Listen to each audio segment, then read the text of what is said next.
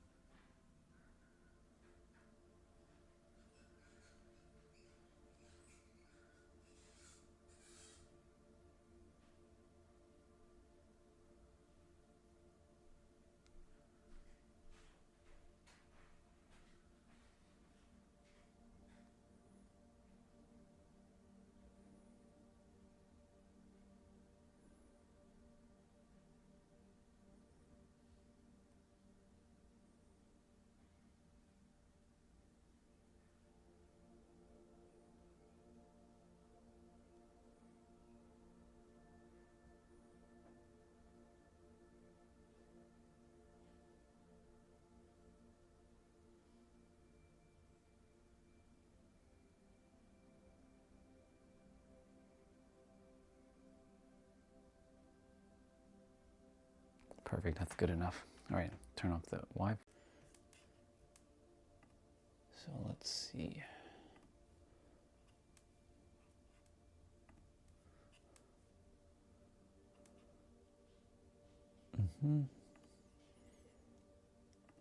Perfect. Test 1, 2, 3. Test 1, 2. Yeah, that's good.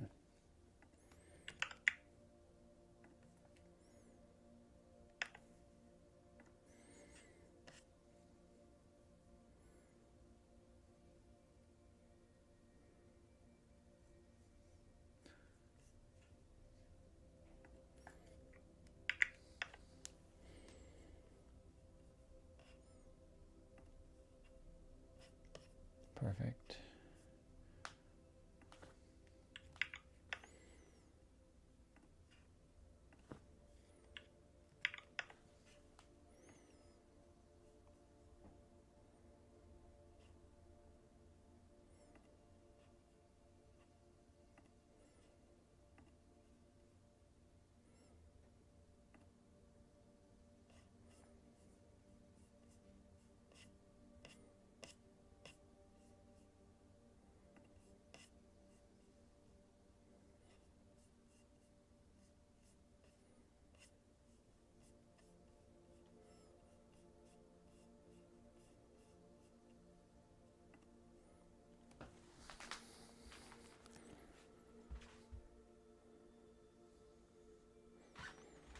All right, cool. We'll be back.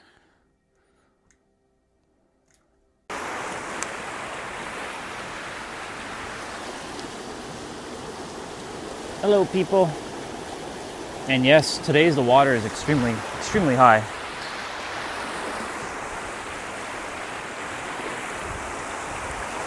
It's so high that, yeah. It'll take a couple days for it to go down. But at least I have a platform as opposed to yesterday, you know, there was no way to actually, like, even if I did stream at the water yesterday, there would have been no way because all here was covered up with water. But yeah, good morning, y'all. It's gonna be an interesting chat today. I might move you guys back a little bit because, yeah.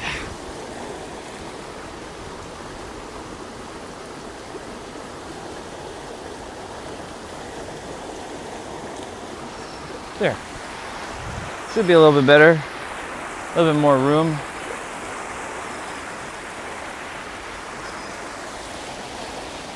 Turn it more to the water. Very whitewater rafting type of water. So like for Caillou does the internet, or I like to call him internet does the Caillou. Yeah, if he said, be careful, Ryan, this is what I would be careful in.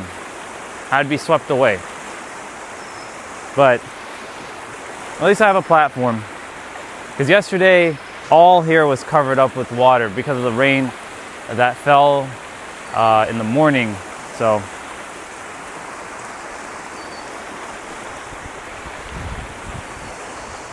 it's going to take a moment until the stream actually starts. Lots to talk about today. Feels weird not standing on my other rocks, but it's all good. Normally I have you guys on this rock here, but water is reaching it, so I don't really want that happening. But who knows, this could be my main platform. Never know. Ooh, we got lots to talk about.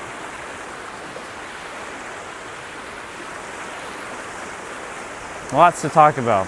We always have lots to talk about though. So I'll just give it a couple more minutes.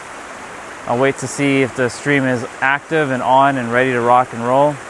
I did set it to public, so it should be working soon. Let me just make sure of that. Yeah, set to public. Perfect. Once I see the first message, I'll get rolling. If not, I'll give it like a minute or two for everybody to start rolling in.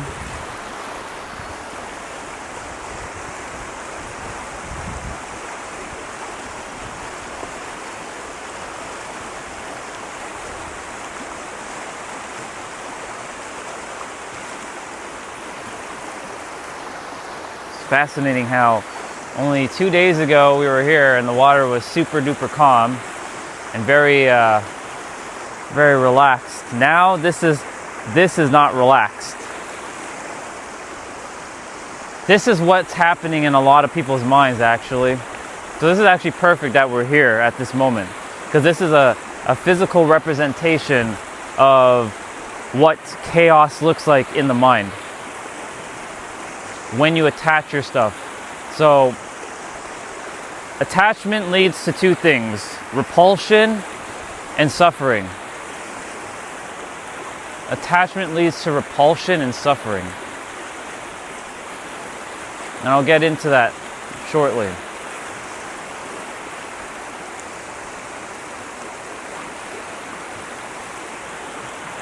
Ah, it's working. Perfect. Sunil, what's up, dude? What's up, Soul Fam? Good to see you. Yeah, because it rained yesterday in the morning, early in the morning, we get the chaos of the river or of the stream.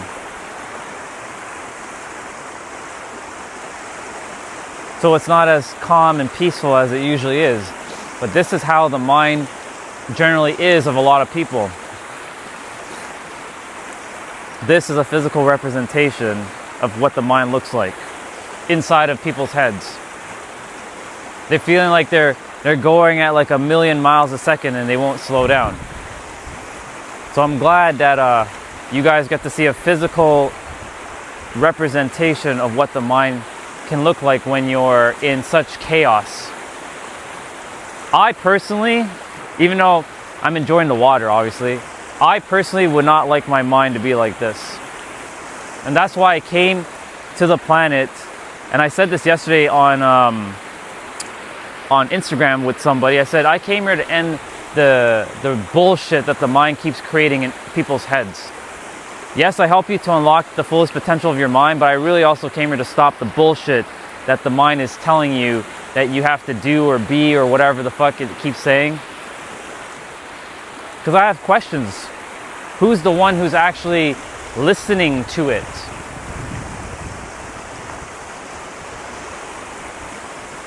Of course you're going to say, well, it's me. Well, who's a me? Who's me listening to it? Because you've identified and attached yourself to an identity, which that then will eventually create suffering. Because I saw the same person I was telling about, I came here to stop the bullshit of the mind. He is a student and he used to practice mindfulness, but he looks in the mirror and he says he's ugly and he's like, he gets triggered. Oh, morning. He gets triggered and I'm like, so you've attached yourself to your looks. Did you know you chose this path? Did you know that you're going through your suffering right now for you to finally figure it out, to let go of your identity and to be just in pure awareness? And even that is just another concept, pure awareness. Like, get rid of that. It's honestly just pure silence. That's what we're all basically aiming for. Silence. There's no word, there's nothing. There's no concept, there's nothing. It's just silence. Even though silence is a word, it's that idea of just pure state of awareness, of just being in the now. But the only way to get to this point is to detach. Now, does that mean to be a robot and never show your emotions around others? No. It's to show your emotions, but to not get tripped up by being attached to things, circumstances, situations, opportunities, events, and people. I'm going to read the chat quickly before I continue.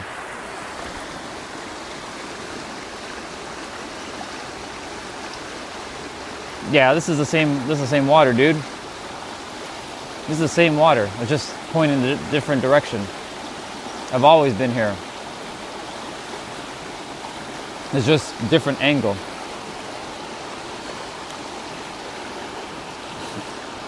Different angle though. Yeah, but I've been here. Every day I'm here. It's just the water. Usually when it was just me and you, I'd be facing that way, that direction. But the rocks, these rocks are the same rocks that I would go back up and to the trail. Unfortunately, most of my rocks are covered right now. I can't step on it. There is this one here, but that one's being covered by water as well. So I'm lucky that I have at least a spot to stand in, because, you know, if you can tell, it's been very wet in this area. And yesterday the water was up to these stones over here. So there would have been no way to actually do the stream here anyways, which is perfect. It worked out because I did my stream with my haircut and went to the mall. By the way, today is my mom's birthday, so happy birthday to my human mom. And I say human mom because I know that we're actually beyond human. So of course that would throw someone off by me saying that now. But, you know, to my human mom, even though I don't like hierarchy because they're all equal, happy birthday to Lorene. And today is also 619 day. 619 day is a very important day for me because the number 619 follows me everywhere I go. Time, San Diego's area code is 619. My favorite wrestler is Rey Mysterio, who has a 619 move. It's associated to San Diego, which I didn't know, made the connection there. And then, what else?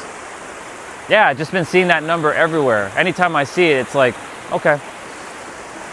That's how the universe communicates with me specifically, through numbers. Now, do I really give a meaning to the numbers now? No. I've detached my meanings from like numbers and all that. If I see it, I'm like, okay. I'm always in alignment, no matter what I'm doing. Even when I'm getting a little heated or stirred up or mad or triggered, I'm still in alignment. What's up, Carnage? Yeah, the water definitely rose. It rained a lot. It rained a lot, but this is a perfect example of chaos in people's minds. So this is perfect that it's like this today, because you guys have been seeing the calmness of the water. Now you guys get to see the rapids of when it rains, and this rain, you can say, is the chaos that happens in people's minds because they attach themselves to outcomes and situations and people, and then they create their suffering and repulsion to the very thing that they desire. And I was talking about this yesterday, just before I ended the stream, that most people, they want something, right? But wanting implies that you don't have it. And because you don't have it, and the universe has you can call it the greatest law ever or the most annoying law ever, depending on your perspective. The universe looks at you and says, oh, so you don't have it? I'm going to give you more of not having it then. Because you keep saying it's a paradox. You're having, not having. So it's going to give you more of not having, because you have not having of the thing that you're looking for. right? So like, you gotta be it before the world proves it to you. But the thing is, you gotta detach from the outcome and the outside world, because when you attach yourself to the outside, you will suffer endlessly. That's why so many people are having a problem in their mind. And that person on Instagram yesterday was a prime example of seeing the chaos that's happening, because he looks in the mirror, he sees something that's ugly, he uses the word ugly, I'm ugly, and that reminds me of my story, because you attract your previous self to help your previous self, and he's my previous self. And I told him, I shared with him, like, if you keep telling yourself you're ugly, you're gonna keep re-triggering yourself over and over, and you're gonna keep attaching yourself to that identity that you're ugly. And if you keep doing it, you end up in your cycle and you'll never break it. So what do you have to do? I told him straight up, you have to just stop saying you're ugly. And when you look in the mirror, I know it's gonna be like, ugh, but you have to start disidentifying with the idea that you're ugly. Because once upon a time, you weren't ugly. Where the hell did that thought come from? It's the mind wanting to control you and ensnare you. By attaching a meaning, we go back to meanings again. Morning. Attaching a meaning and creating your own suffering. Unfortunately, this is how it works. So when you attach yourself to things, circumstances, situations, peoples, and events, you will do either one of two things. You will repulse them or repulse the opportunity, because you've gathered importance. And unfortunately, the universe has something called energetic space. If you make something important, it will create space between you and the thing. So like this space, if you remove the importance behind, or detach from the importance behind whatever it is, you'll see how it comes to you. It's like, for example, these shoes, I'm wearing it. This is just a simple example. I'm wearing the shoes. I have the shoes. Do I want the shoes? No, I have it. So it's with me. Same with the sweater. Yes, I went to the store and bought these, but I wasn't attached to like, I must have that shoe. I must have that sweater. Now that I have it, do I want it? No, because I already have it. Right? Physically, I have it. But you have to go internally within yourself and know that you already have it. But also detach from how it's supposed to look, when it's supposed to come. The starting point to anything is relief. That feeling of relief. I'm sure some of you have felt that feeling before. Relief. It's the starting point before you get all the other feelings that you're looking for, like serenity, confidence, certainty, peace, tranquility, what else? Calmness, clarity. All of it, I have to speak a little bit louder. Well, you guys can still hear me, but it feels like you guys can't hear me, but you can. But when you start to feel relief, you start to feel different feelings.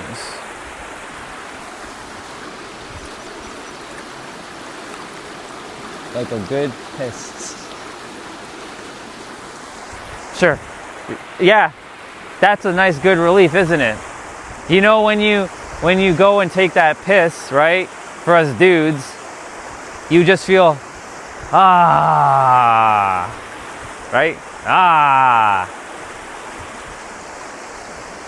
I know, because there's a porta potty over there and I had to use the bathroom before I started the stream, and I was holding it in till I got there. I'm like, relief. That feeling right there is the same feeling you can give yourself for everything else.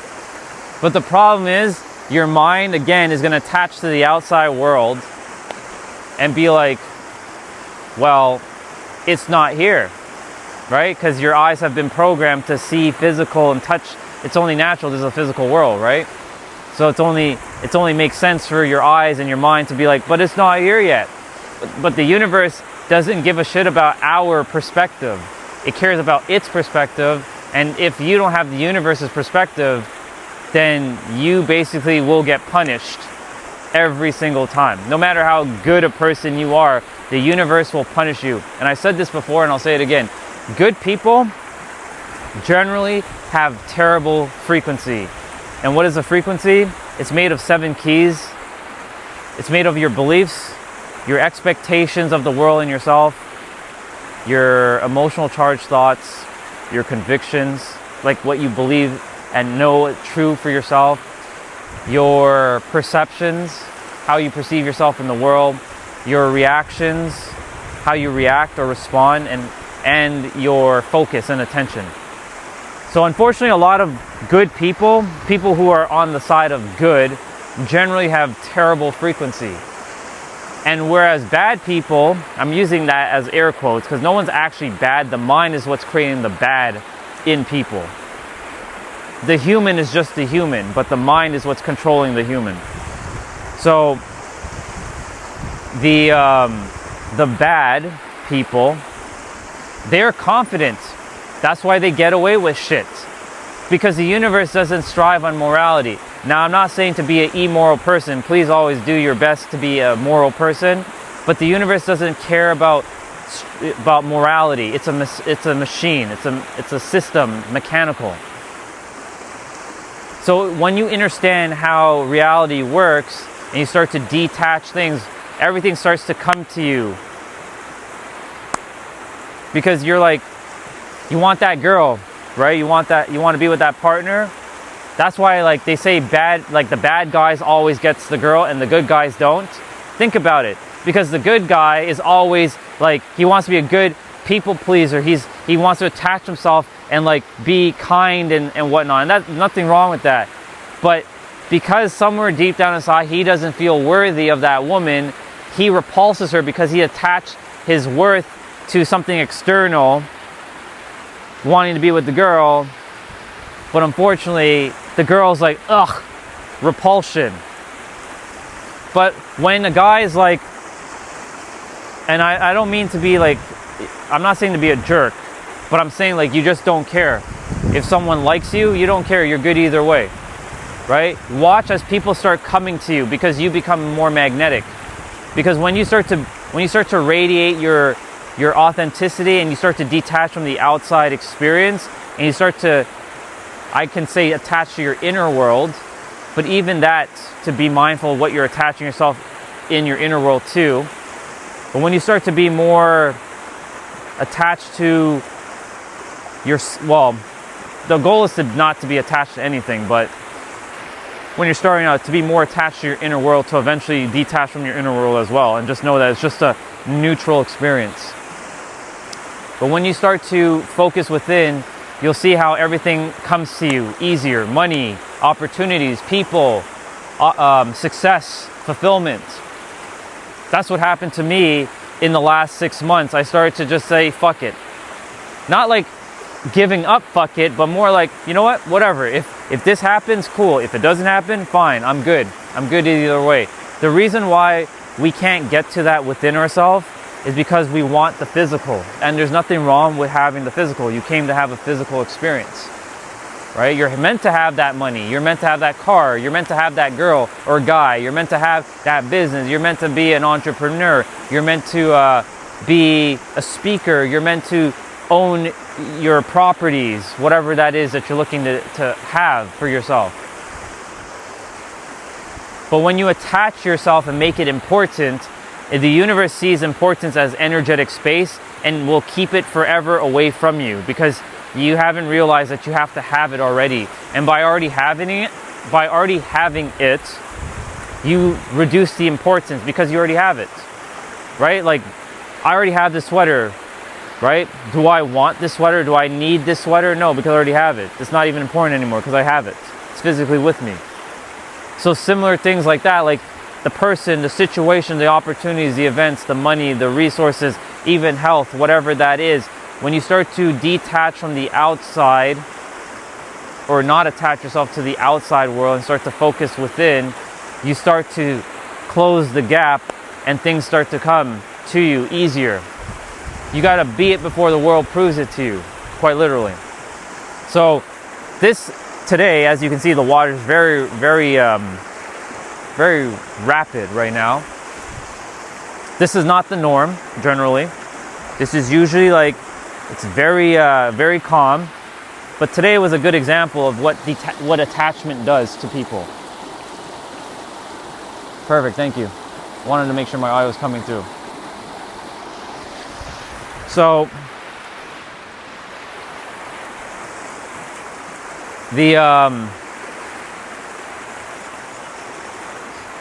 when we attach ourselves, this is what's happening. A physical example. And I'll use the water right now as a great example. You see how it's just rushing on by? Think of your thing that you're looking to have as rushing on by too. Like the woman, she's like running away from you. Take this in for a moment. When you attach yourself, things are running away from you. When you attach yourself to things, it runs away like this water is doing right now. But when you don't attach, you see the water, it still flows, but it's more relaxed, and it either stays around, depending on like the area of the water, of course. This is just a metaphor, of course.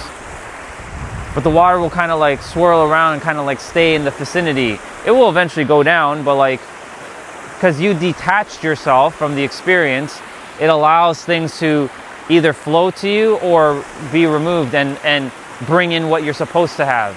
So this water, or this example, is a prime example of what detachment or attachment will look like. Now, when it comes to attaching yourself to your identity,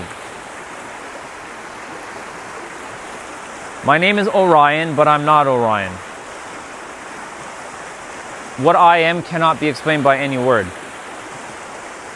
No matter what we say, like, get rid of it. Like, all we are is we can use the word pure awareness, but even get rid of that. We can get rid of the no self, get rid of the watcher, the observer, get rid of all the words. Who you are can't be described by any human word. Is that Justin? I think that's Justin. It is. What's up, bro? This is the same water. Oh, you were saying where's Orion? He's here, but he's not here. I have the bandana or the headband on my arm, because you know, it looks cool on my arm. See?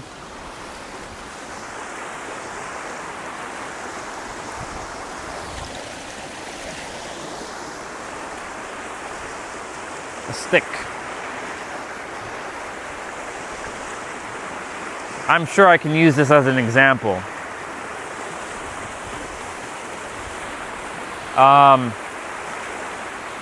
I'll leave this to the side for now. I'm sure I'm going to use this for an example shortly.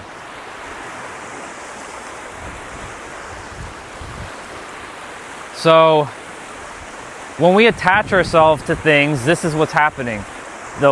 Think of the universe as like, oh, so you're attaching yourself to that person. Oh, you're attaching yourself to that money. Oh, you're attaching yourself to that idea of an entrepreneur and your clients. Well, guess what happens? They just keep swimming away, because the universe, if you don't already know the principle, you can only have what you already have. And I know it sounds very paradoxically weird to say that, but when you already have what you already have, you don't want it anymore. And when you don't want something, the universe will then offer you everything. That's a bar, write it down. When you don't want something, the universe will give it to you. But when you want something, the universe will never give it to you. That's how backwards, or how reality actually works. We've been trained the other way. You want something, you gotta go get it. Yeah, you can go get it, but you gotta be in energetic alignment within yourself. You gotta take physical action. Right? You have to be mentally and spiritually in alignment, and then take the physical action in alignment to bring it forth, birth it into physical form for yourself. You're not attaching yourself to how and the when and all this stuff. It will come the way it's supposed to. Our mind is finite with infinite potential. There's the infinite potential that can see everything that we can't see with the mind. That's a bar, write it down. So, when you attach yourself to circumstances, situations, opportunities, events, and people, this is what's happening. And then the mind creates a whirlwind, a storm, and it feels like you're just fighting a current. you're kind of swimming upstream, and you keep getting washed down, and you're never ever catching a break. This is what attachment does. You're never catching a break, essentially. And I'll just point the water. I'll just point it to you guys so you guys see how rapid the water really is. Hey Marcel, good to see you. And good to see you, Chelsea. So that's how fast the water is going today. This is like a physical representation of what the mind looks like in most humans. Like this. I myself used to operate in this form with this kind of mind. Not anymore though, but like this is how my mind used to be. When you're operating from this type of mind, can you really be clear? Can you really see things clearly for what they are?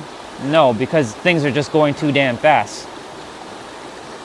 Right? That's why slowing down to speed up is important. That's another concept that I've talked about, but I can elaborate more on that. It's another paradoxical way of living. Slowing down actually speeds you up because you open up your perception to see more.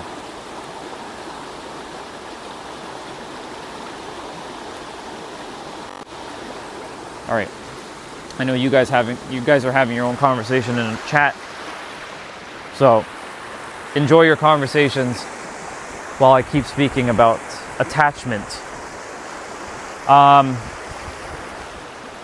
So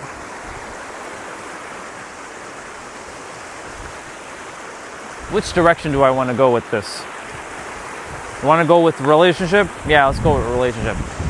You know, when I wanted that partner, I'll mention her name. Her name is Pamela. She lives in Tennessee. I thought she was my one. I really believed that she was my one. Turns out she wasn't. But I attached myself so much to her that I repulsed her away from me. Quite literally.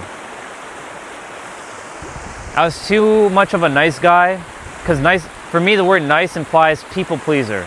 I have different definitions than most humans when it comes to words. So like nice for me means somebody who's people pleasing, someone who doesn't know their worth, someone who's a yes man or a yes woman. Kind is someone who knows their worth and is still generous and caring for others, but knows that it starts with them first. And is good either way, and is not a yes person. They will say no if they need to. So, when I attached myself to Pam, I repulsed her. Hello. When I attached myself to Pam, I repulsed her away from me. And because I repulsed her away from me, I'm not with her, as you can tell. Right? So for me, when I started to detach from women specifically, like relationships, now everybody's showing up out of the woodworks. Oh, you're a very handsome dude, or you're a very kind dude. I like you a lot. But I'm not interested because I have a mission to do. And I'll know when it energetically clicks.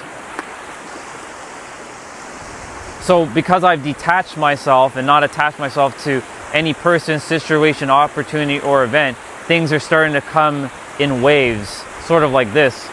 But when they're coming in waves, I have to take action and not just, sit there and do nothing. Because if you do nothing, the universe is like, hello, opportunity is knocking, take the action. If you don't take the action, the universe will send it off to someone else.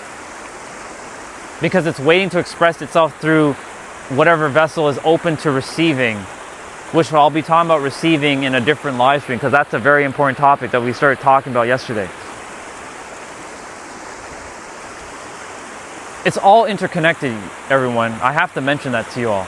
It's not compartmentalized. Every fucking thing that you go in your life, it's all one massive thing. It's a big ass giant puzzle piece. Attachment, detachment, relationships, money, business, success, health, wealth, everything, awareness, non-awareness, spirituality, religious, all this stuff is all interconnected. It's all one thing. So when you see it as one big picture, they all trickle into each other. The mind doesn't I know some people say, yeah, but my mind does compartmentalize. No, your mind is gaslighting you and believing that you're compartmentalizing. It's all interconnected. I heard someone in an interview saying, yeah, I compartmentalize in my mind. No, your mind is gaslighting you and believing that you're compartmentalizing things in your mind, but really you're not doing anything. It's all interconnected. Because if you attach yourself to one thing, it will trickle into other things. So you're not really compartmentalizing anything, because everything is already, it's all one thing. It's one system. Doc.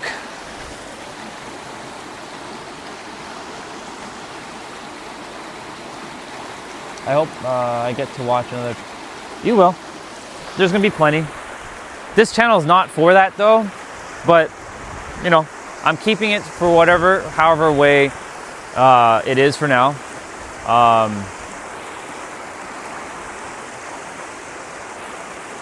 So let's see what else. So relationships. So with Pam specifically, I still love her very, very much, but not in a romantic way anymore. I just love her soul. Now it's just, you know, I'm good either way. If she were to come knocking on my door and be like, Orion, I really want to be with you, I'd be like, cool, let's do the thing.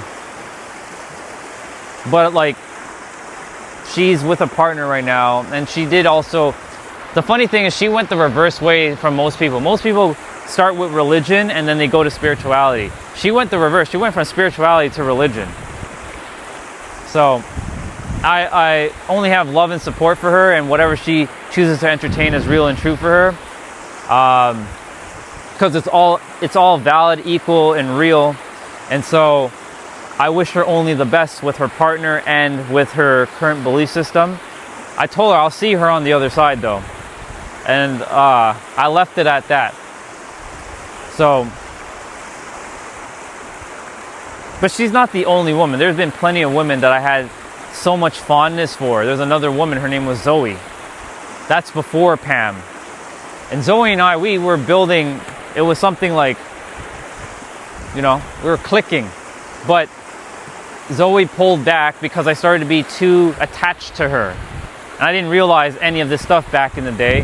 Because when you're too attached, women will see you as like, ugh, like they'll be repulsed by you. That's why for us guys, I'm gonna tell you right now, I'm not saying to be a jackass or a bad person, but don't give a fuck. I know you want the girl, I know you're thirsty, I know you're fiending, but let them come to you. Yes, they want you to play the chasing game and play the stupid ass game, and I do apologize to all the women in the chat, but we ain't playing no fucking game. Like, you either, if we tell you we like you, either you accept it. We're not gonna play it. I'm not gonna be playing no fucking game with any woman. If I tell a woman that I like them, I'm not playing no fucking chasing game. We're not doing this. This is not fucking human, okay? You're a god. All of us are, or I'll call it itself, because I know that word triggers a lot of people, which is fine. I'm more than happy to trigger people if that be the case. But for my guys, detach yourself from a person that you really, really love, that you want to be with. Like, if you're with your partner already, it doesn't mean to be a stone cold, like, yeah, I don't care, blah, blah, blah, blah, blah. No, show your emotions, but know that you're independent regardless of person, situation, opportunity, or event. Yes, someone's going to come and go in your life. Yes, you're going to have to feel your emotions because you're going to miss having them around. It's going to happen. Every one of us is going to lose someone. It's going to happen. Every one of you are going to lose something. By losing, I mean it's more like circulating. But people are going to come and go in your life. Feel your feelings about them, but then you're going to have to move forward. The universe is not going to be waiting for you. You got to move forward at a point. Feel what you need to feel, process it, let it out. But you're going to have to detach yourself from that person at some point. So like for me, if I had continued to stay attached to Pam, Do you think I would be able to move forward and then have a lot of women start hitting on me now? Fuck no. If Zoe were to come knocking on my door and be like, Orion, man, I'm so sorry how I treated you, I'd be like, that's fine. I'm good either way. Doesn't bother me, right? So it's all about being whole, complete, and sentient with yourself, and knowing that no matter what it is, a person, situation, opportunity, or event that arises or presents itself, you are still good with or without that situation, opportunity, circumstance, or event, or person. Even when you get in a relationship, let's say, you know yourself and that person knows himself, there can be very to little or no problems. You can have a relationship with zero problems. It can happen. It's very rare because there's a lot of humans who haven't done the deep inner work on themselves. Even the ones who are doing the deep inner work, they still haven't gone far enough beyond the mind. They're still being attached by the mind. And that's the other thing that I want to touch upon right now, the mind. Because, it's the most important thing that controls what we experience. When you attach yourself to your identity of who you say you are, whether positive or negative, you will either repulse or attract something to you, positive or negative. And I'll give an example. Morning. Let's say, for example, you tell yourself that you attach yourself that you don't have money. You're poor. You don't have money. Things are expensive. This is why I remind all of you to do not use words like it's too much, it's expensive, you have this. Stop saying words like that. Do you understand or understand whenever you say those words of it's expensive, it's this, you're just telling the universe that you can't afford something. And guess what the universe is doing? Oh, so you can't afford it? I'll give you more of the same. And I will give you more of things that can't be affordable for you. And guess what happens? The money will start to be leaking away from you. It did that for me for years, by the way, because I did not understand the properties of how the universe works. Money is nothing more than energy. Yes, we have these little paper shit, right, that we've given value to, but you can take away the value of that because it has no value. It's just pieces of paper.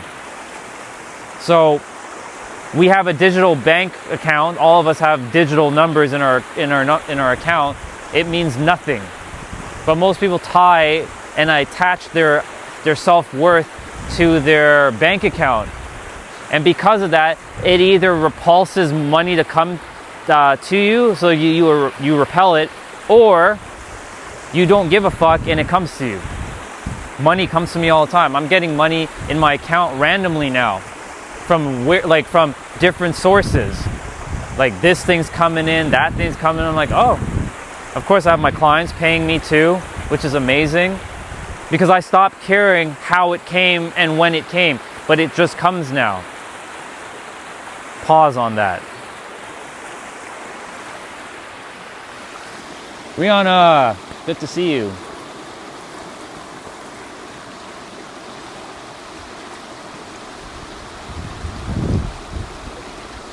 So, Doc, you said you're way too old by current standards to get a wife. So that's a limiting belief right there. I call bullshit on that limiting belief. There are people in the world right now getting married at 40 and 50 and 60 and 70. That's an absolute bullshit statement right there. I'll call that bullshit statement out. That's what I'm saying. Whatever you believe is true, you attach yourself from it, and guess what happens when you attach it? You will repulse it 100%. So guess what, Doc? If you say that at 26 you can't get a wife, then you just basically fucked yourself by saying that until you change the story.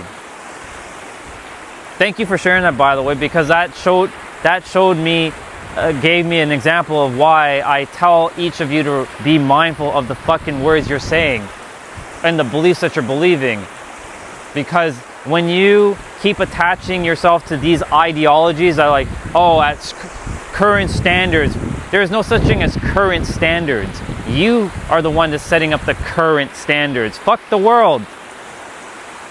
Fuck the world and their standards. It doesn't exist unless you decided it exists. And if you decide it exists, then you're subjected and adhering to that. I keep telling all of you this every day. Everything that I talked about is all interconnected. It is. It's not separate. They're just different topics, but they're all one masterpiece. And all the other topics I talk about tomorrow and the day after and the day after, it's still interconnected. They're not separate at all. It's not one thing is here and then the other thing. No, they're all one gigantic thing. Because the mind is the one that governs what you're going to experience. If I told myself, Doc, that at age 40, or 41, because this body's 41, at age 41, I will never find that partner, then guess what? I'm shooting myself in the foot. I'm literally taking a 9mm. Ow! That's what I'm doing, basically. I'm literally taking a 9mm and shooting myself in the foot. Quite literally, that's what we do. We take a gun, not a real one obviously, but we basically, and we just destroy ourselves by saying things like that. So when someone says, oh, this is expensive, sure, yes, prices have gone up. We talked about inflation yesterday while we were driving, how, you know, people are now being subjected to paying higher prices. But guess what? You are the creator. If I did not mention this to you, you are God playing a human character. Does God see anything as expensive? No, but your human mind does. Because your human mind has identified as this thing is expensive. So you place yourself below the thing. Hello, you're above the thing. Now, of course, your eyes are going to be like, but I don't have the money in my bank account. If you start to feel that you already have it within, the universe will start to send opportunities and present ways for you to get that resource, and then you will take the action, and then you will have what you already have, because you can only be what you already are right now. That's a bar, write it down. I can't emphasize this enough. I cannot emphasize this enough. If you don't feel it now, you will never have it. I hate to be the bearer of bad news, but I love to be the bearer of good news. Because you can feel it right now. But you have to decide that you have it right now. But you also have to detach on when it's going to happen and how it's going to happen, because you won't know the when and how. But the mind wants to know the when and how. It wants certainty. But uncertainty is where all the magic happens. Certainty is where no magic happens. That's another bar, write it down. So I'm cooking right now. So for those of you who are paying attention, I hope you're writing shit down, because my clients pay me a lot of money for this.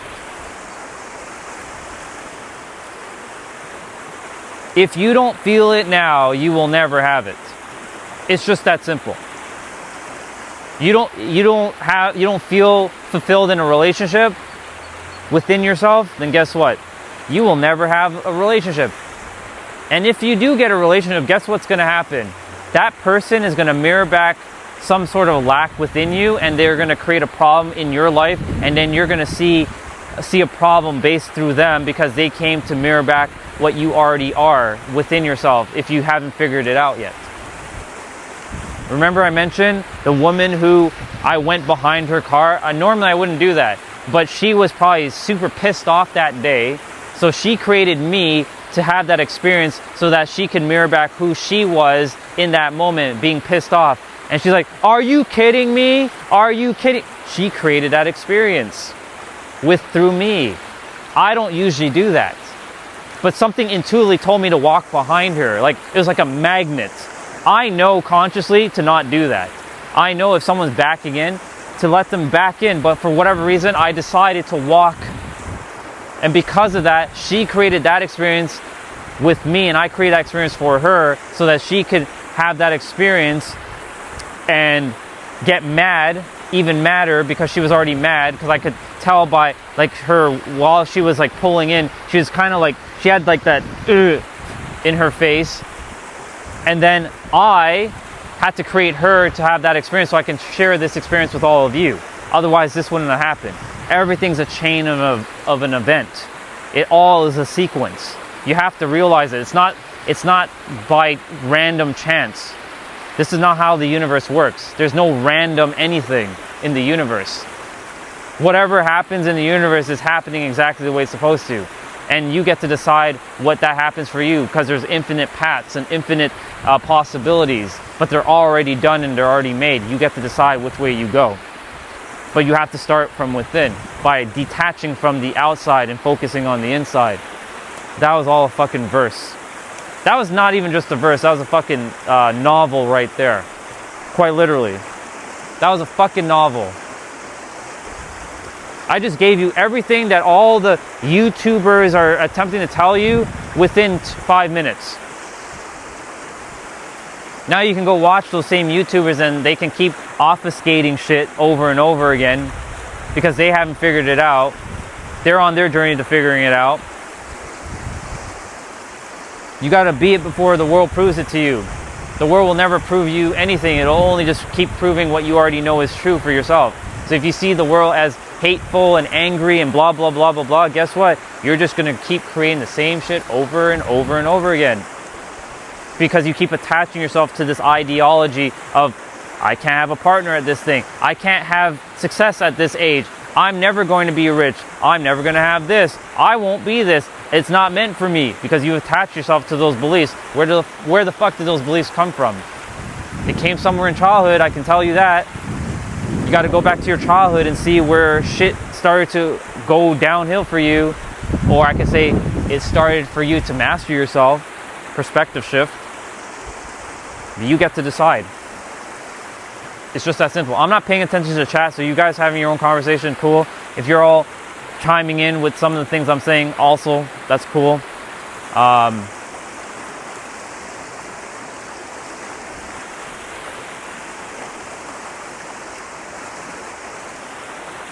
You get to decide. You get to decide what you want to detach from, and watch as you detach from it, it comes to you. Bet. I'll put my life on the line for that very hypothesis, and I'll tell you that everything that you ever wanted will come to you because you stop attaching yourself to it. You'll see. Bet. I'll give up my entire life if I had to for this, because I know it works. It's happened for me, and I'm no different from you guys. MK, good to see you.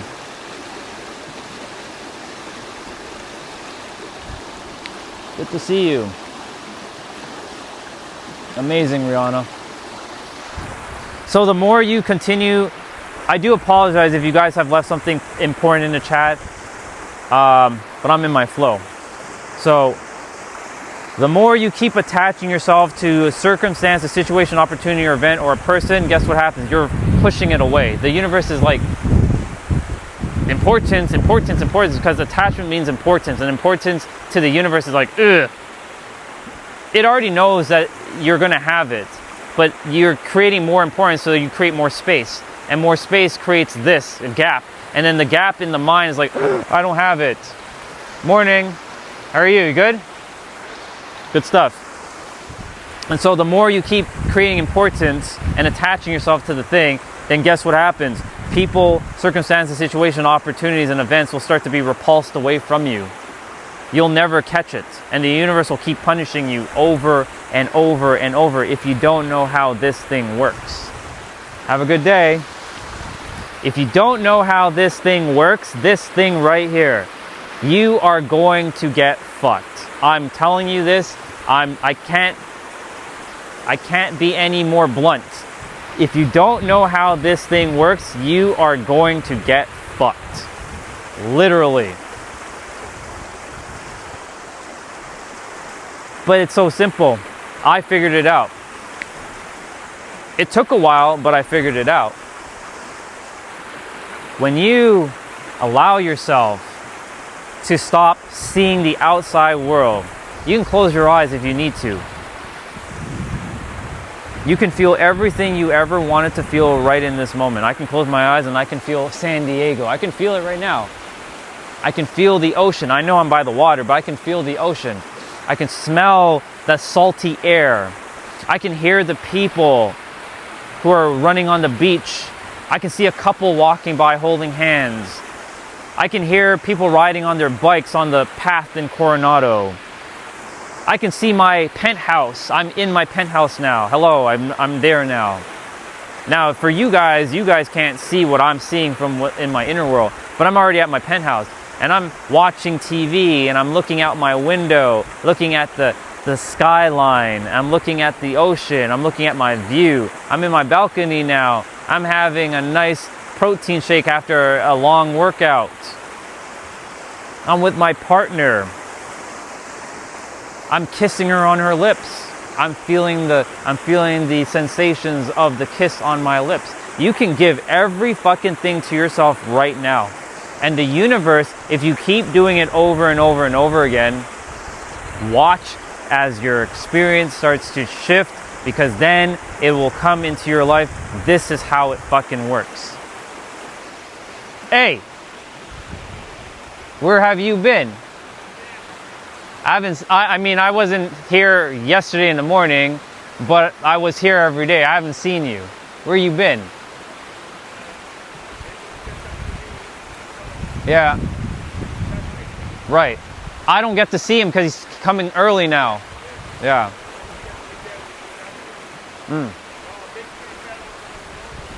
Oh yeah? Okay. Is on the path? Okay. I have to walk around. Okay. Okay. Okay. Got it. All right.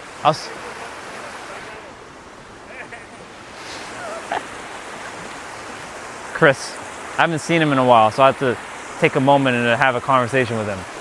He told me that a tree fell down that way, so when we walk back, I got to be mindful of like walking around. So yeah, we'll get to see a tree that has fallen, which is a perfect example of how the mind is when things start to topple over. When you start to, when shit is starting to, you had enough, you'll see things like that start to topple over in your mind. That's another bar, write it down.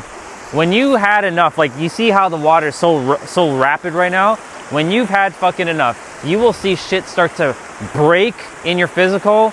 People will start to fall apart, like fall away from you. Things won't feel the same for you anymore. And guess what happened?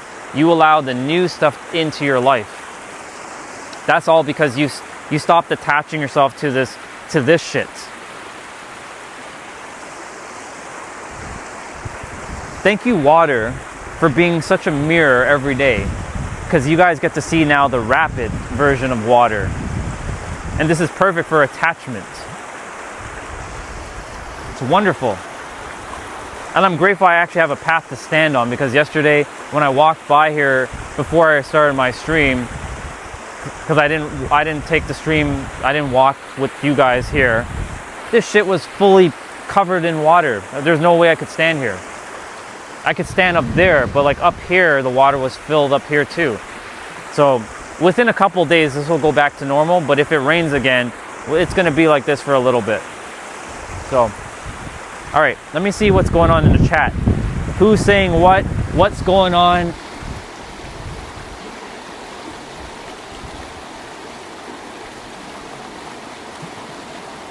Oh, Underboss, good to see you, dude.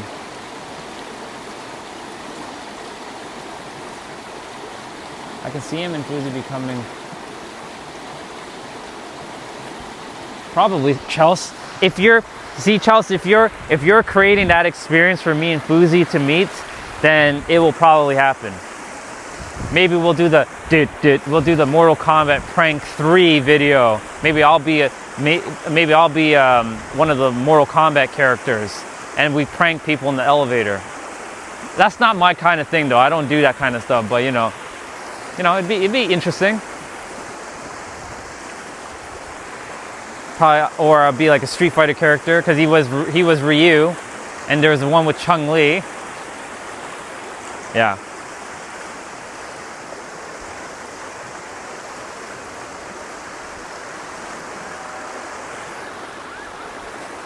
Wow. You can hear a siren all the way from here, huh? It's crazy. Anyways, to continue.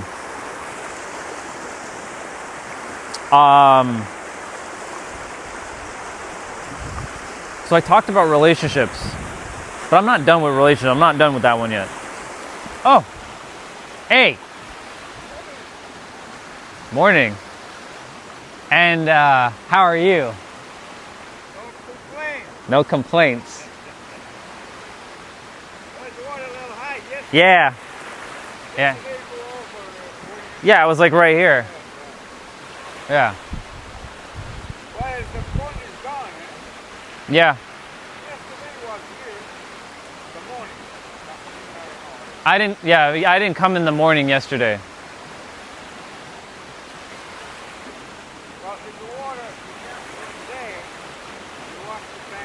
Oh, really? Interesting.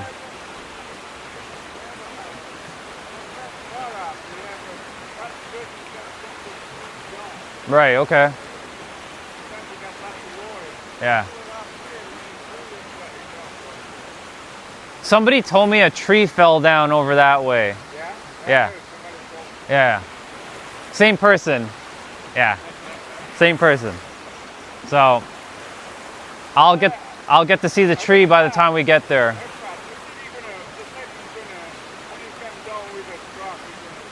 Right. Yeah.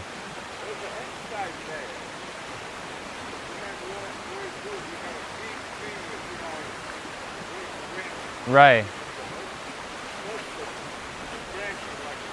Yeah. There was a tree where I go back up from the trail, not that hill, but the one further down by the bridge, and it came falling down last summer. I'm lucky I wasn't there because when I saw, I'm like, did the tree just fall? Because like I missed it by a little bit. I'm like, what the hell just happened? You never know. You never know.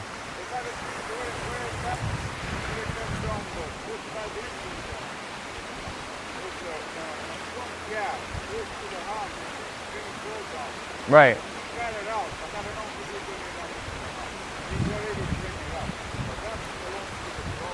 Right. The city doesn't do anything with those ones.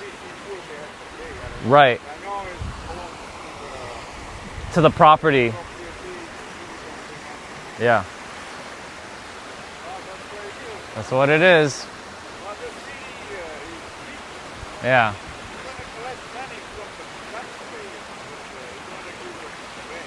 For sure. All right. I'll see you in a bit. The usuals. You know, I gotta say what's up to my people. All right. Relationship still. I'm not done with relationships. So there was another person. I've had lots of like crushes.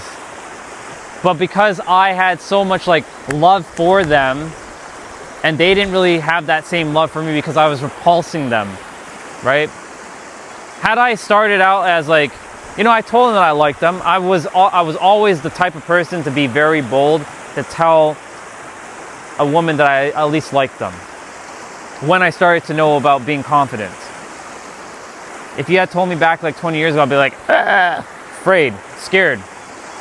But anyways, ever since I knew about confidence, but I didn't know about how, reality worked, right? I told people that I liked them, but they didn't have that same feeling for me, and I kept thinking that I was going to be with them, and I kept attaching myself with this fantasy idea that I was going to be with them. But in their mind, they're like, ugh, Orion, yuck. I don't want to be with that guy. So guess what happened? I pushed them away. So now, whoever shows up in my experience,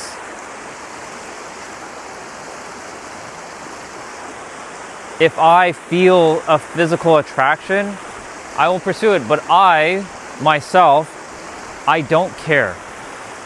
Now, when I say I don't care, that doesn't mean in some sort of narcissistic, negative way. I mean to say I'm good with or without the person. I am my own source of joy, my own source of happiness, my own source of fulfillment. I don't need a person, a situation, an opportunity, or an event to fulfill anything within me because I am fulfilled. And that's how most of us are not living. We are living for waiting for something to fulfill us, to bring us the joy. And we're attaching ourselves to the external. And when we attach ourselves to the external, you will be punished.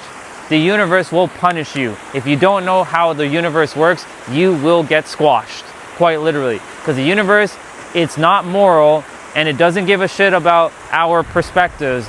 What it cares about is one thing: your frequency. Everything it's looking for is frequency. And what is a frequency? 7 keys. Your beliefs, your expectations, your emotional charged thoughts, your reactions, your focus, your perceptions, and your convictions. These 7 keys. And whatever you hold to be true for yourself, the universe will continue to mirror back that based on you, because you are the mirror. But you're also a radio station. So whatever frequency you're broadcasting, the universe is just giving you one-to-one broadcasting. So if you're broadcasting 99.9 abundance radio, then you will have abundance radio because you're that frequency for abundance. If you're operating at like 63.2 lack radio, then guess what you're doing? You're creating abundance of lack. That's a bar, write it down. And because of that, you are essentially magnetizing more lack in your life. It sounds very weird, but that's how it works. I promise you. I will bet my entire fucking life on that. As within, so without. Because when I started to shift internally, guess what? You guys showed up. My other people in my physical experience showed up. People in different parts of social media started showing up, right? I met a woman in Germany who has a potential opportunity. She does affiliate marketing, and I might have another source of income coming in. Now, I'm not too fond of like having to post shit for companies and all that, but we do sell every day, right? For example, if you went to a restaurant, this is kind of off topic for a moment. You went to a restaurant and you had the best time. I bet you're going to tell your friends, hey, that restaurant, I went to this restaurant. It was so good. Their pizza was so amazing. You're going to tell, so you're basically doing the marketing for the people, because we basically do it. So for me, am I opposed to doing all that? No. Do I really want to do it? Not really, but we'll see what happens. Hey, morning. We'll see what happens. But you see, an opportunity just showed up out of nowhere. She's like, hey, I just ran into your profile on Instagram, and I don't know, but something's telling me that you might want to have an extra income. I'm like, nothing wrong with having another source of income. So, when you let go,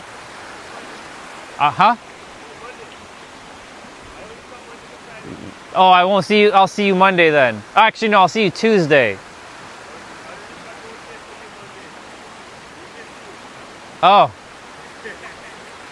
Have a great day, bro.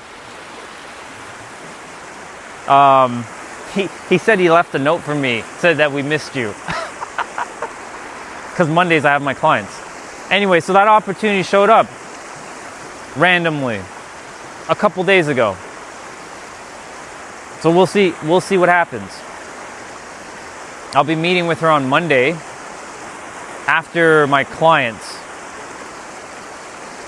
So we'll see where that goes. But you see what I'm saying? Like, shit just unfolds when you stop focusing on how and how and how and when and how and when and how. Because when you attach yourself to when and how, then the universe is like, hello, if you keep attaching yourself to when and how, and I have all this for you, but you're only looking at this, but I have all this for you, but you keep focusing on this and you're attaching yourself to just this, but I have all this for you, then I can only give you this when I have all this to present to you.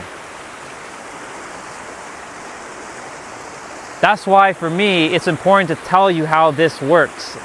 Because when you know how this works, you will change your game 100%. I guarantee it. If any of you have anger towards a certain set of people, a culture, religion, race, you are fucked, quite literally. Because you are basically screwing yourself over in every present moment, and that's a bar. Write it down. Even if you don't like a particular set of people, you're basically screwing yourself. And I'll tell you why you're screwing yourself when you're doing that. Because you attach this idea that they're separate from you, but they're no separate from you, like you are no separate from the universe, and they're not separate from the universe either. They just chose a different color skin, and a different color, and a different designation, and different belief, but they're still one-to-one with the universe, and you're one-to-one with the universe too, and there's no difference between you and them. So every time you hate on them, you're actually hating on yourself. And guess what happens? You attach that hate to yourself, you will bring more hate to your life. That's another fucking bar. Write that down. Don't believe me? Prove me wrong by doing something out of your ordinary. Start liking people. Start liking the people, and you'll start to see that you're actually going to prove me right all along.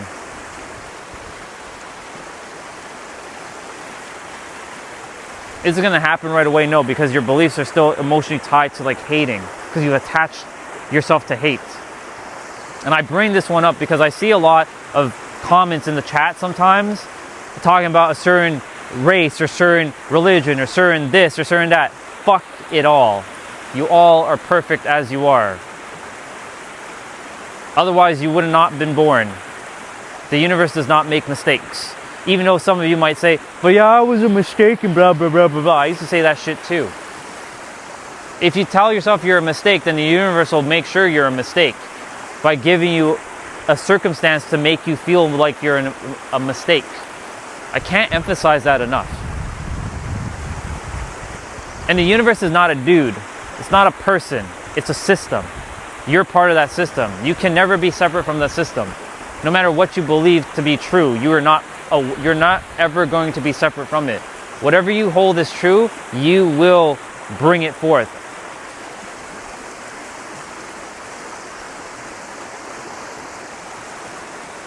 There are people, I know Underboss says he doesn't have a soul, and that's fine. I know he talked about it yesterday. I was just watching and observing, but I have my own perspective to share with him, but he's already heard what I had to say. So, you know, he does what he needs to do. As long as he's happy, dude, if you're happy and you're good, you're good. And the reason why I'm bringing him up specifically right now is because there are people out in the world that says, I have no soul, I have no heart, I have no this, I have no that. If you had no soul, you would not be able to be animating yourself into physical form. Or whatever life force energy you want to call it. Your mind is the one that's creating all the obfuscations. I'm not saying for you specifically, I'm just generalizing now. For those who say, I have no soul, I have no heart, I have no this, and attach your identity to like that, you've basically attached yourself to that. And that's what you're going to get more of. That's just how it works. It's one-to-one. Your fucking system. I could have told myself I had no soul. I could tell myself I have no heart. I could tell myself I'm the king of the world. I can tell myself I'm the worst piece of shit. The universe is just going to keep mirroring back the same shit that you currently entertain as true. Positive or negative or even neutral. So for me, nothing is impossible. These are things that I currently know for facts for myself. Nothing's impossible for me. Nothing's out of my league. There's no person that's out of my league. There is no amount of money that's out of my way. Like, it's not out of my league. There is, if anything, am out of the leagues of all those things. I've placed myself on a very high pedestal within myself, but in the physical world, I'm equal to everything. But in my inner world, I'm at the top. You have to start doing the same shit too within yourself. That's why some people say, you gotta be humble. No, you be humble in the physical world, but when you're in your inner world, you don't play fucking humble. You are at the fucking top. That's why bad people manifest so easily, because they're confident. It all comes down to confidence. And good people don't have confidence. They lack confidence, generally. That's why they have bad frequency. And the universe keeps punishing good people. You can go ahead and walk that old lady across the street. The universe is not keeping tabs of all the good deeds you're doing. All those people who are pushing the Bible verses in the chat sometimes, you think that you're saving people. Guess what? The universe doesn't give a shit about you saving people. It's not keeping some sort of score that you need to save people. It's not going to reward you. You reward yourself by giving yourself everything you want in your inner world. And yeah, if that triggers some of you, good, let it trigger some of you. I didn't come here to build friends. I came here to speak the truth. And I came here to help the mind in your body to stop creating bullshit. That's what I came here to do. So if I become an enemy to some of you, it is what it is. But anyways, the universe doesn't care about your morality.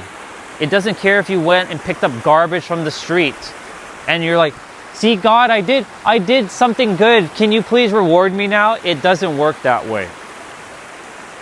I've done that thinking that the universe was favoring me. Nope. I was still getting punished. I'm like, what else do I have to do, God? You want me to be like kind to every human? I'll be kind. But that was fake kindness. It was actually being nice, fake niceness. It didn't work. What else do I have to do, universe?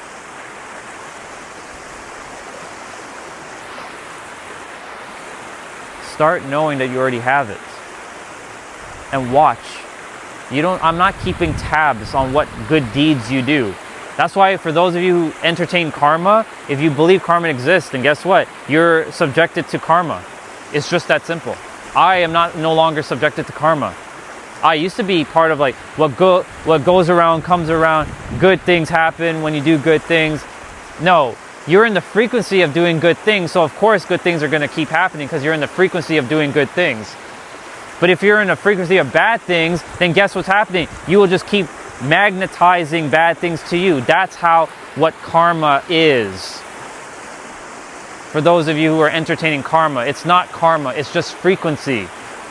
You become either resonant or dissonant to things. Resonance or dissonance.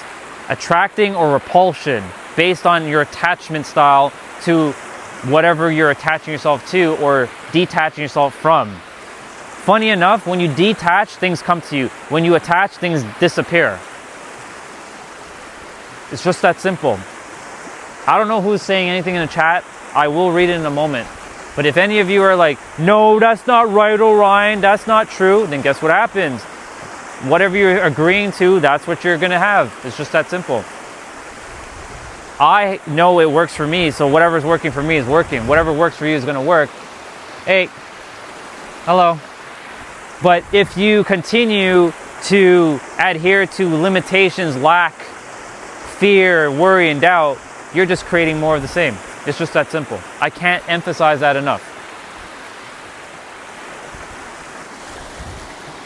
Jeanette, good to see you. It's been a couple days.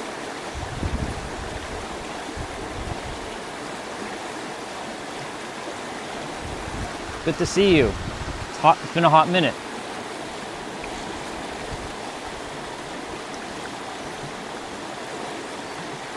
So, karma, if you want to, you can use the word, it's not a problem, right? Whatever you hold as true and real and it's working for you, use it. I'm not telling anybody that it doesn't exist. It exists, but only if you agree to it. Anything exists if you agree to it. Underboss with demons and like all the other stuff, that exists for you. Demons do exist. But in my universe, demons don't exist because they're irrelevant. For me, archons don't exist. But there are a bunch of people, like for example, there's a guy named David Icke. If you look up David Icke, he talks about archons, how we're all controlled by the archons, and archons this, and archons that. Right? He keeps talking about archons, so guess what? His soul has experienced archons because his soul and his mind are very powerful. He's creating that. What you choose to believe is true and real, you're creating it. And I guarantee you, when you die, you will manifest everything instantly of what you hold as true and real. There are people who do believe in demons, and they do see demons because they're in that frequency to create a demon. That's how powerful the mind is. You are so fucking powerful, you can create anything. Morning. You are so fucking powerful, you can create anything in your mind. And it will take form in the physical. This is how fucking reality actually works. It's a mirror. That's why there's sometimes shit that doesn't make sense that makes sense shows up in your experience and you're like, what the fuck? Like you can't explain it through logic. There's no logic to it. Right? So like, for example, there are people who believe that angels exist, right? The opposite of demons. There are people who believe that angels exist and they see angels. So guess what? Because they believe that angels exist, they are magnetizing angels because they have attached themselves to that idea that there's angels, and they do see it, but also when they're attaching themselves to certain things, they can either create harmony or suffering. But most times with attachment, you're creating suffering in the physical world. Because when that thing disappears, then who are you when you're not with that thing, right? So many people attach themselves to things that when shit disappears, then they go left or go south, and all hell breaks loose. And guess what? They get fucked. So that's why, like, for me, whenever the next relationship comes, this is how it's going to work for me specifically. Listen carefully, y'all. And this goes for all of you if you choose to entertain this way of being. When my next relationship comes with a woman, that person is going to be whole, perfect, complete, and sentient. And they have to know that if I disappear from their life, they're good. Yes, feel your feelings for however long you need to, but detach. And also, I'm going to be detached from that person. Doesn't mean that I won't love them, but I'm detached when they disappear, because eventually we're all going to just fade to dust. I hate to break it to all of you, but time is ticking. We're all going to be turned to dust. Our bodies are expiring in every present moment. That's another bar. That's a real bar, by the way. Your body's expiring like milk. Some have a faster expiration date than others. You don't know when your expiration date is up. So live your life to the fullest. This is why I keep saying live a life by your design. Anyways, to get back on topic. Each one of us, our time is ticking. We're turning to dust. But when you attach yourself to somebody or something and it disappears, then you get crippled and you get sent downward spiraling. Yes, I'm not saying if somebody leaves the world to be like stone cold and have no emotion. Of course it's the human aspect of having emotions, to feel for someone who's lost, who's gone, right? It's only natural to feel, to process things. But the universe is like, okay, so this person's been holding on to this fear or this like sadness for 10 years, and they've been holding on to it for so long. I can't do anything else until they get out of that hole they put themselves in.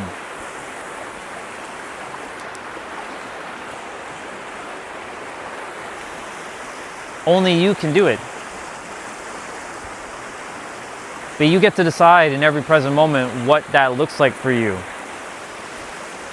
You get to decide when you break your own loops, and by detaching from certain things. And I'll be talking about detachment more because it goes hand in hand with attachment. But most of us attach ourselves and create suffering and repulsion. Attachment is suffering and repulsion. But you can also attach yourself to good things too. But just know that when you attach yourself to good things, you're actually not really attaching, you're just experiencing it. You have to change the meaning basically around that word. So like for me, I've changed the word attachment to I'm just experiencing things just for what they are. When it comes in my life, cool. When it leaves my life, also cool. Process the emotion and let it be. I'm gonna tell you this right now. If for whatever reason this channel just goes kaput, I know it won't, but I'm just hypothetically saying that this channel goes kaput, I'm okay. I'm all right. Will I start again? Of course I will. Will I go somewhere else? Maybe. But I'm good. I'm enjoying my experience with all of you. I'm getting to share these things with all of you. I'm bringing it back into awareness. You all have the same information that I have right here. It's just it may not be here presently. But the moment I share something, it's here now. Even if you heard it but it went out the other ear, it's still here, waiting at some point in the future for you guys to use it whenever you choose to. Because there's going to come a day where what I share, someone else is going to share the same thing in a different way, and it'll probably click. And then it'll start to make sense. Right now, it may not make sense to some of the things I'm sharing, but I'm bringing it into your awareness simply because it's important to know when you attach yourself to things, you're creating space with the universe, and the universe is like, oh, so you're making this important by attaching yourself. I'm just going to keep pushing it away. This is how it works. I hate to break it to you all. Or I love to break it down for you all. For those of you who think they know how the universe works, you're right. It works the way you desire it to work. So if you think you're going to do good and get good in return, it'll happen. But because you're in that frequency of doing good, you're going to get good. But if you're expecting good to happen, then good will happen. But if you're expecting bad things to happen, then bad things will happen. That's why, like, when people say, be careful, Orion, and putting out expectation of fear, I simply repel them immediately. I'm literally repelling their energy away because I'm a very powerful being, just as they are a very powerful being, but I will not be influenced by other people's perspectives that basically entertain limitations. I am not a limited being, nor are any of you. If you've decided that you have limitations, then that's your choice. That's a real bar. Write that down. You have no limitations in my eyes, though. None of you. You all are infinite beings. Whiskey eye. Repel the spell. Exactly.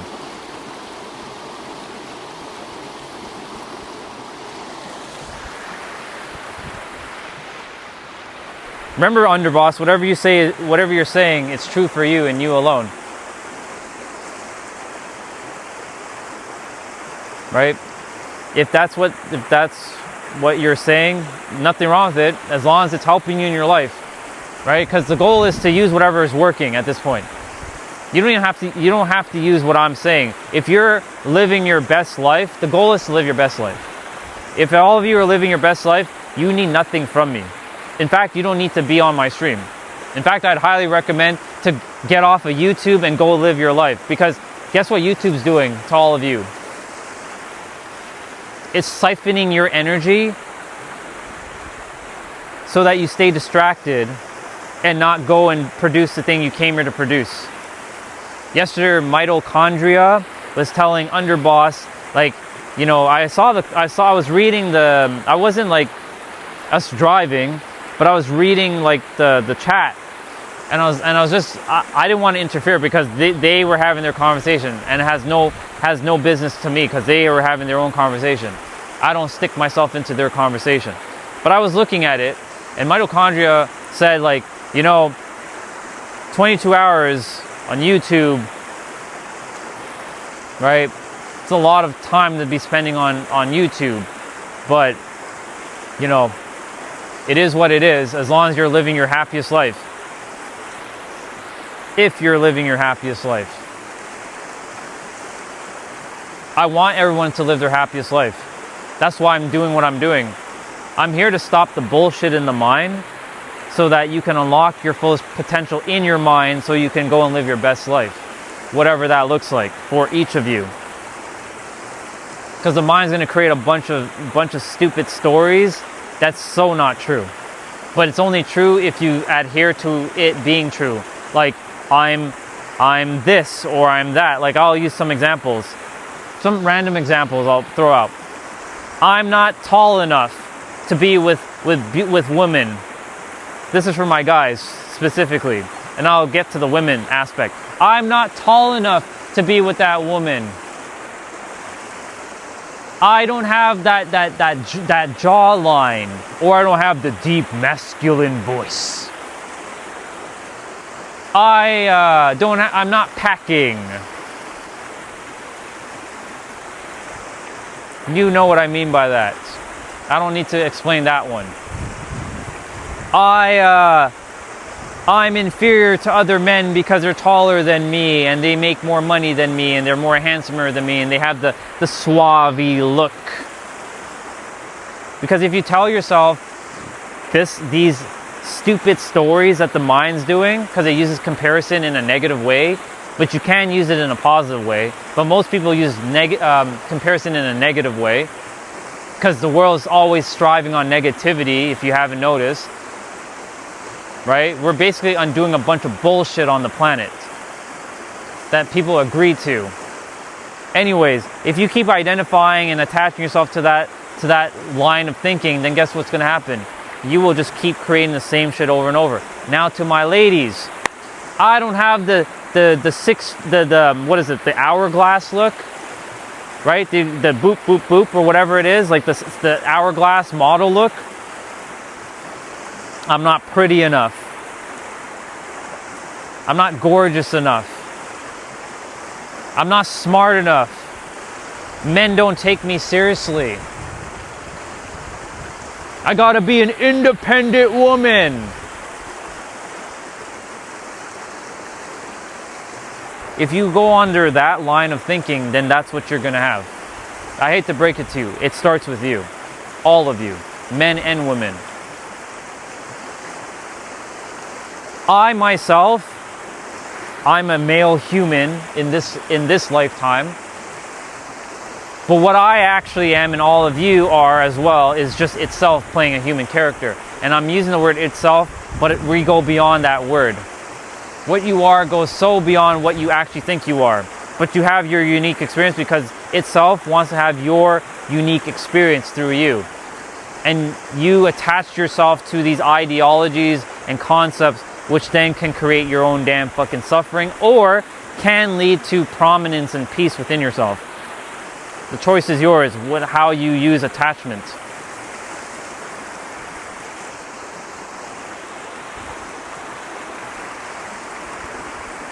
I think I might be standing here more often. I like this.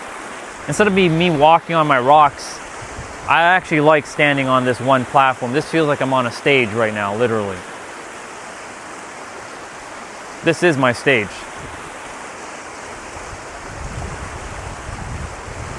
So if you continue, and look, every one of you who says whatever you're saying in the chat, you're all equal, valid, true, real, and whatever is working for you, because it brought you to this moment in time. It brought you right here in this moment in time. So how can it not work for you? But if you're living a very, how do I say this?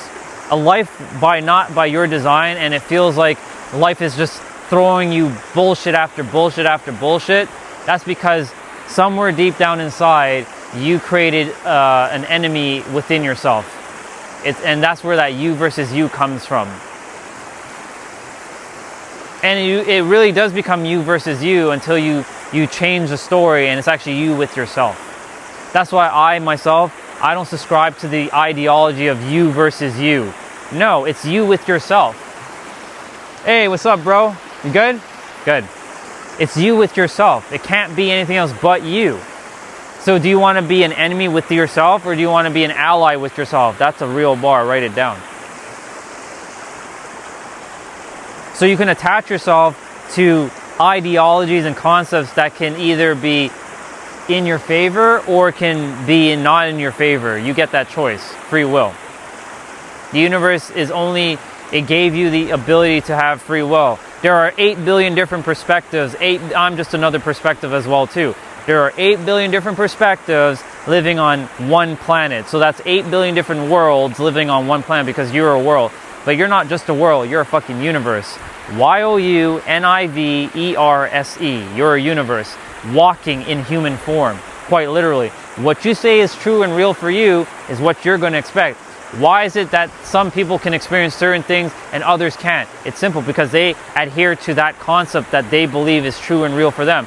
Like, they can be a billionaire, they can have that woman, they can have whatever opportunities. Nothing's out of their reach. Now, of course, there are certain things that you did come here with more strengths. Like, maybe you're supposed to be a creative, like you're supposed to be an artist, a painter, a carpenter, a sculptor, a architect. Maybe you didn't choose, you downgraded your other skills like mathematics and literature and all that kind of stuff. Because we all come with a certain parameter of like what we came here to bring forth that feels like what's in alignment. We all can do anything, quite literally, but there are certain things that you actually came here with to do. You gotta find it though. Whatever that's what we call your passions and your purpose. For me, mine was speaking. And the funny thing about me specifically, I still stutter. I may not be the most eloquent and articulate person when I speak, but I definitely know what the fuck I'm talking about. And I'm not gonna follow your traditional cadence when it comes to speaking on stage. I'm gonna speak the way I'm speaking right now. I'm not gonna put on another mask and be like, hey y'all, welcome to the chat today. And today we're gonna be talking about da da da da da, and then do all the almighty pause. And then I'll raise my voice a certain elevated pitch, and then I'll bring it back down. And then I'll emphasize with body language, and do all kinds of things with my hands and my feet. And then do the almighty pause again. I'm not gonna do that. I'm gonna speak the way I wanna speak. If I wanna put my hands behind my back, I'll put my hands behind my back. This, by the way, just so you know, leads a perception of like I'm hiding something or I'm lying. But I changed the meaning. It just means that it's like when I'm standing as if I'm like some sort of like sergeant or commander. Hey, you, mind over there, what the fuck are you doing? What are you doing over there? Like Sonya Blade from Mortal Kombat.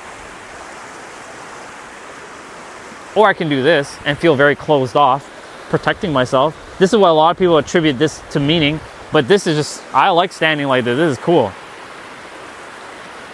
I can change the meanings to things, and I can detach the meaning of other things if I wanted to.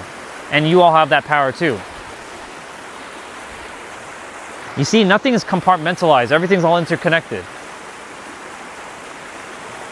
All right, I'm gonna read the chat.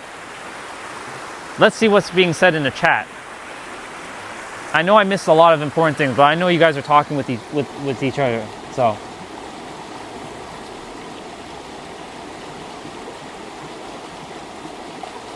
Most of the time, insecurities come from old scars. Giving power to an idea is why we feel this way. Gotta forgive yourself and live life to the fullest.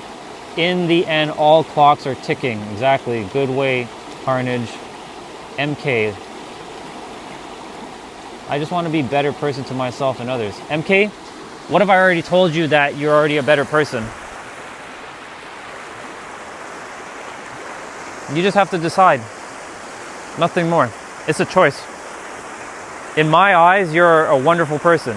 I know. Even though I've known you for a year, but we haven't spoken in a long time. It's only recently. I know you, and you're a really good person. But the mind will continue to tell a story that you're not a good person and attach itself to this ideology that it's like you have no problems. You're a wonderful person, all of you. Every one of you are wonderful people. I see the beauty and the magic that each of you are. You guys may or may not see it for yourself, but I can see it. Because I see it in myself, and if I see it in myself, I see it in all of you, because you and I are one and the same. We're just in different bodies. This is not me gassing any of you up. This is just me telling you facts. I'm not here to gas any of you up. I'm literally here to share it. You all are very magical and divine beings. Even if you don't think of yourself as that, you still are deep at your core. Because when you were a child, once upon a time, you didn't have thoughts of being anything else but just you. Somewhere down the road, someone said blah, blah, blah, blah, blah, and then you internalized it. and then you took it on as your truth, and then that was your experience. It's valid, it's real, but it's also a story that the mind will continue to latch on and attach to keep you where you are so you don't move forward. Because once you start moving forward, guess what happens? Resistance is going to start showing up. All kinds of shit is going to start showing up. And guess what? That's the sign that you know that you're actually on the right track, because the mind will not create noise and problems and obfuscations and difficulty if you weren't changing. And you're changing in the right direction, or the aligned direction you're supposed to be walking. So of course, the story of the mind is going to keep attaching itself to, like, no MK, or no Jeanette, or no Carnage, or no Soul Fam, or no Doc, or no Justin. That no, you shouldn't go. It's going to attach itself to that, but you're not the mind. You have a mind. Each of you have a mind to use as a tool. It's nothing more than a tool. But we've been identifying with and attaching ourselves to the mind for years. So it's only natural that you have all this emotion built up. It's natural, it's okay. But over time, you will start to dissipate that the emotions that you've built up, and start to detach from the mind and see it as a tool, and then you attach yourself to the real you, the you that has infinite potential, that you're already a good person, a kind person, a better person. You're already good enough. None of you need to strive to be better. You can always improve from the mind level, yes, but from the soul level, you're already perfect. You're already good enough. You've been good enough. You're more than enough. It may not feel like that right now because the mind's creating a story and using your nervous system against you. And then the mind is using your nervous system, and then your nervous system is creating the emotion, and then it feels like you're fighting yourself. I'm going to tell you right now that you are not the mind or the body. You have a mind, you have a body, and they are simply tools to navigate the world. And when you navigate the world with your body and your mind, and you see it as tools, you get to see how you're able to shift the stories and use it in your favor. And you already are a good person. You just have to decide for yourself, all of you. You're a good person already. You're already more than enough. You already are capable of great things. You're no different from me. And I used to tell myself all kinds of shitty things, but if I was able to change, then all of you can change, because I did it and I thought it was impossible. But I was able to do it. And because I was able to do it, that means all of you can do it. The only way it won't happen is because you've decided that it's not possible for you. That was not just a novel that just happened. That was a fucking that was like a goddamn like life lesson right there. Goodness gracious. That was itself speaking through me. That was none of this. That was all this.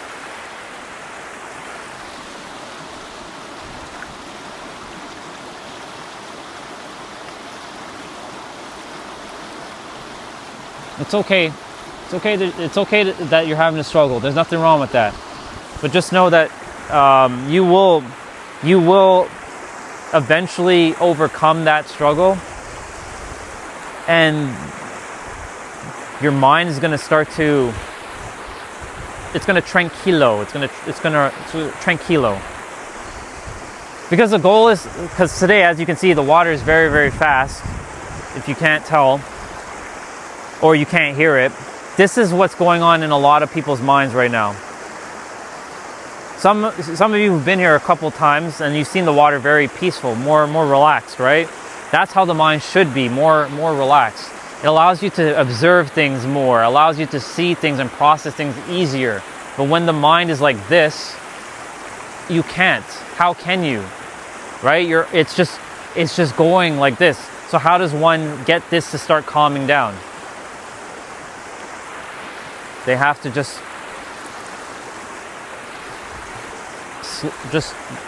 gotta slow down a little bit. You gotta slow down just a little bit. Just a little bit. You don't have to stop. You just gotta slow down just a little bit. Take it down a little bit. Slow. Little baby steps. Micro steps. I know all of us are attempting to jump from the bottom of the mountain to the top of Mount Everest in one fell swoop. I know that. Hey you, how are you?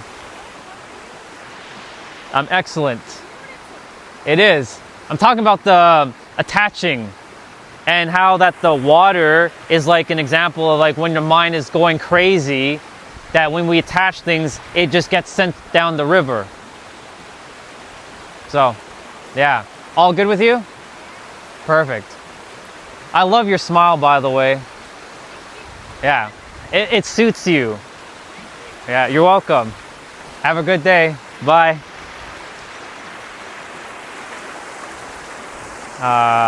Sister. So, where was I? Yeah. The mind's gonna do all kinds of shenanigans. Quite literally. It's literally gonna do all kinds of shenanigans. But you're not the mind. The mind's gonna create bullshit. You're not the mind. The mind's gonna tell you you're not good enough. You're not the mind. The mind's gonna say that you're never gonna be rich. That's not you. You're not the mind. The mind's saying you're never gonna be with that partner. You're not the mind. You know who you are? You're something that cannot be explained by words, by human words. That is how powerful you are. That's how magical you are. And even saying powerful and magical and divine and epic and extraordinary still doesn't encapsulate who you actually are. You go beyond those words. You even go beyond the word infinite. That's how infinite you are. Take that in, all of you. You're so infinite. And I'm not here to gas you up. I'm using Gen Z words, by the way, gassing people up. Because, you know, I got to relate to some Gen Zs, right? I'm not gassing you up. To my millennials, I'm not pumping you up. I'm literally giving you who you actually are at your core. Because if that's who I know I am, then I know it's all of you too at your core. I know it. There's no fucking doubt. And I just want every human to come to that realization from the mind level. The soul already knows. It doesn't need to explain anything to anybody. It already knows. But the mind is a different story. The mind is where a lot of the problem happens. That's what differs between all of us, is the mind and the awareness of the mind. What's up, dude? I'm waiting for you to cook. Oh, I was cooking. I just dropped the whole, like, not even a novel. I literally dropped the fucking, like, life right there. I was talking about attaching to How can they hear you? Mike. They can hear this too, but they can't hear you because you're too far. But if I come closer, they'll hear you. But they can hear this though, because this is very loud, but they're hearing me clear too. Because my mouth is closest to the mic. You're good. Attaching. Like attaching yourself to things. Attaching to the outcome or? Everything. Attaching yourself to a person, a situation, opportunity, an event. Attaching yourself to a concept. Attaching yourself to an identity. Attaching yourself to things. Because attachment leads to suffering generally and repulsion. Because when you're attaching yourself to a concept, it can help you, but when that concept disappears, generally speaking, you end up creating suffering in yourself. Provide me with an example of attachment that's not helpful. Okay, attachment that's not helpful. So, let's say, for example, you attach yourself to, I'm not rich. You're not rich. Right? You attach yourself to an identity or concept that you're not rich. The universe will just mirror that one-to-one and give you more of the same because you attach yourself to that. The very thing that you're looking for repulses it away. And thus, you will then create suffering, and then you'll continue to be in that loop over and over and over until you break that loop. That you are wealthy, but you detach from it, and then it just comes to you. because you already have it within yourself, right? That's why when you attach yourself to things externally, because really it's the external I'm referring to. Well, when that thing disappears, what happens? You end up probably creating suffering, right? It's okay if a person disappears from your life. It's going to happen. We're all going to disappear from each other's life at some point. It's inevitable. So in that moment, we get to enjoy each other for our time with each other, but not get swept up like, yes, if someone you've been with for like years, right? Let's say it's a partner, and you love them very, very much, but it's either you broke up with them or, shit happens, right? Feel your feelings, but you're going to have to move forward, right? Otherwise, the universe is going to just keep looking at you, and it's going to keep giving you more of the same thing. Thus, you create the suffering. Yeah. By the way, guys, Mike is here, brother, so we're just having a quick conversation. We're waiting for the airplane to fly over so he can cook. You won't be able to hear him, but I'll kind of, yeah. What you said, it makes so much sense. So I'm going to show you an example. Go for it. For me, I'm just trading as an example. Trading, I already feel like a 7-figure trader. But let's say I have a bad losing streak. Okay. Some people may interpret that as, damn, like, I don't know if this will work. And that's leading them back to the whole frequency. Correct. But when that thought occurred, as opposed to judging it as bad, as opposed to seeing it as, hey, what can I learn to improve? By me reframing it that way, my emotions change. So, in the last couple days on my stream, we were talking about assigning and attributing meaning to things. And everything's interconnected. So this goes hand in hand with attachment. So what Mike was just saying is that he sees himself already as a 7-figure day trader. Day trading, right? 7-figure day trader. I see it already in you. There's no doubt.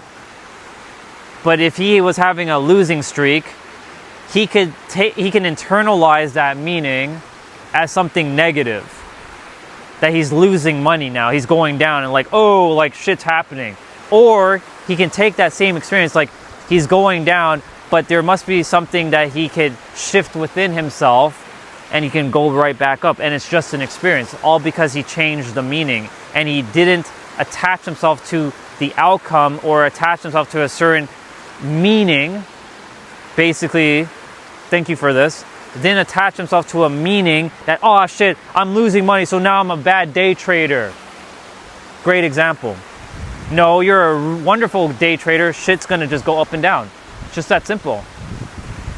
Because I remember Nero said in his book, you have to look at anything that bad that happens to you as good, anything that good that happens to you as good, exactly. And I'm gonna show you an example.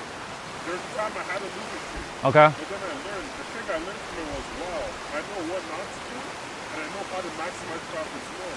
Good. So mind you, what if I haven't learned that prior? Right. Exactly. So you have to go through an experience to also cultivate the lesson from it so that you can now attach or detach meanings from that experience so that you can navigate the experience if it shows up again in a more efficient way. And more profits for you because you now know how to navigate when shit is happening because you went through the experience one time. This is how we sort of learn, and we can change the meaning or detach the associations of the meaning depending on what's going on. Like for example, for me, relationships. I was talking about relationships earlier. That's a big one. Yeah. That's a super big one. So I attach myself to that I have to be a good guy, a nice guy to women. But good and nice to me implied being people pleaser. Because I implied, that's what I was thinking. I always have to say yes to them. Yes, yes, yes, being a yes man, right? So because I shifted the meaning now in relationships that I am a kind person who doesn't say yes to everything, but I'm still a kind person. Even if I say no, that doesn't mean I'm mean. I'm just being me. I'm being kind to myself, but I'm also being very respectful and setting boundaries, right? And so I changed the meaning by detaching the outcome of I needed to be like this for a person. I choose to be me the way I choose to be, and the person loves me the way I want to be loved. Because I shifted the meaning. Good. Mike is getting some light bulb moments. It's another light bulb. That goes to show there's this belief that I think, did this happen in your past? Like, has this happened to you? The relationship stuff? Yeah. All the time. Yeah. I think the deep-rooted belief was you didn't feel like you were enough. Correct. It always stems with you're not worthy or you're not enough. Those are the two big ones.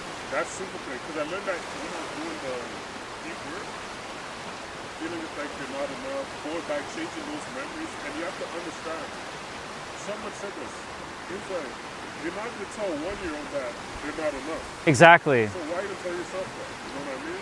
So what Mike just said, So what Mike just said just now was, if you were speaking to a 1-year-old, would you tell that person that they're not enough, like that little baby that they're not enough? You would probably say no. So then why are we telling that to ourselves? And that's the thing. A lot of us, we're our biggest critic. We tell ourselves this goes hand in hand with our conversation. We are the biggest inner critic, and we empower others, but then we disempower ourselves. Why are we not empowering ourselves? Because there's something in society where we're supposed to be humbling ourselves to a point where we bring ourselves down. Just because you bring yourself up doesn't mean you're not humble. You're still fucking humble. It's just changing the meaning again. But reality has this twisted way of this is what humble is and this is not what humble is. And thus, if you don't want, this goes hand in hand with the whole being isolated from society when you start to shift. Because most people, they want to be with other people, but if you start to change, then you start to look different to others, and those others will start to perceive you differently, and thus you will start to feel isolated. Isolation will start to lead to exile, and exile will lead to death within yourself. Right? It's because it's hardwired into our biology. We're meant to be in tribes. So if we're isolated, if you don't know how the mind works, right, and you isolate yourself for an extended period of time, you'll feel like you're gonna die to some extent. Because it's hardwired within our biology. And by the way, our biology and our mind is creating a lot of the suffering. Because when we don't understand what something is, we label it as like, and we create it and we attach a meaning that could potentially be not in our highest alignment and bring us down. Yeah, go for it. Yeah.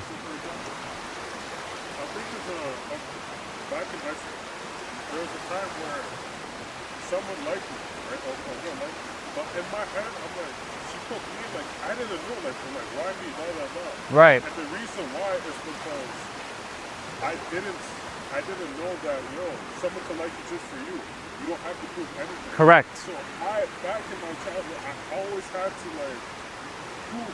Always had to prove. Proving. Yeah. It doesn't work like that. No. It doesn't work. You don't have to prove to be worthy. You have to prove inside. Yeah. Like I said, when you're on this planet Earth, you're already worthy. You're out together. You don't got to prove anything. That's a big one. Because the more you try to prove, then... And I'm going to share right now what you just said. So Mike just said something very powerful. And I've shared this already, but I'm going to share it from his words. When there was a girl that liked him, but he didn't like, why does she like me? Like, why? Because he felt like he had to prove himself. But the thing is, you were put on this planet. You don't need to prove yourself to anybody. You're already enough. That's a bar. You literally are born enough. All of you. I know it feels like sometimes it doesn't feel like that. I've been through it for years, y'all. But you're enough. You just have to decide that you're enough. That's it. MK, everyone in the chat, I don't know who's here right now. You all are enough. You just have to decide for yourself. And that enoughness will start to lead you into peace and prominence within yourself. Because you don't need to prove shit to anybody. You don't. I know the world will continue to tell you have to prove yourself, but you don't have to prove yourself to anybody. Because you're put here. Did the universe make mistake to make you? No. So why the hell do you have to prove yourself?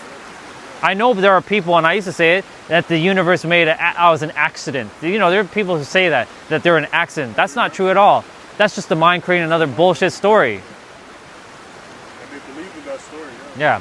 I want to also share something powerful with all of you. Mike is here. If Mike didn't show up, I mean, yes, we're having a powerful conversation, but because he added a perspective, it allowed me to go even deeper. This is how conversations work. When you're actually having conversation with people, right? I know right now I'm kind of like just talking, and I haven't read the chat as much, but normally when we're chatting, when you all drop something very powerful, it allows me to go deeper. And if I drop something powerful, it allows you to go deeper. This is how this shit works.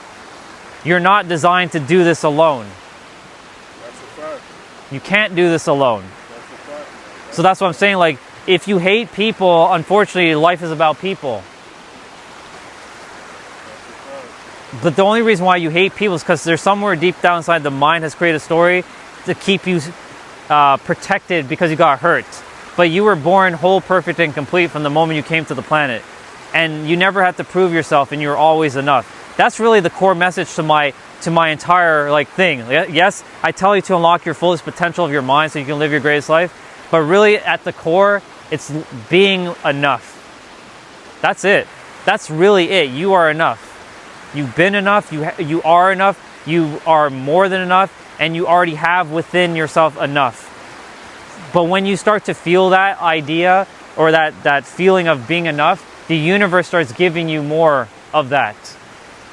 Instead of having to prove and chase and do all this other shit. And people will like you for who you are, not for you for having to prove yourself to be something that you're not supposed to be. I'll see you tomorrow. That's a fact, right? Yeah. So one thing that helped me with that, not enough is using zero knowledge's principles. And what I did is I crafted a list of 30 things back in my childhood that I either accomplished, people complimented me for, Right. and I started to internalize those feelings. You guys should do that. That's going to help you with that type of feeling as well. So basically what Mike said is, he made a list of like 30 things, of 30 different compliments. And then he started to internalize those compliments. I'm sure when you had that experience, you didn't really fully internalize it. You probably rejected it. Yeah, but when I feel it now, my adult self stepping in is like, you see, Mike, you were chosen. They chose you on the team. They chose you for that award. That means you are worthy. Yeah. Yeah. Even the smallest things, you guys. Even the smallest things, don't downplay any of the smallest accolades, achievements, anything that you guys have attained. I know the mind is always seeking that kind of stuff, but still, take whatever experience you've had positively and start reinforcing it, because that's how you start to shift within yourself. And then you start to build momentum in the other direction. But when you're not building momentum in that direction, you're building momentum in the opposite direction, which then brings you into a downward spiral.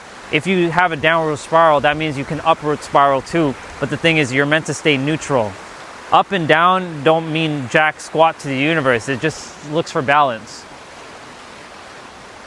Because if you're going up, you're going to come right back down. If you're going down, you're going to come right back up. And the best way is to kind of like stabilize yourself into more neutrality so you can experience both, but not create or attach meaning to things that can potentially harm you or hinder you.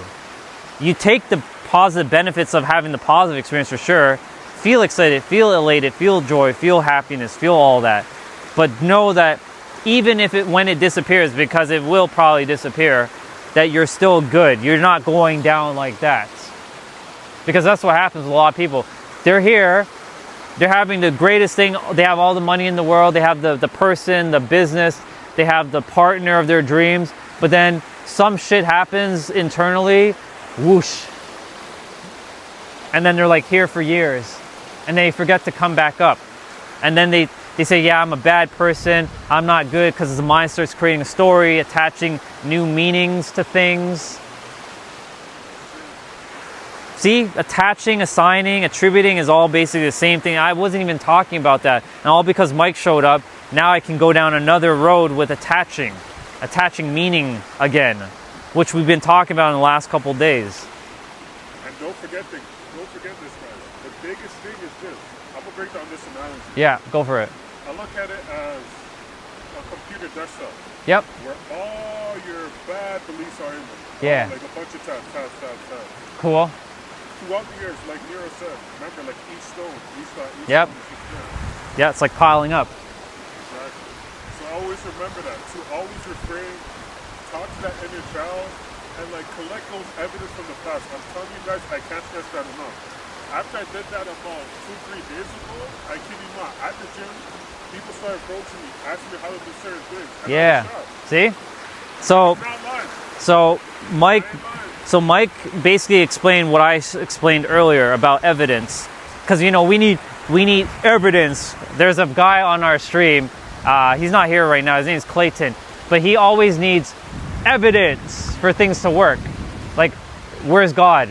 Where is it? Like, so he's not here. But what Mike was saying, that he went back into his childhood and he collected evidence of when shit was working out for him, and then he used that evidence in his favor. And when he started to use that energy within himself, when he went to the gym a couple days ago, some people approached him out of nowhere and asked him, hey, how do you do like so-and-so thing? And that never happened to him before, because he started to radiate within himself the confidence and the wisdom that he already knows he has, so other people will approach him.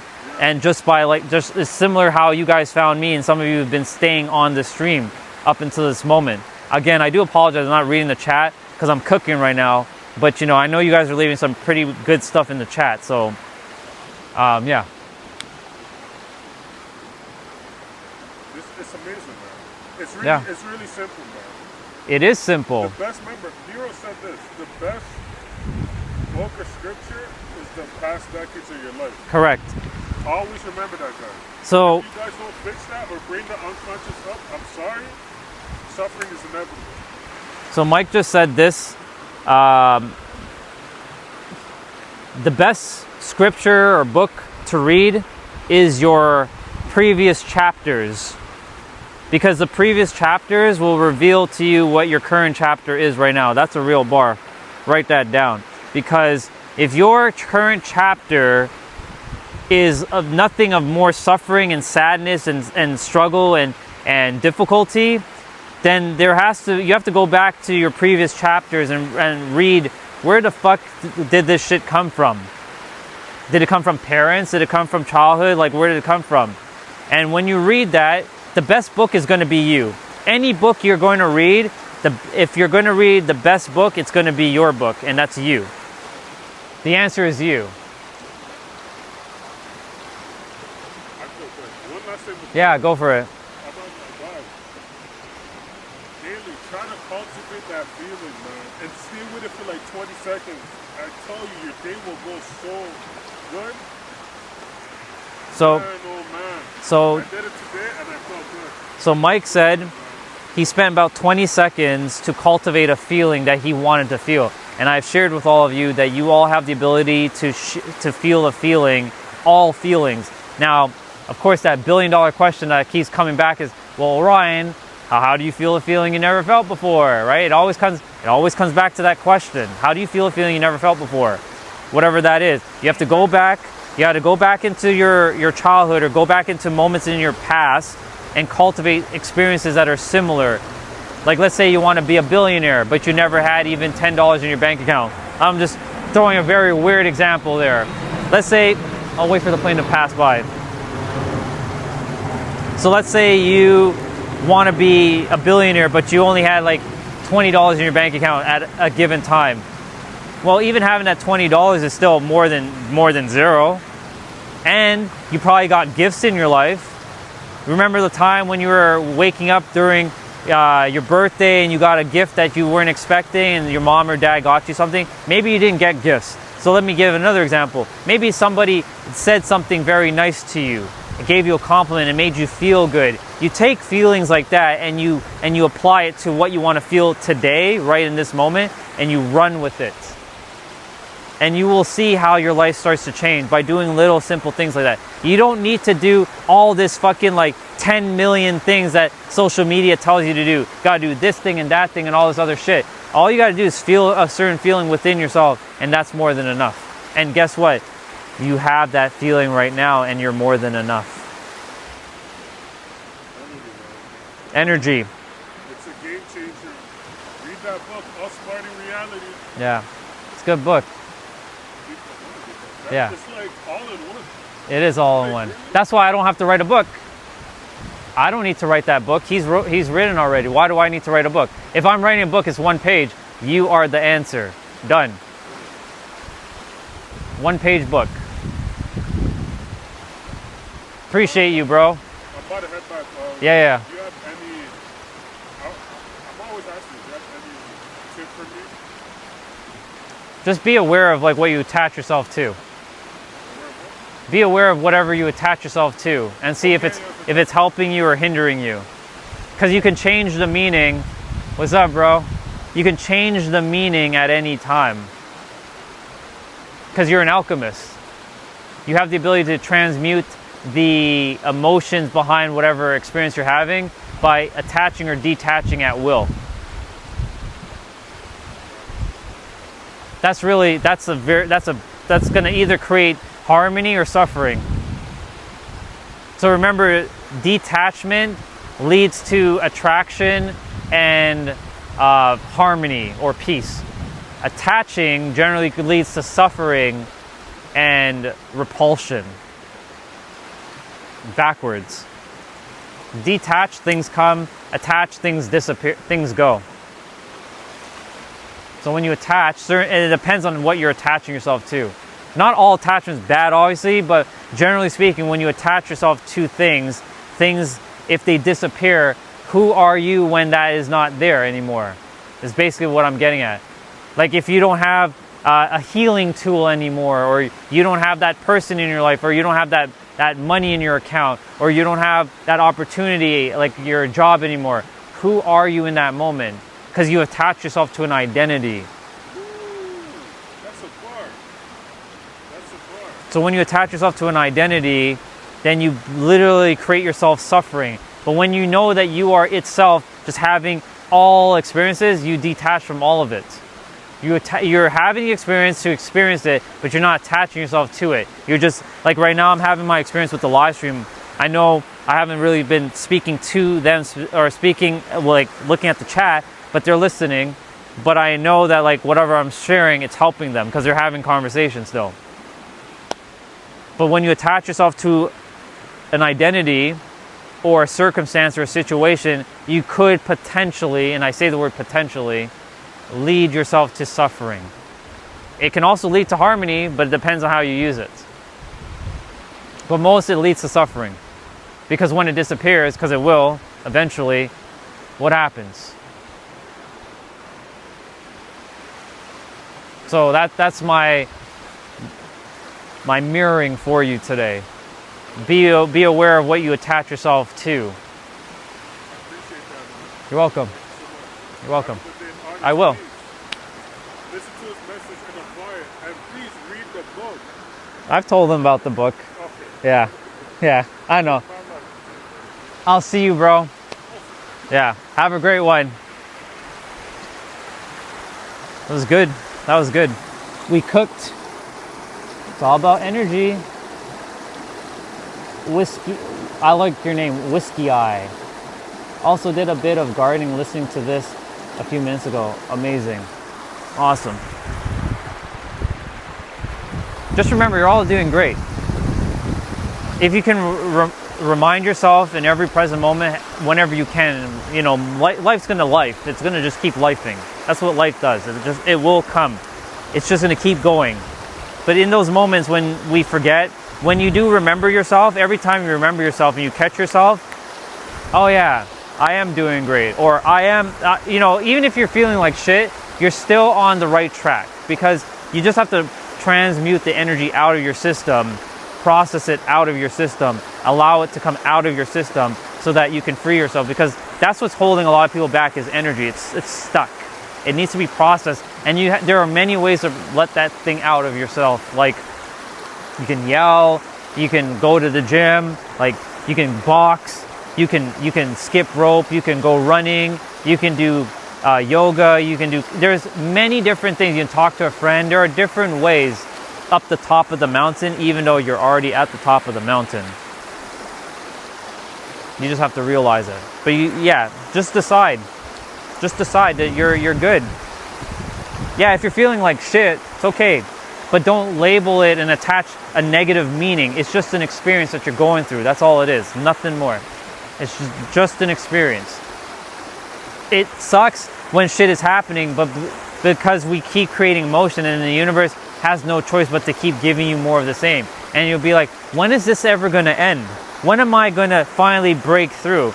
You break through right in this moment by deciding that you're breaking through right now, and you start to feel relief.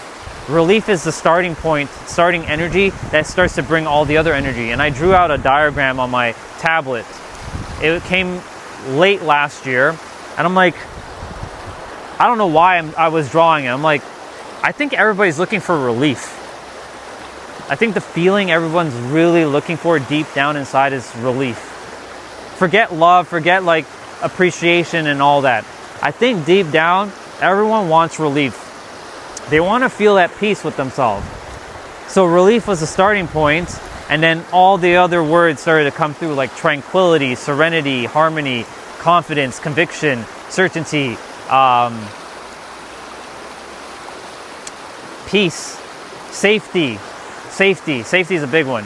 Safety and assurance. Assurance and certainty are kind of the same, but different word. But relief is what starts all of this. It's a chain. When I get back to the house, whoever's still here, I'll show you the drawing that I drew.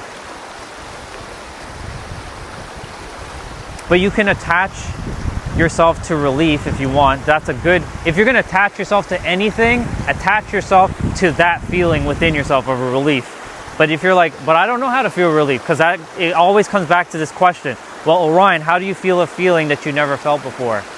I'm sure there's been times in your life where you felt relief on something. Doesn't matter what it is. It could be like a person helped you out with something that you were overwhelmed with. It could be a childhood friend that helped you. It could be, things got easier for a moment that it felt like you're finally breaking through. Take experiences that's why I said the best book you're going to read is yours. It's your book. You're a book. Each of you're a book. Now you can start seeing yourself as a story. You're a book. Go back to some of your past pages and start to see, I remember that time when so-and-so, they were very, very kind to me, and I felt this sense of like relief or some sort of like peace within myself. But relief is really the starting point to all of it. So you start to like look, oh, okay. And you can go back and use that emotion and bring it into your present moment, because you're feeling every emotion. This is a bar, by the way. Every emotion you felt in the past, you can feel right now, because the moment you think of that past, it's happening right now. That's a real bar. Write it down. But the subconscious mind does not know anything about time. You can literally time travel. I can go right now. I'm going to close my eyes for a moment. I don't need to do it. I can keep my eyes open, but I'll close my eyes just to demonstrate. I'm going back all the way to grade 5, and there's a teacher.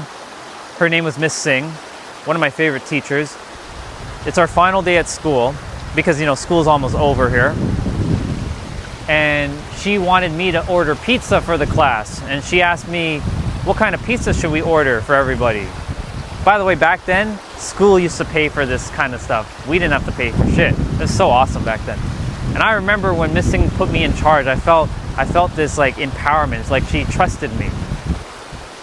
But I also felt like this sense of like relief that she has her trust in me, and I ordered stuffed crust pizza from Pizza Hut, because stuffed crust pizza came out in 1994, I believe, or 1995. And I wanted to try stuffed crust pizza, and that was the first time I had it. And I remember having it, and everybody was so fucking happy that day. It's our final day at school.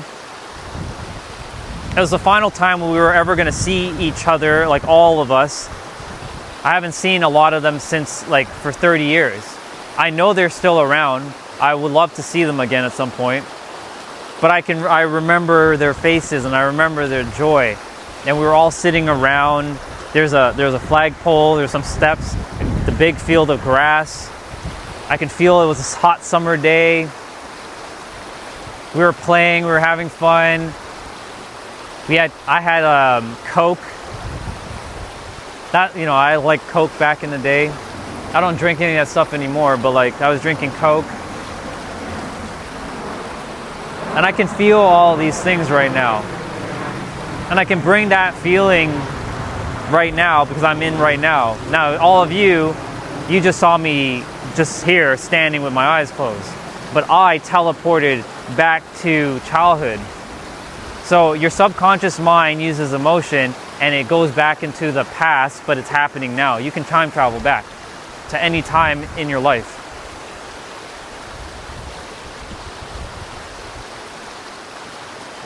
Generally, we tend to focus on the negative, and I'll tell you why. Because the world right now, there's a collective hive mind. It's very, it's like a magnet. It's a big ass magnet. But it's a magnet right now of negativity. So the world right now has this like giant magnet around itself. You can't see it, but you can definitely feel it. And it's just pure negativity. Is everybody negative though? No. There's a lot of positive people who are kind of like in different spots. Like all of you, you're in different parts of the world. You might be around a lot of negative energy, but you are the positive one in that area, wherever you are. Because you found me specifically to remind you that you are that light. And everybody else is the light too, but they just forgot. And as you start to radiate out, your positive energy will start to repel and be a triggering mechanism for those who are currently in that experience of like the negative. But ultimately, let's see what time it is. 11:07. We're gonna start rolling out. We're gonna start heading back to the house momentarily. But as you keep remembering that you are the light and that you're a positive being who was born positive, you weren't born negative. None of you were born negative. That shit's taught to you. The world right now has that magnet. That's why everyone leads towards negativity generally, because it's natural. But more people are starting to become positive. So that magnet for negativity is starting to weaken. It's starting to become less. And more people are starting to radiate positivity. Look, in the chat, there's a whole bunch of you in the chat right now who've been very supportive of each other.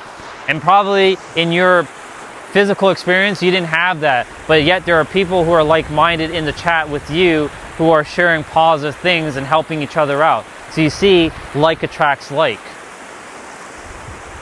Because you also have been attached now to the positive.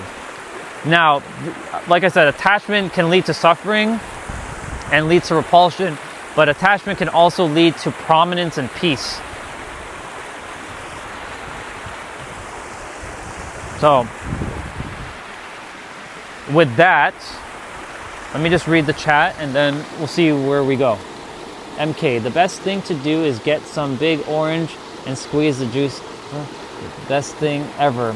See, even that, MK.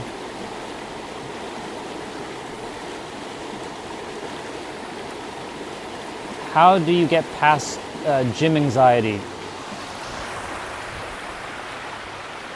I do apologize if I didn't read anybody's questions, because like I was on a flow. MK, for I promise while I'm walking, I'm gonna scroll up and read some of the stuff. It wasn't to ignore anyone, it was just in a flow. To get past gym anxiety.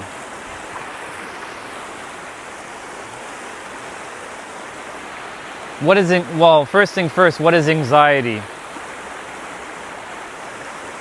It's a fear of being seen, right? But who's creating the fear? You or the mind? the mind is the one that's creating the story. The mind's the one that's creating the story. But you're not that story. You have that story, but you're not that story. So in order to get over the anxiety of going to the gym,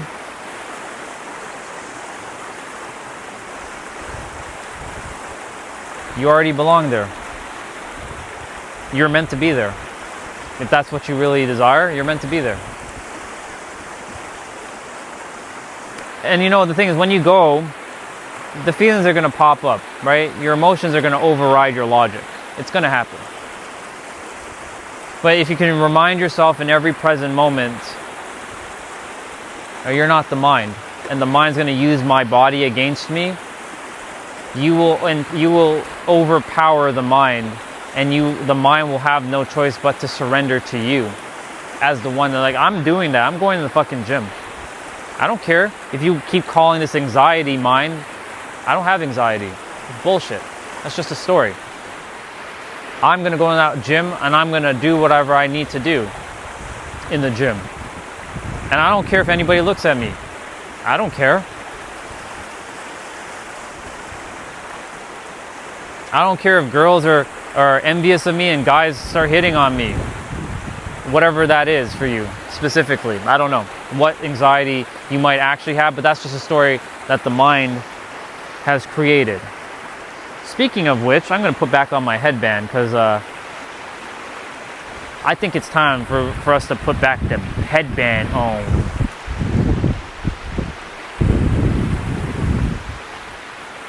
I do need to look in the camera for a moment.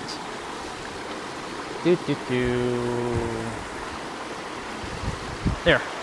If it's not straight, it is what it is. I don't care. Yeah.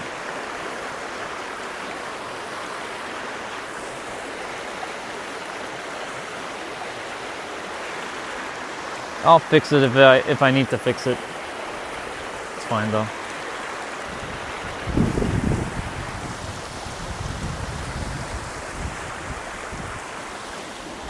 T-Brave. Yeah, Pizza Hut. That's what I had.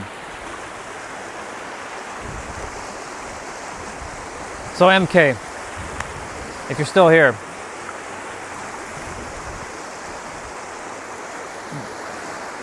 yes, anxiety is a real experience from the mind and for the body, but from the soul, anxiety is an illusion. It doesn't exist. It only exists if we continue to adhere to it.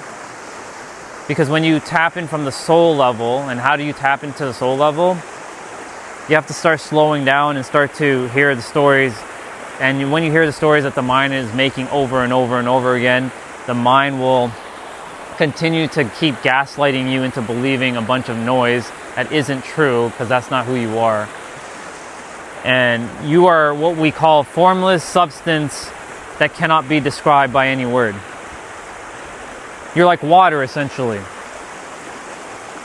Water is like moldable into anything. You put water in a cup, it'll take the form of the cup. You put water in a bottle, it'll be forming into water. You put water in a bowl, it takes the form of the bowl. That's what you actually are. You're like water. We are made up of the same substance, by the way. This is what water is. Formless substance. Because right now it's taking this form, but it's formless. It takes the form of whatever it decides to be put into. Like in this experience right now, it's formed into this. But if I take the same water and put it somewhere else, it'll take another form. That's what we are. We're our formless substance. So, formless substance of infinite potential has no anxiety. That's what you really are. You're formless substance that has infinite potential with no anxiety. Even though it can be a part of that experience, infinite potential doesn't adhere to fear, worry, and doubt or anxiety. It just doesn't. The body and the mind adhere to it though. So that's the battle that most people are fighting within themselves. But when you start to detach from your mind and your body, but you know that you have the mind and you have a body, you start to navigate the world differently. You start to show up differently. You start to think differently. You start to operate differently, and you'll start to see your experience becomes easier.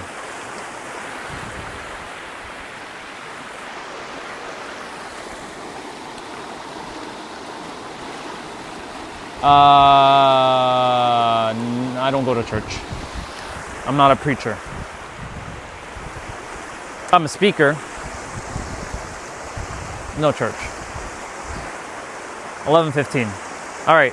We spent a good chunk of time at the water. So let's give thanks to the water for all the lessons it shared. I am going to scroll back up on the chat and I'm going to see what was shared. So water, thank you so much for your rapidness today so I can explain attachment. This will go down in a couple days though, if it doesn't rain again.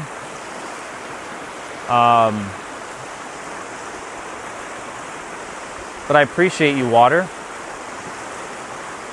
because you helped me to explain some concepts.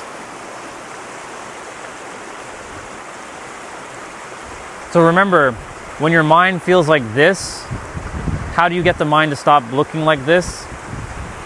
You're gonna have to slow down a bit. Breathe. I know you hear this saying from a lot of people, you gotta breathe, you gotta breathe, you gotta breathe, right? But it's so true, because breathing helps you to start to slow down your sympathetic nervous system and get back into parasympathetic nervous system, like modality. You start to operate from the parasympathetic, where you start to relax more, you start to get relief. But in order to slow down this, you have to breathe, you have to get back into the now. Because the mind wants you to keep being like this, because it enjoys this. This is what I call the confusion, the chaos, the complications, and the conflict.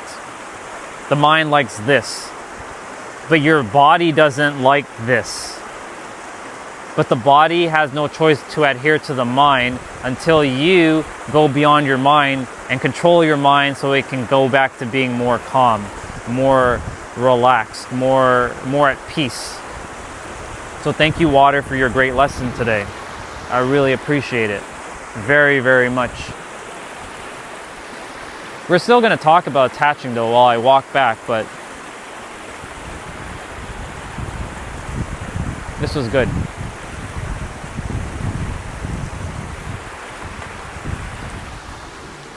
I have to put you guys on this thing here.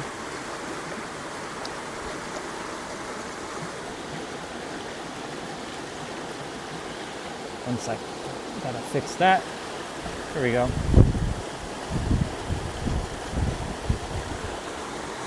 Oh, my thing's torquing out.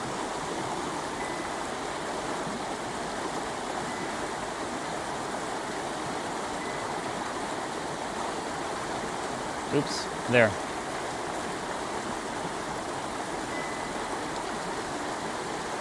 There we go. Uh-oh. Did I screw this shit up?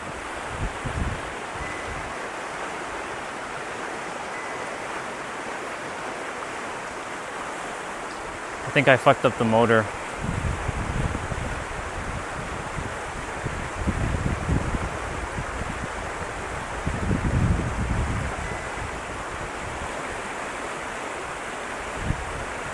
Uh-oh.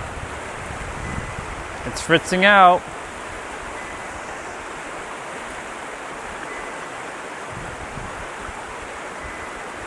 Oh God. My bad. Well, we're gonna have to walk back with the gimbal being broken. I'll have to fix that at some point. C'est la vie. It's okay. I'll use the selfie stick then.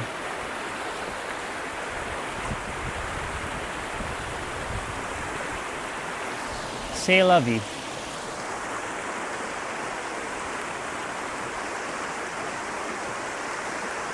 I was holding down the thing, unfortunately. I shouldn't have done that. So the motor's like, I don't like that. I don't like that. So I'll let it take a moment to pause. No big deal. I have to change the meaning to that. See, like for me, when technology starts acting up, the mind wants to go into like, you see, technology never works and all this stuff, Orion. See, now you broke it. So I'm like, I tell the mind, chill out, relax.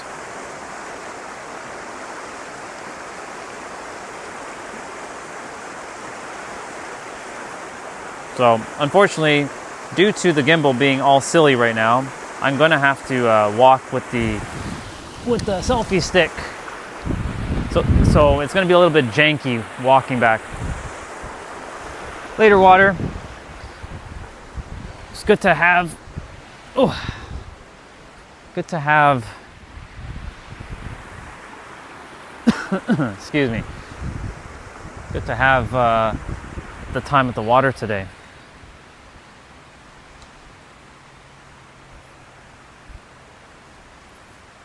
And if the gimbal is broken, then that just means I have to go and get a new one. No big deal.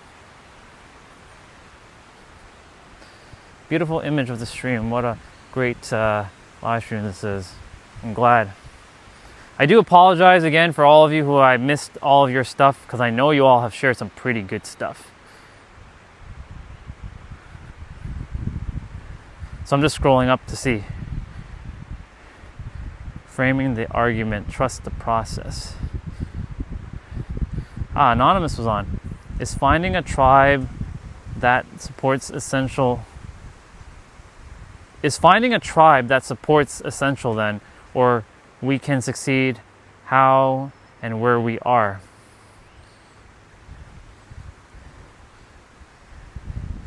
Grow in peace. I'm glad you guys were helping each other out while I was on my flow. I'm just scrolling up.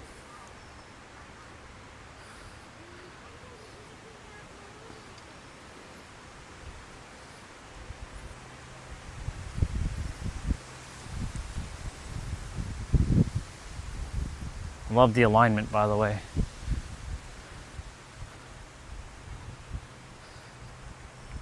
Morning. Good morning. Have a great day. Thank you.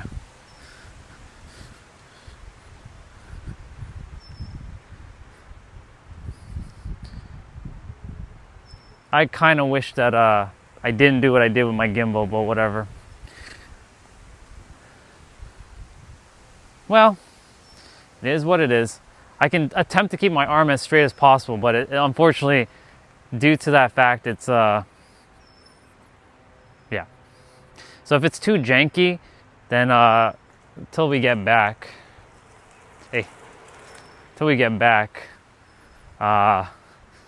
which will be like 40 minutes from now, give or take. Give or take, it'll be 40-ish minutes. But if you don't mind the jankiness of me walking, then yeah. So like, for example, me doing what I just did with my gimbal, I could have created a meaning saying, oh my God, Orion, you fucked up, you fucked up, you fucked it up. See? You're terrible with technology, and attach a meaning of negative, like a very negative experience. But in this moment, I'm like, it is what it is. What can we do? We can cry over the like, be angry. It's okay to feel the feelings, right? I'm always gonna say feel the feelings, but like in this moment, I can change the meaning. I'm like, okay, well. The gimbal presently, I'm sure it's going to be fine when I get back. I'll have to test it though.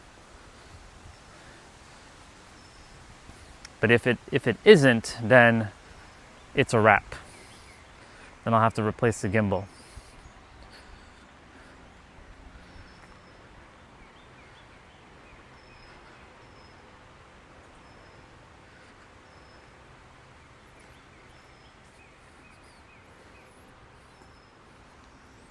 But for some of you, you would appreciate the gimbal more because of how smooth it was, at least making the walk. It feels weird though, the whole the selfie stick, because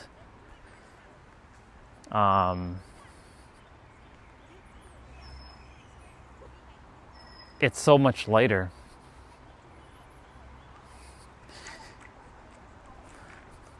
I really do appreciate all of you chiming in and sharing and helping each other out in the chat. That was good. Alignment. I love seeing that. That's what brings me joy, seeing each of you just kind of like helping each other out with perspectives and whatnot. Morning.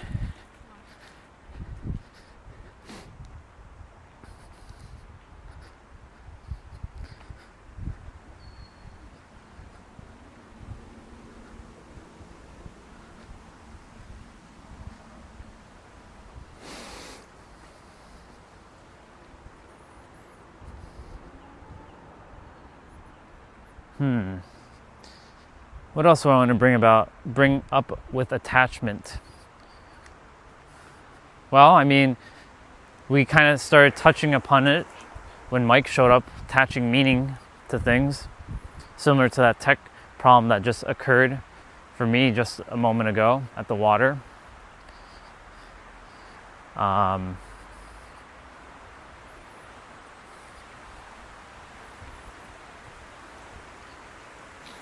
Attaching meaning to various experiences, like in my past with the air quotes, because in the subconscious mind it's not really the past, it's the present, if you're still feeling certain things. But my experience that I previously had, better way of saying that, when it came to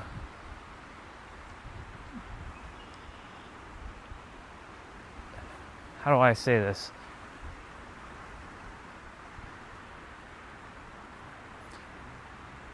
Feeling seen.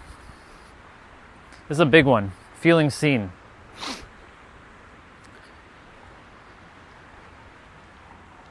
Back 20 some odd years ago, I wanted to not be seen. I wanted to be invisible to most people. Except for girls. I wanted girls to see me, but for the rest of the world, I did not want to be seen. But due to the fact of how I felt, not only was I not seen by people generally, like society, but by like even the girls that I had crushes on, I was completely invisible to them. All because I created a meaning that like, yeah, if people see me, then I have to like be vulnerable. I don't want to be vulnerable. I have to put on the mask. I have to hide. I have to perform. Because if they see the real me, they're not going to like me. This kind of goes hand in hand with what Mike was saying at the water just now. He's like, it's this whole idea of not being enough and having to prove and perform so that you can feel accepted and wanted or, acknowledged. We've attached ourselves to all kinds of limitations like that because we didn't know any better. But now that we know, then you can do something about it. That's why awareness is the first step to transformation.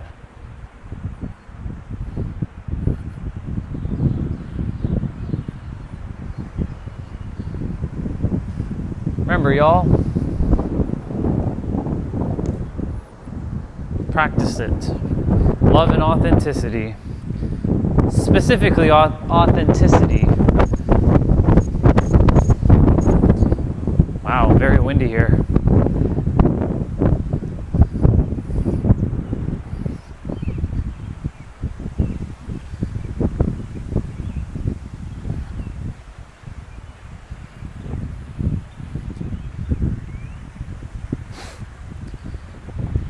When we continue to attach ourselves to things of, I'm not good enough, I'm not worthy, I don't feel seen, or I don't feel heard, or I don't feel validated, or I don't have approval or permission, then unfortunately, due to what you're feeling right now, the universe, not the star system like up in the sky, but like the system in its whole collectiveness, can only give you back what you currently know as true. But you didn't come to the planet to have to prove yourself or perform. Like, when I say perform, I mean to say perform being who you're supposed to be. You don't need permission or approval or validation, and you don't need to be accepted. As long as you accepted yourself, others will just see you as accepted. Like, I accepted myself whole, perfect, and complete. I accepted myself as me fully, and others showed up. And yes, if you have the ideology that people have to like you because of something, then I can tell you that that you can just be you, and people will like you for just who you are without having to prove anything. I'm glad. That's the point. If today was for you specifically, then I did my job. I know others heard it, but if it was for you specifically, MK, then I did my job. Because the more of you that finally remembers thyself as whole, perfect, complete, and you didn't need to prove anything. You don't need to be validated. You don't need to have permission. You don't even need to get attention, because you give it to yourself, and watch as others just want to be in your circle. They desire to just I want to know MK more. I want to know what she's about. All because you're just being you.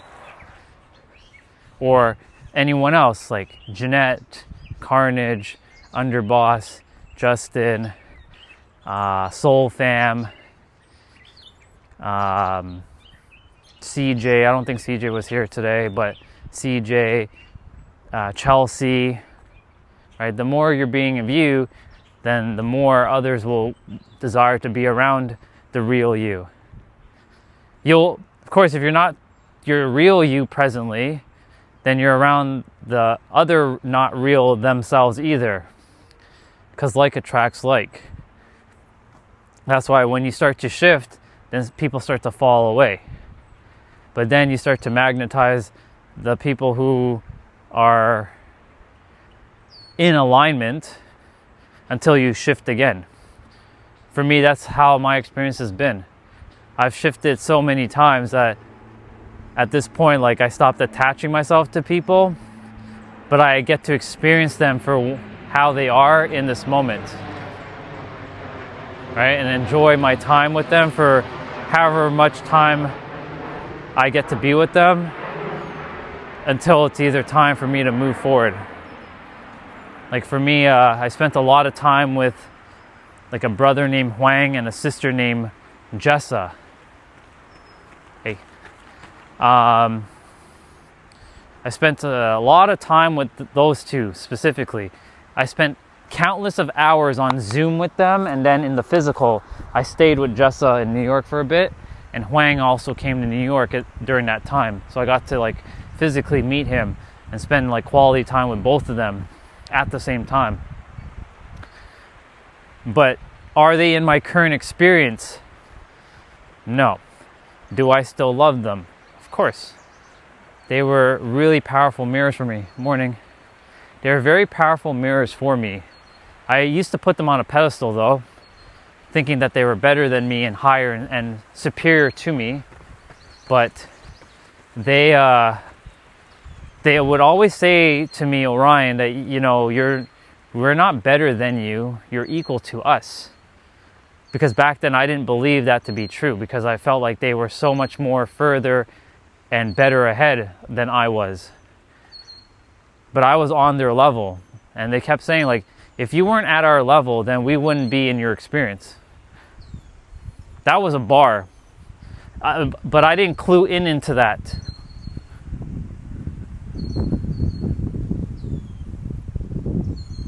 It's very peaceful. I just wish I had my gimbal. Well, I wish my gimbal was working. It would be smoother, but it is what it is presently. It's okay. When I am in San Diego, you'll see something that's similar to this. It'll be just as peaceful. Toronto and San Diego are almost like 1-to-1. You'll see it for yourself. It's a nice peaceful trail. It's a very long trail. There's so much more that I haven't shown the stream yet. This is just like maybe a quarter of it. Of like where I walk, it's like a quarter.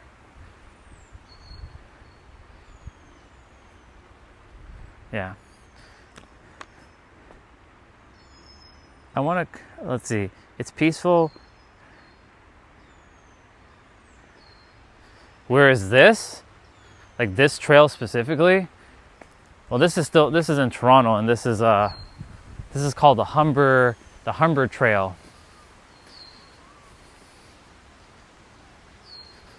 And I'm sure, and like what Jeanette said, I'm sure when I come to the UK where you're at, I'm sure I'm like, oh my God, it's so nice here. We usually often, this is what we generally do, we often take for granted our own current space where we are. Because I'm sure like when I'm there, I'm going to hear all the fancy English, and I'm going to get to see I'm sure there's a bunch of nature there too.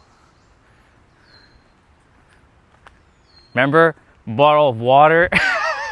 I still can't say it the way you say it though. Bottle water. Bottle water. Still can't say it. Like the T wants to be said. Left side drive roads, exactly.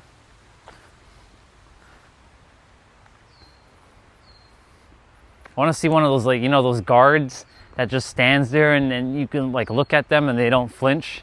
They don't move.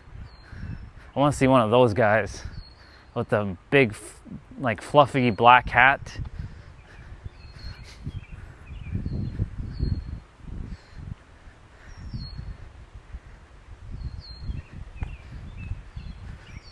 Be pretty awesome. Okay, so the clouds just rolled in and the sun disappeared. I'm sure this clouds will dissipate in a bit.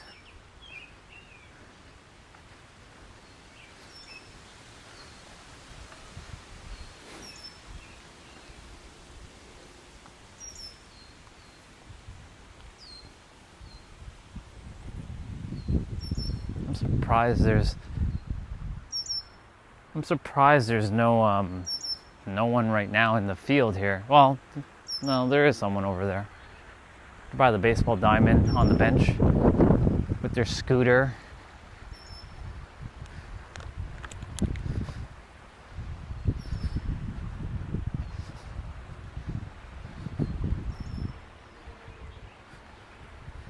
Yeah, yeah.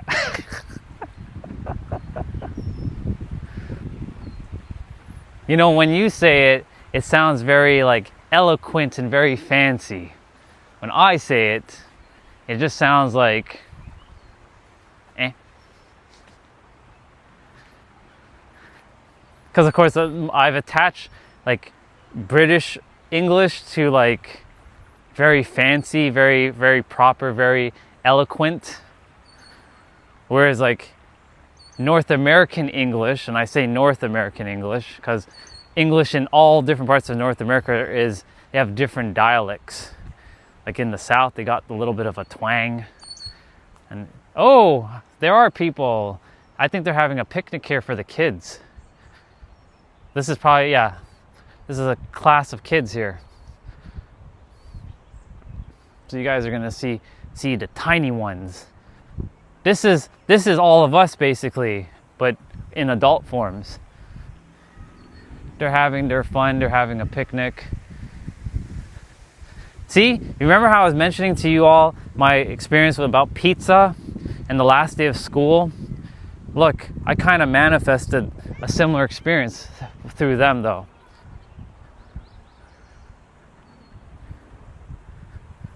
Very nice. I'll check it out. Yep, I definitely manifested this because I was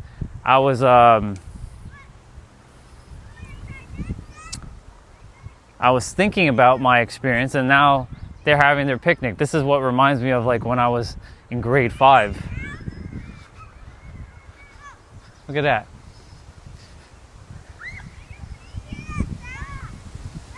Some of the parents are here, some of the teachers are here. Ooh, tomorrow they're drawing on the sidewalk there. So I'm gonna get to see what they're drawing tomorrow. I won't interfere right now. I'll let them draw what they're drawing. So tomorrow I'll come back in this spot and I'll see what they're drawing with the chalk. It's cool. It's pretty dope. It's pretty awesome. So it's pretty awesome to see like them just hanging out with themselves and enjoying themselves and whatnot.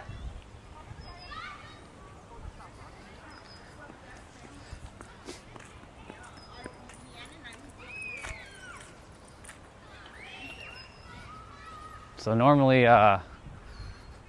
we don't really see like classes down here except for till like almost the end of the school year.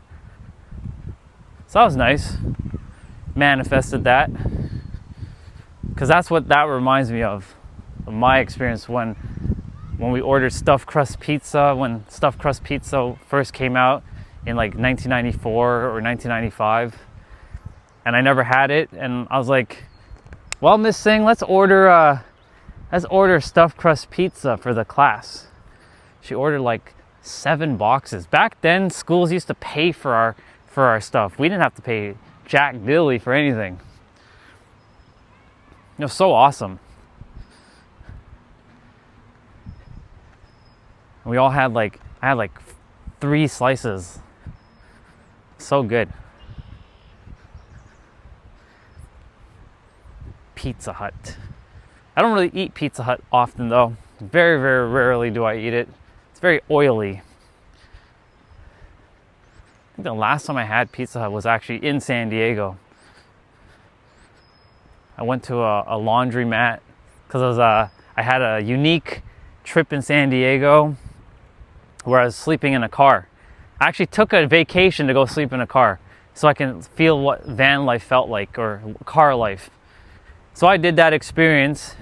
It's all documented and recorded on my other channel. And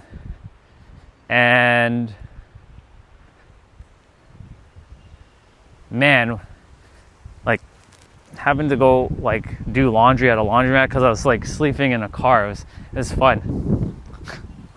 And there was a Pizza Hut right next to the laundromat. So I do remember having Pizza Hut. That was like a year and a half ago. So it wasn't that long ago actually. May life never make those kids lose their innocence. Exactly. That's why if us adults can remind ourselves to be like them, then they can stay like themselves. Of course, we have the responsibility. We have the responsibilities of the adults, but that doesn't mean that we still can't be like children, right? So yeah, amen to that, by the way.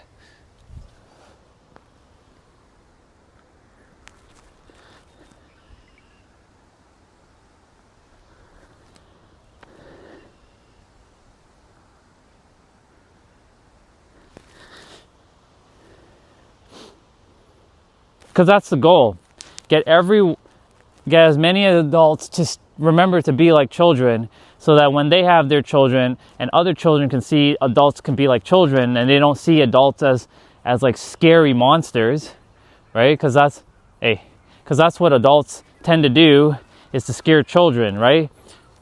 Like, for example, when you ask a child, what does an adult look like to them? Guess what they make? Guess what face they make? I'll make the face closer to when I get back to the camera. But you know the face, the scowl face. Like the very serious, like, face.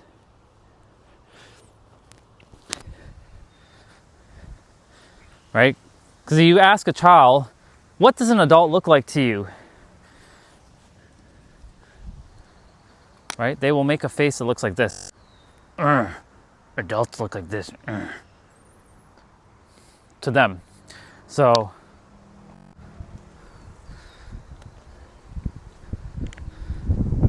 basically, yeah, we adults to children are perceived as like scary because we're like giants to them.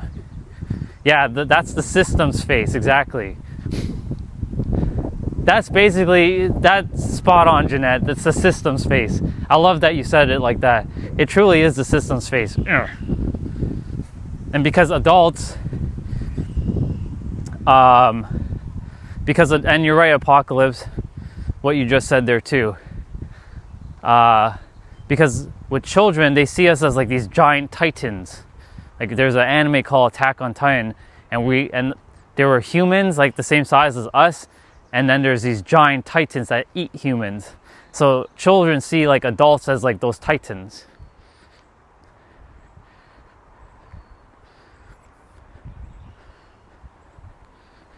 That's why like when I see like a child looking, I kind of like give them a little wave. I'm like, hi. So they know, right, that a giant adult isn't scary. Or has like that face. The system's face. I'm gonna call it that. Thank you for that, Jeanette. The system's face.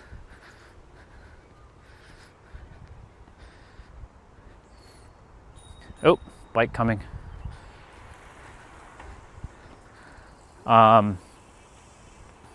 Oh, yep, there's the tree.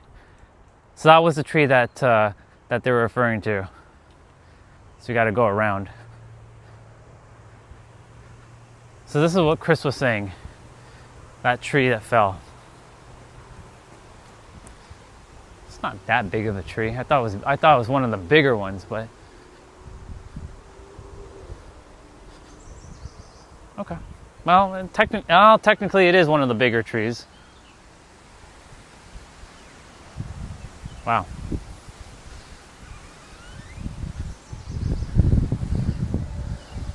Fun. Fun times. And the wind just started picking up.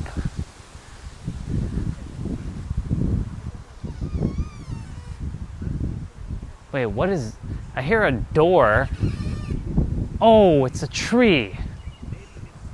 Yeah, that doesn't sound good. Yeah, that does not sound good. Okay, so that tree might come falling down.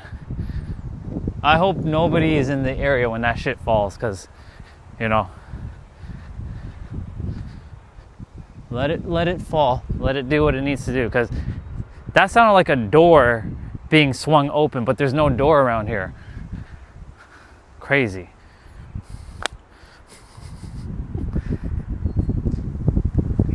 Anonymous, so someone called the people who does like take care of the area. They'll move it.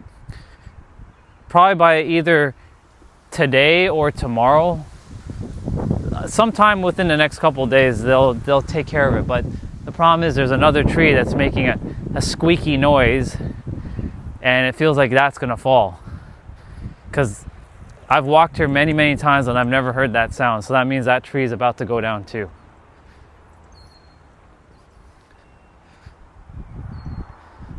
So, let's see. A child starving, or sorry, a child staring, my bad. A child staring at you is such a good feeling because they have the attention span of a 3-year-old, literally, but they're fixated at your face. Yeah. That's why, like, it's important to, like, when you see a child looking at you, to have that happy face. If you can. Of course, if you're going through shit, you know, it is what it is. Because, like, you're going to leave an impression on them. You're like, oh, another adult who has, like, a face. The system's face. Even if they're a little, like, tiny little one, just, like, make sure, you know, because, like, think about it, like, as adults, do we scare purposely a baby? No, we make like the cute faces, or like playful faces. So why aren't we doing that as adults? Because somewhere down the road we've decided that, like, that's considered silly and embarrassing. But it's only embarrassing if you internalize it as embarrassing. And if others start to make the silly faces and be like children again as adults, because we're basically a child with an adult body. That's really what we are. We just have our bodies just morphed into a bigger form. That's it. You're still that child with the ability of the intellect and the intelligence of the adult, but of the innocence and the imagination of the child. That's what creates the infinite you. Let's see. They really look, let's see. To a degree, yes, fathers don't ever stop laughing and playing, but also walking with integrity to protect others. They really look at you and up to you like heroes, you know. The tree has probably been upright for decades. It's fine to hold its own weight. Yeah. Yeah, like, how far do I walk? Well, in terms of, like, distance, if I use kilometers, like 10 kilometers a day. Mile-wise, it's like 5 miles. Step-wise, I get about 10,000 to 12,000 steps per whichever direction I walk, minimum. Yesterday, I got 26,000 steps in because I did take a walk, but I didn't bring the stream with me because I decided to stream when I was going to the barber and get my hair cut. And then we walked around the mall for a bit. So I went shopping. Well, just bought a card for mom, and then I got her the gift card. And for dad, for Father's Day, because it's coming up on Sunday. Today's her birthday, by the way. My mom's birthday. So we'll see. I already wished her happy birthday before I left. She's home today. So we'll see what the siblings are going to do. Are they going to order food, or I don't know what they're going to do. But they're all home today, I think. Yeah. Thank you, MK.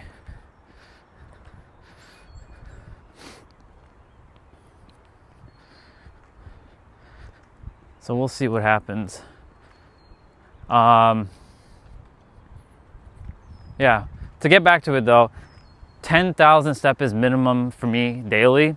When I'm moving to San Diego, it'll be 20,000 steps. I'm gonna up my my step count.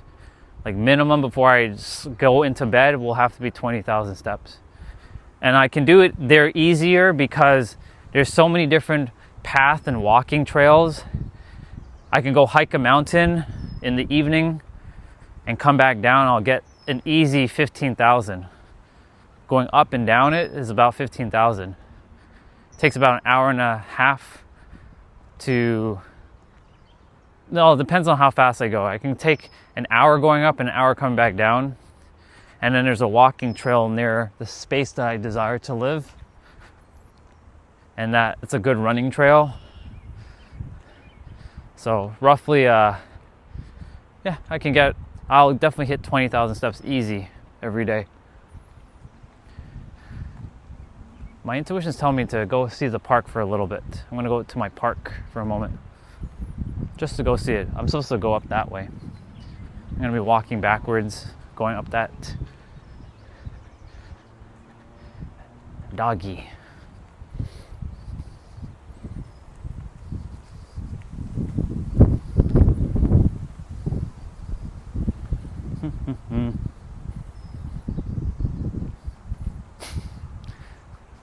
Thank you, Apocalypse. That's funny.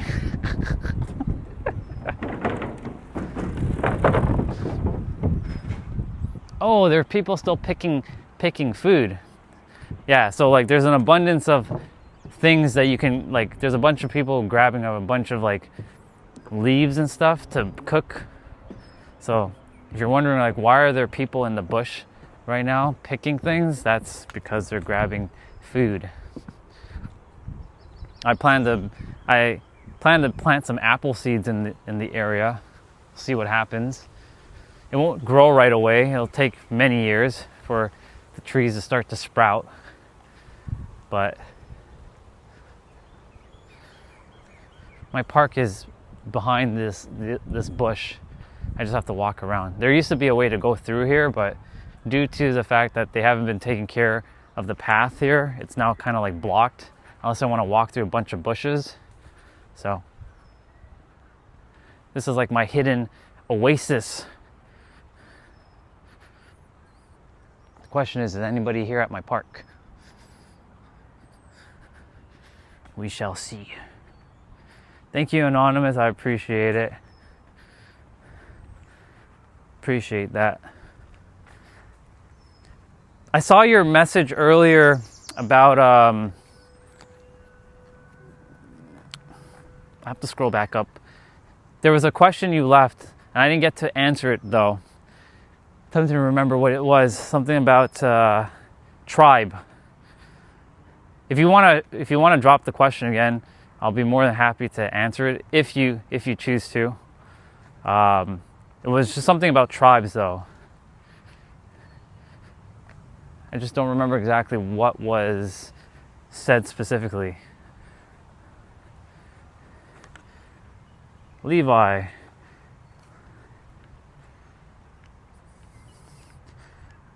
And Jeanette, let's see. I think my face thing about a child is that they don't care about what people say about others. They don't judge based on anything, only the person's energy. Yeah. About needing a tribe, yes. Is it essential or can we grow on our own? It's a bit of both. It's a little bit of a balance game. So here's my park, by the way. It's a bit of both.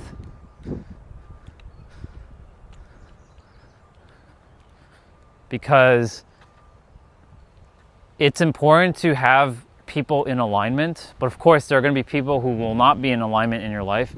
That will never always be the case. There's always going to be someone who's going to look like they're against you to some degree, but that's because we create the meaning behind it. I'm gonna go swing for a moment. I'm feeling the itch to go swing. So at the same time, yes, it's important to you can grow on your own for sure, but there's only so far you can go on your own. That's why there's a saying, if you want to go far, go alone. If you want to go further, go together. But when you're going with someone else, let me just take out all this stuff from my pocket. When you're going with someone else, just make sure they're actually for your highest good, even though you won't know until you actually experience it. My swing. So this is my park, by the way. This is what I call my YouTube park. This is where I made my first set of YouTube videos, in the big field that's over there where the trees that you saw. On my other channel, this is where I manifested all my stuff, by the way. I screamed to the universe here. I was like, I want this! Or, I need this!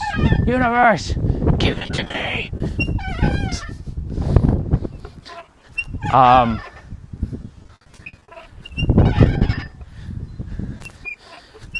For me, like playing on the swings, returning back to the inner child immediately. Since we're speaking about, returning like children. And there is a, not to get into religion or anything, because this is not religion whatsoever, but there is a verse in the Bible that says, if you want to enter the kingdom, you got to be like little children. And little children represent innocence, playfulness, relaxation, enjoyment. When we're too much of an adult, you can't really enter the kingdom, whatever the kingdom is for you.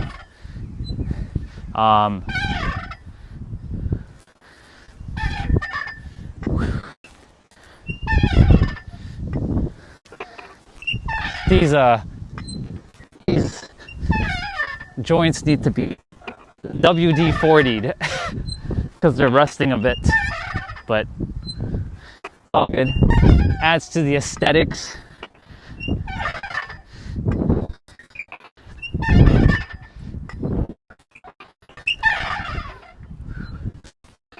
Just a couple swings and I already feel even lighter again.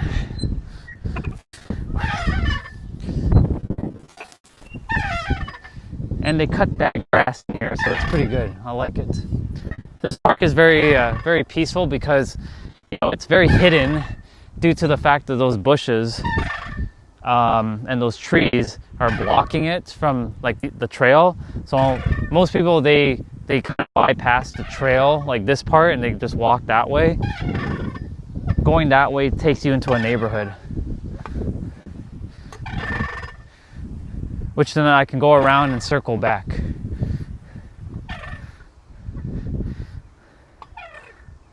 I'm gonna pick up that bottle. I don't like seeing litter. But someone left a little duck so they can play with it. So I'll leave this here. But this bottle, I'm gonna go take care of it quickly.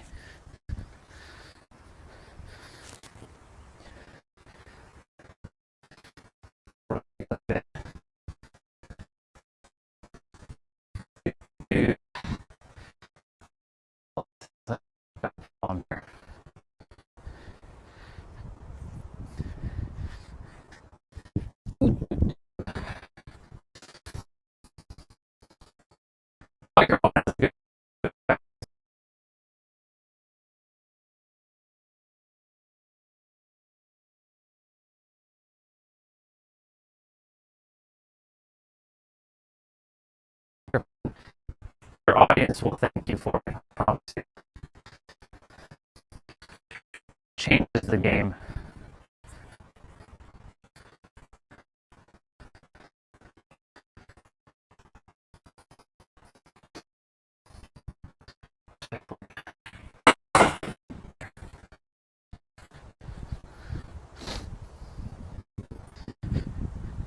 Cool beans. During 2024, because I wasn't making any more YouTube content at the time, I spent most of my summer days out here in the park. I'd spent almost the entire day here, which was pretty good. Yeah.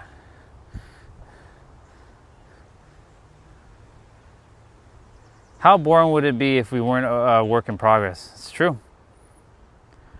Hard to incorporate when you're been one way or stuck in habits for a long time.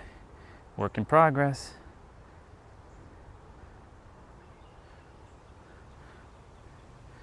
Once you grow on your own, you'll love being around people. So eventually it'll happen to be a room around people, but but you can definitely do it all on your own until you can't stop attracting more. It's true.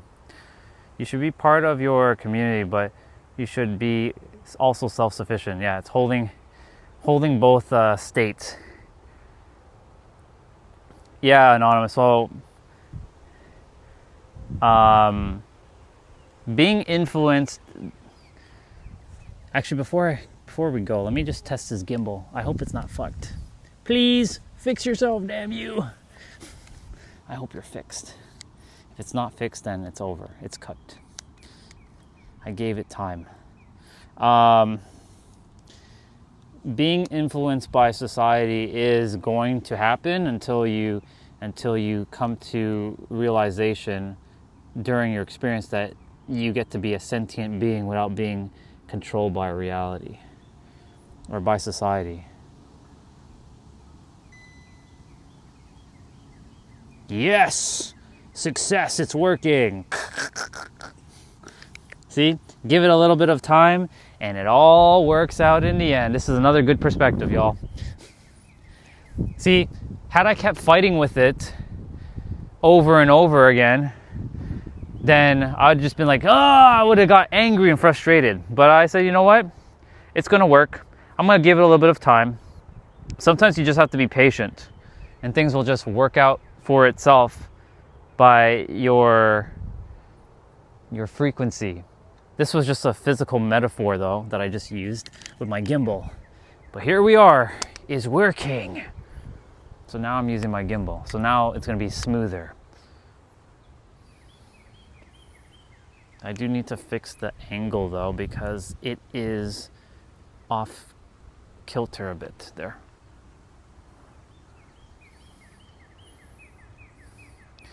One of my best friends we met at age 14, and now at age 3, he would be considered agoraphobic. He only goes outside of his house for food, gas, and mowing the lawn. I wish the voice in my head was positive, like WIP.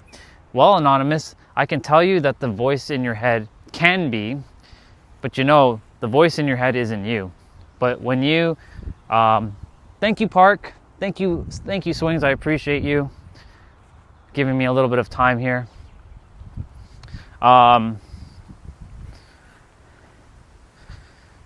When you gain more access to having control over the mind, or having more, like, I'm going to just say the word control. I was going to see if there's another word, but influence, I guess, over the mind. You start to see the mind for what it is. That it's just a narrator attempting to explain all kinds of like things, even though it's not actually you. It was part of you for sure. Hello. Have a great day. It is part of you, but it isn't you. It's just like a doppelganger.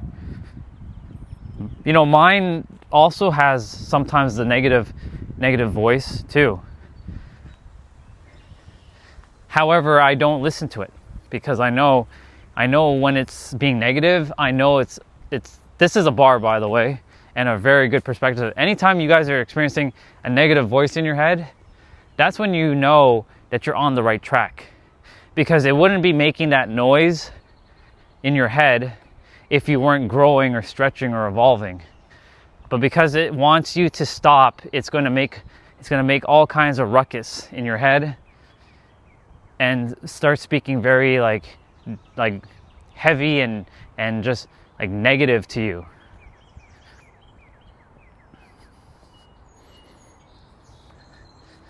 Let's see. This topic is a little close to my heart. I've had so many problems with friends, but I kept persistent to stay connected. It's been in the long run every time. My kid, I know kid is like that. I worked and all that. I enjoyed peace. That's all. Like, if you're gonna be in my energy, it's either silly shenanigans or chill vibes. Yeah, exactly. For me, like, I used to be always super duper serious, like it has to be serious. No, there are times where I just break it up and have fun. Because, like, if you want to enter the kingdom, you got to be like little children to have fun. I remind myself that this gets to be fun. right? That's why there's that saying, all work and no play makes a jack dull boy, or insert your favorite version of that.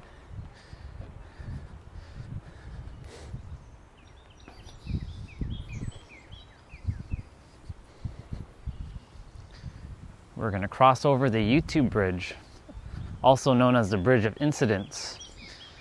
The Bridge of Incidents. It's a fascinating concept, by the way. It's when you're going through massive change, you're leaving the old to head to the new. This is literally what you're doing when you're changing. You're going from one side to the next. And the mind's like, no, don't cross, go back, go back, go back. But you've already decided that you already wanted to go on this side. So the mind has no choice but to start to adhere to your choice. Unless you listen to the mind and you go back. That's what's happening in most people's minds right now. Going back, always going back, always going back. Nothing wrong with that, but most people create the meaning and attach a meaning of negative things when they're going back. And then the mind's like, yes, see, I knew it. I have control over that human. That human is controlled now.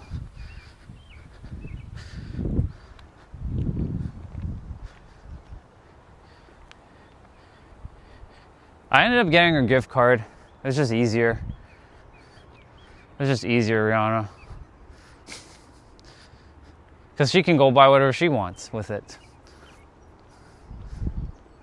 My dad, for Father's Day, I went on Amazon last night. I bought him a wallet because he needed a new wallet. That was one of the things. I'm like, he's got one of them old school, like the ones that you flap and you put in your pocket kind of thing, like those old ones. I'm like, nah, let's get one of them like modern ones where you put the cards in and they flip up, and it has a little bit of a cash like holder and a coin holder, and it's more like the size of a credit card in terms of like the physical size.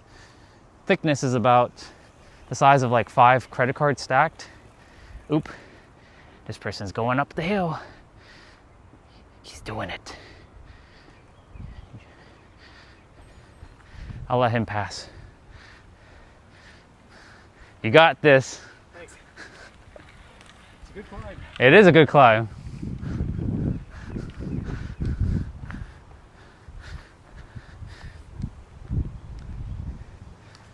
I know, because when I ride the bike, I can't even climb up this because my gears on my bike doesn't change.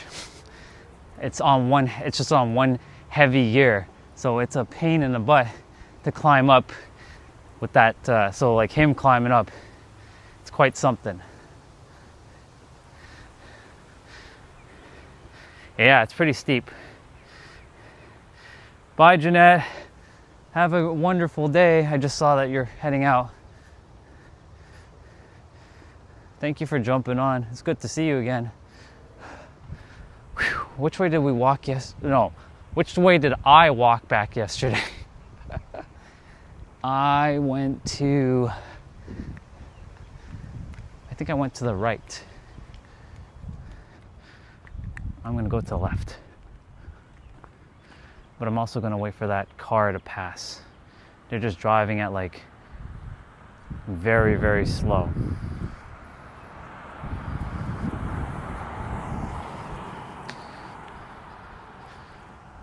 To the left we go. Whew. Also wearing a sweater and my thermal layer, so I am cooking right now because this morning it was a little bit on the chillier side. So it's like I'm wearing armor.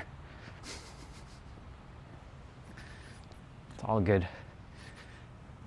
Do I go straight and then turn to the right, or do I go straight through this street? Either way, I'm going to be going in like a circle. Well, I walk through this street like during the week, so I'm going to go that way, and then I'll turn.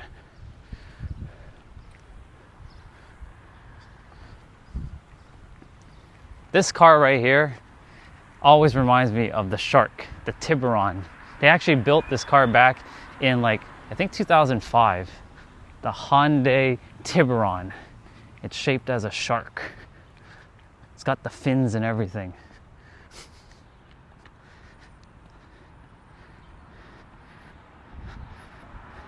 was so hot today, now it's raining. And I'm sure it's the rain that we had, Rihanna. I'm pretty sure the rain that we had here is the one that went over where you guys are at. Almost guaranteed. Because that's generally how it works. Whatever weather happens here usually heads over on that side. It's all interconnected.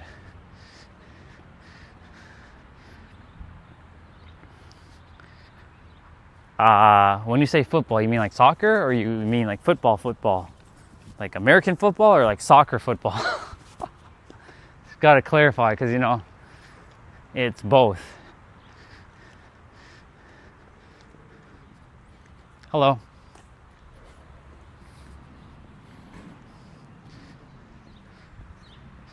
I like walking through the street. This street in particular, because of the trees on both sides. Like, I'll just step into the middle of the street for a moment. Don't worry, I'll be safe. There's no car coming. I like the trees in the middle of the street. Like, or not the middle, I like the trees how they are on both sides of the street. So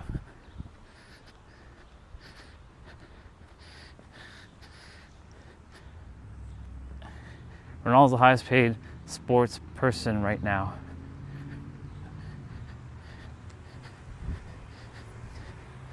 So I heard. I wonder how much he gets paid.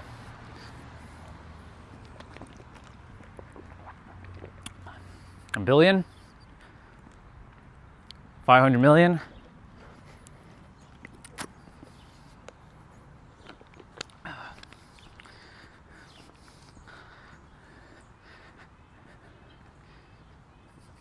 I had a friend who used to live in Wales.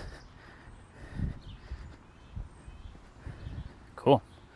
He kept me correct on how to talk about football. Well, I mean, you know, that word correct is very subjective, right?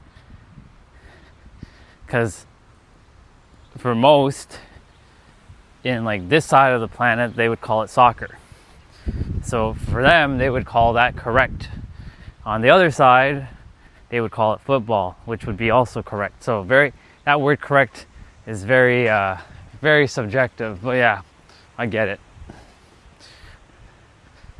I like that house over there because they put out bird seeds and all kinds of stuff for the animals to eat.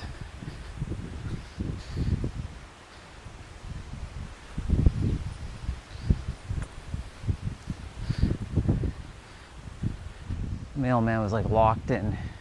He was like, focus. He's a man on a mission. Yeah. I did get, I will have pizza actually. I had pizza last night. There should be some leftover. Pepperoni, just straight pepperoni pizza. Unless they are buying food, then I'll have that. But I've been really enjoying putting egg on my pizza. It's been fascinating to have pizza and egg, like my omelet that I make. It's been pretty good to do that. I've been liking that.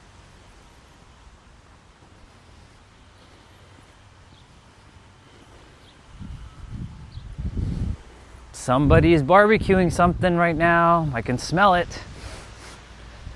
It's like Wolverine smelling. Yep. I don't know where though, but someone's barbecuing right now. It's very, very nice. And of course the senses are getting scrambled now because of that smell. This is how you navigate the world, through your 5 senses. I wasn't even thinking about food. Rihanna brought pizza and now somebody is barbecuing. So now I'm like focusing on food. and they also have food in their hand. The 2 brothers that just came out of that van. See? All manifestation right there. And their food smells nice too. I can smell their food.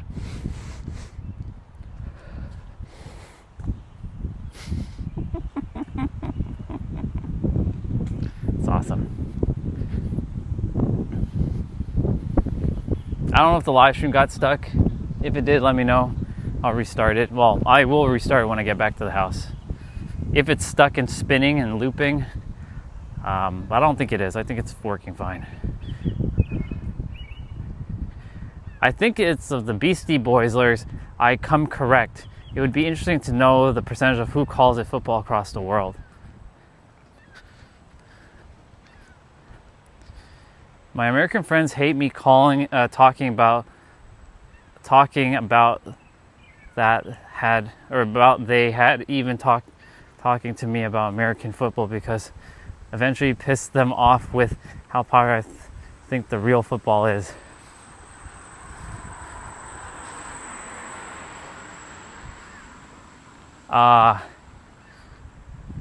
Someone can just say live stream is working, that would be great. If not, I'll get back to the house and yeah, let me know. Shapeshifter, good to see you, dude. Good to see you. That means it's working. Okay, it's working. Yeah, because sometimes like YouTube, like the number just disappears. Like it shows like only like these amount of people are here, which is not true. But that's why like I really wish YouTube would fix that. Like I understand like people drop in and out here and there, but like just make sure it's actually like legit. Like there have been times on my other channel where it shows 0 people, but yet there is like 10 people talking in the chat. What the fuck? That makes no sense. Oh, by the way, they make good food too. This mobile truck. See, food is now on my mind, so now I'm manifesting food. First, we're gonna ask about pizza. Then I smelled the barbecue. Then those guys had food in their hand that they bought. And then, of course, the mobile truck. See, it's a sequence of events. It's just one sequence after another of events. So, I don't know how long I will be able to be here, just chiming in for a bit. No problem, dude. Remember, you're never obligated to be here for long. If you just come on to say hello. Like, even you just jumping on and saying hello is like more than enough. I appreciate you for even coming on and saying hello, dude. So you're good. No worries whatsoever. Remember, for all of you, never feel obligated to be here. You're not obligated to be here. If you want to be here and you want to just hang out, cool. But never make it feel like some sort of like obligation. In fact, detach from that obligation if you think you have to be here. You're good. Volvo. We don't see Volvos much.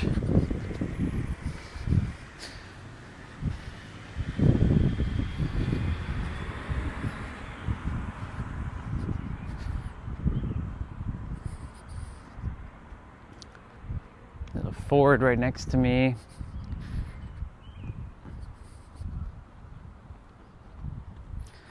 My brother's car is working now, finally. Well, he went for a test drive because apparently when we went to get our haircut done yesterday, Dad called over one of his friends who is like a mobile car repair dude. He doesn't own a shop, but he has all his equipment, like so he can go around and fixing cars with his computers and whatnot. Apparently, all that needed to be done was to reset the computer within the car, because the battery wasn't charging the alternator wasn't charging the battery, even though it's a brand new battery. And my brother was like, his friend said it needs to be charging at like 18 point something amps or volts or some shit like that. But my dad's friend came while we were getting our haircut. I had no idea. And he had a big computer and all this shit, and he was like testing the car out and whatnot. So, but I still made sure to make sure that the other car, the red one, is still in front, just in case that car just doesn't start up. Because the last thing I desire is that car gets trapped and then the white car can't be moved. to get the red car out, because I still need to use the car and my sister needs to use the car for work. So, but it was good. Had to go out at like 11 o'clock at night last night for them to go, you know, test the car out. Seems to be good. I'm glad. If it's working perfectly now, then I'm happy, because like they really need to use their car. They've been having to go back and taking the bus. You know, when you start driving and having to go back and taking a bus is really fucking annoying. It's really annoying. Let me see, shapeshifter. Did you see the video from Brazil where they threw the bungee jumping girl with no rope? No, I didn't. I don't usually run into videos like that in my on my feed unless others tell me about it. I'm sure now that you brought it up, I'm sure my mind's gonna go seek it out. I love this house so much. It's so peaceful. They got the Buddha and the peacocks. I love their house. They always change the theme of their house. That's why I love walking by it. It's just very pleasant.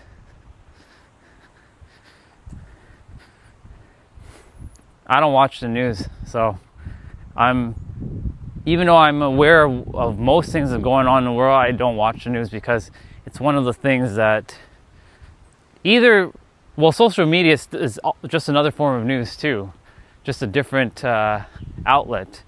But like, I don't really spend too much time watching like negative news or news that is not really conducive. I know that's to bring awareness to people, which is good. Unfortunately, it had to happen to her, which sucked. BC, see shapeshifter, this is what I was referring to. I think you heard me talk about it. It's catching a stray bullet that was never yours to be caught. So like a lot of people on the news or social media, they basically, and you get caught up with a bullet that was never meant for you, and now you're traumatized. So now you're sitting with a trauma that was never yours because you weren't traumatized a couple days ago with this, whenever this happened. So now you have to process that trauma out of you, even though you caught a stray bullet. So this is an example of getting a stray bullet.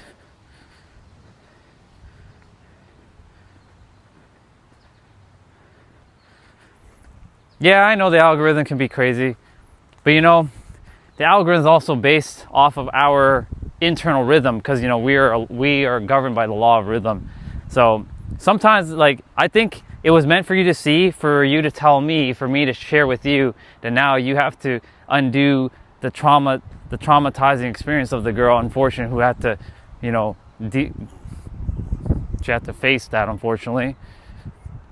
But you see, that's the reason why, like, sometimes shit has to happen for the rest of us to not, you know, get caught up with things like that, or not to do things like that. That's why the world always has contrast. It's unfortunate. But, you know, she played a bigger role now. Even though she may not, I think she's gone. I would think she's gone. You know, she plays a bigger role because she impacted you. Soul Fam saw it too.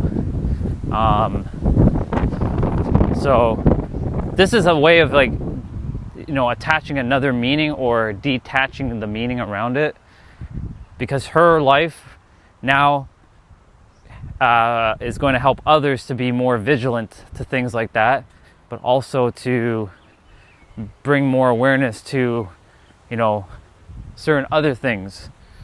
So she played her role.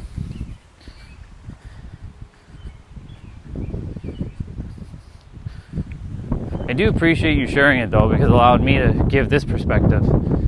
I know where her soul is now though, but you know, she's no longer on the earth.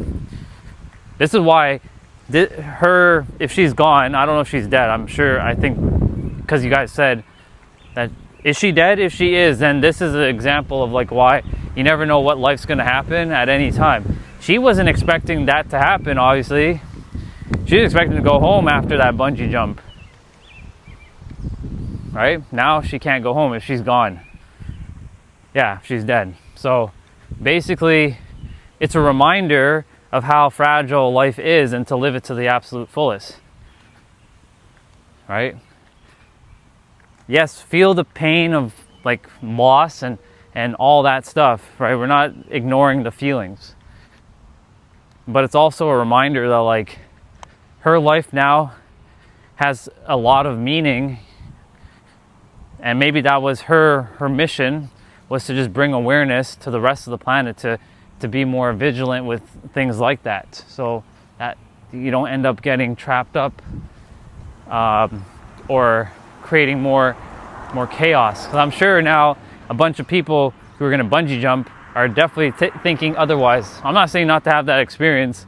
What I am saying though is to just, be more aware of the experience that you're about to experience, because you don't know what can or might potentially unfold. Like for me, I'm just taking a simple walk. What's up, Crystal? Good to see you. I'm taking a simple walk out in nature, right? But we never know what can happen, right? Like the tree fell down. We didn't see it fall, but there was a tree on the trail that fell. And there's another tree that's making a squeaky noise. And due to the fact it's making that squeaky noise, like that one's gonna fall. And I trust that if it does fall, let it fall at nighttime when there's no one walking that trail, because no one walks the trail in that nighttime because it's very, very dark. And so if it must fall, let it fall, so it doesn't prevent any injury to anybody. But like shit like that, we don't know. Like things can and will happen. That's why we have to, always be living our best and knowing that anything, and knowing that we can be gone at any time. This is how we do it. How we do it. That's what's playing right now. This is how we do it. Hey, Dad.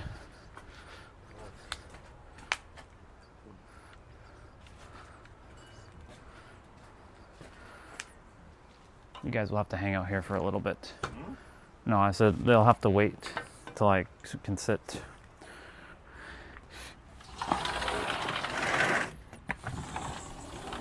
Let me bring the power plugs.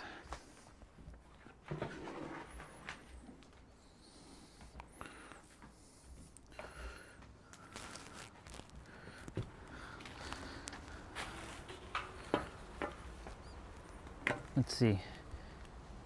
You do not plague. Exactly. Spot on. It's unfortunate that had to happen though to that soul, but it's a reminder of when life will always life, and you don't know when that time is going to be up. So live it to the fullest. Live it to your best, always. If you can, when you can.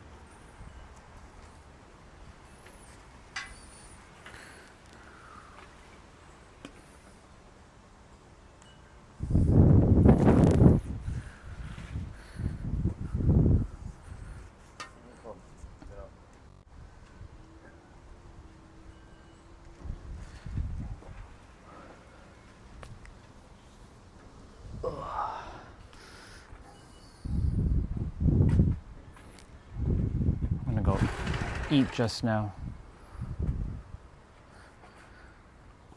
Let's see. Bonus guest today, we get a live stream with Dad. Yeah, he was sitting outside. I didn't want to have him move, but it is what it is. All right, I'm taking off my sweater because I'm boiling right now. It's fucking hot.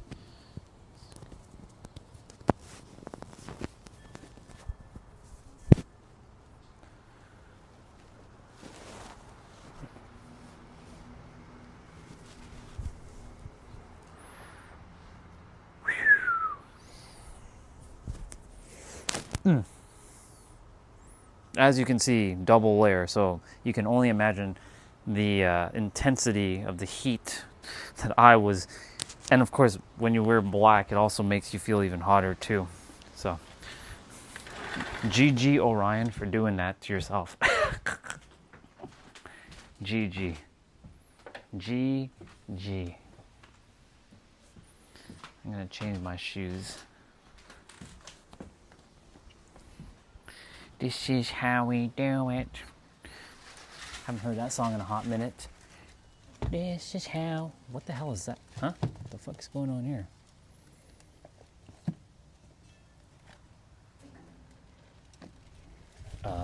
Somebody came in my room.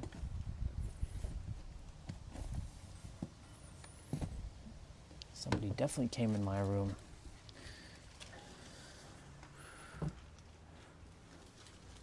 I can tell because I wouldn't have moved my boots like that.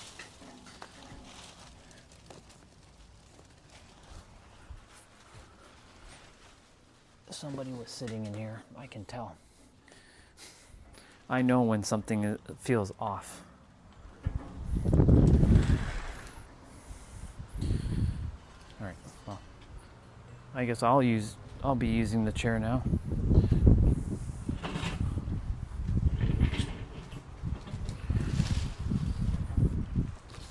I'll get back to talking in a moment. Let me just organize myself a little bit here.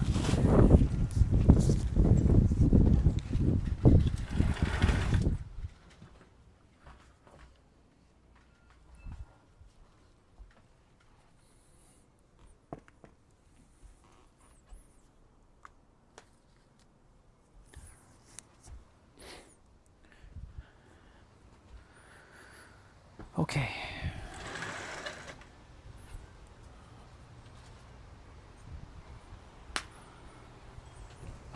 Lottery energy.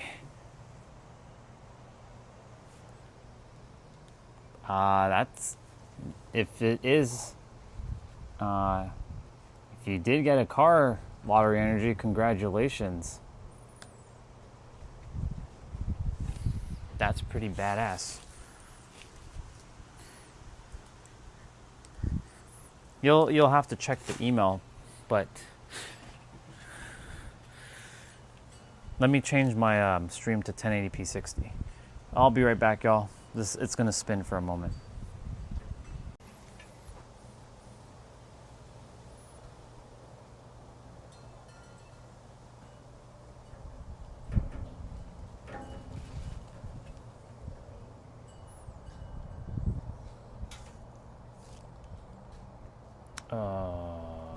What?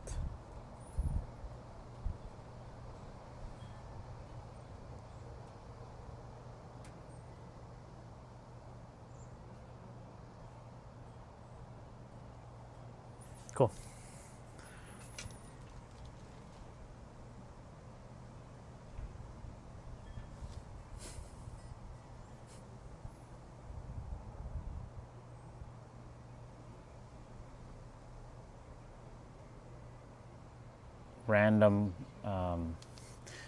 Random person jumping back on. Resurrection 2.2 usually drops some random stuff that has no relevancy, but sure. All right, let me read what was said before. So yeah, lottery energy. Congratulations in advance. Even if that one potentially might be not a great email or a fraudulent email, maybe it's in your vision to get or win a car. You never know.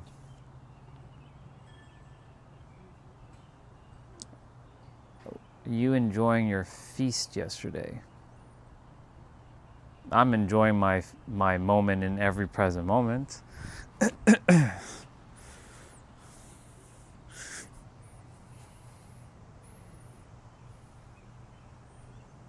Me, I'm good. I was just taking a moment, relaxing.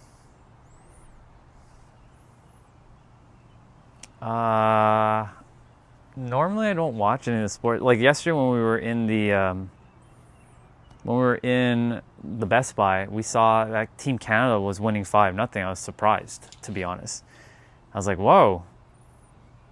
I don't actually have really high expectations for Canada when it comes to soccer, because Canada's not known for a soccer slash football like team. You know what I'm saying? Like, they're hockey. So I was kind of surprised. So they kind of broke my expectation. But we'll see. So for me, I used to watch sports a lot. I still watch it once in a blue moon. Like, I'll watch basketball, hockey here and there, baseball here and there. But I don't subscribe to the it's us versus them mentality, because that's what sports does. It's like it's us versus them, and it creates a division. Yes, it unites the country or unites a city, but then it destroys the rest of like, let's say it's another team. It's like I get it. I watch it for the sheer entertainment of playing the sport and just seeing what happens, but I'm no longer fixed or associated that it has to be like my team. There is no my team. Like, I have both Toronto and San Diego. I have all of California, but like, it doesn't matter. It could be all of America. It can be all of Canada's teams. It can be all of the world teams. It doesn't matter at this point for me, because like, you know, it's just getting to see people enjoying their craft is what I enjoy. That's why if I'm watching sports, I watch it from that perspective. So I'm more of like I get to see two teams just to enjoy the sheer enjoyment of like the game itself. But I don't get tied up or perfect. I don't attach myself to like, yeah, my team won and this team lost, or my team lost, and you know, I don't get into that. Like, for example, during November, the Blue Jays, was it November? Yeah, November. The Blue Jays, they actually made it to the World Series. They made it to the 7th game. God dang wind. They made it to the finals, and they made it to Game 7, and they were winning. I think 2 or 3-0 in like the first set of the innings, and then they fumbled it by the end of like the game, and then they lost. They went to overtime, and then they lost, and it was heartbreaking for Toronto. But I was like, for me, I am proud of them. They did good. I wasn't expecting them to even make it to the playoffs, to be honest. So the fact that they made it that far, good on them. So I make sure, like, when I watch sports, I watch it from a very neutral, like, and not get tripped up with the emotions of the sport. It's nice to see people celebrating and having fun, but then while they're doing that, they forget that, like, you know, you're still part of Team Human. You're not just team this country, because you're actually Team Human. Team Human is all of humanity. So if more humans started to see things like that and started to build more unity, then we'd be playing sports in a way where it's us versus them, because that's what sports does. It can create unity and divide all in the same moment. So yeah, exactly. It's just people can use good things for more division. Spot on. So that's why, for me personally, like, if I'm watching like sports or even like wrestling, for example, like, yeah, I get emotionally charged up when I'm watching wrestling. But like nowadays, I remind myself, like, it doesn't matter. They're just playing, even though wrestling is not like it's real for their injuries, but the throwing the punches and all, it's not real, obviously. I don't get emotionally entrenched in like, like I used to. I watch it I do put myself in the experience of like, yes, he's winning or she's winning or whatever, but like when it comes to like sports itself, I'm very like very neutral. Thank you, Anonymous, and you too. Have yourself an amazing day. I appreciate you for coming on and saying hello and asking the question earlier. And you're very welcome.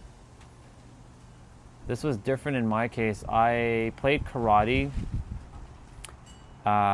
We'd punch each other in the face during matches and would be great friends after. That's pretty cool. That's a pretty cool experience. That's awesome. Because in karate, you're basically training with your partner. You're buddying up, like the buddy system. So it makes sense, right? Like you guys are practicing and all that. The wind is like, I have to pay attention to the wind because the wind's like wanting to knock my phone over.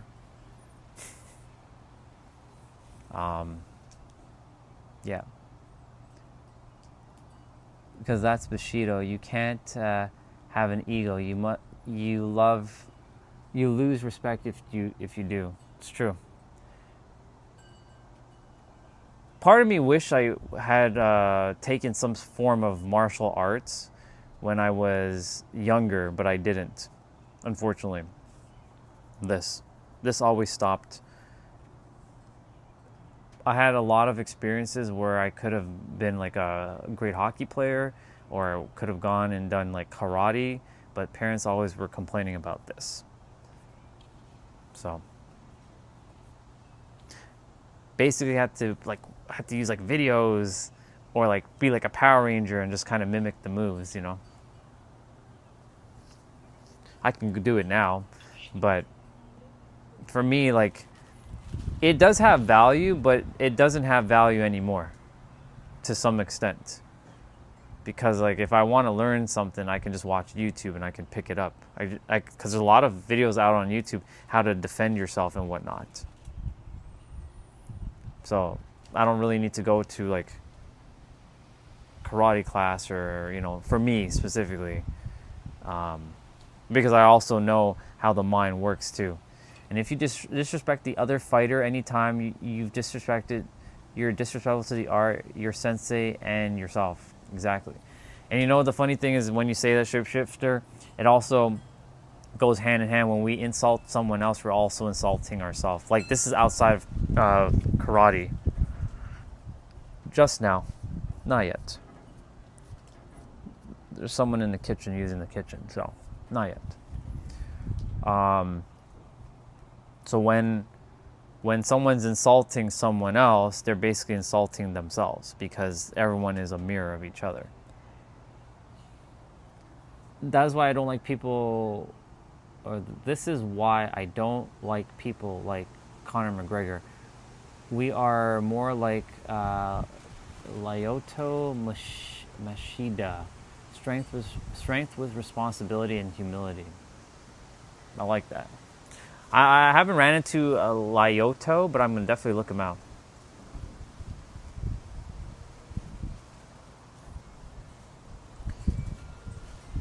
Conor has changed over the years, but in the beginning he was very cocky, very arrogant, similar to Floyd Money Mayweather, or I should call him Floyd No Money Mayweather.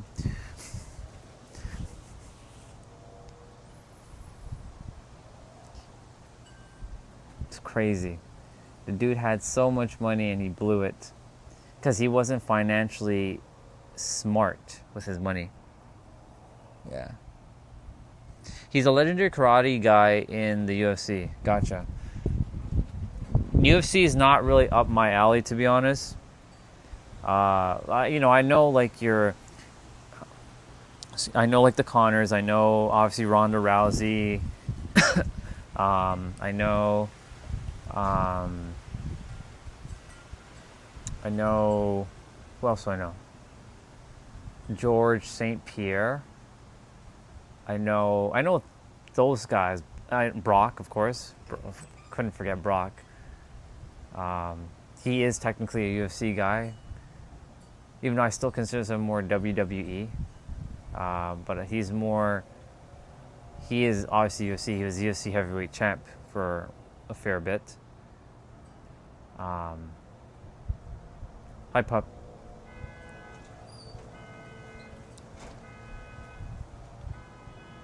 Yeah. Khabib I think I know who he. I think I know what he looks like, but the name is not. The name is not quite in my head, but I have a feeling I know what he looks like.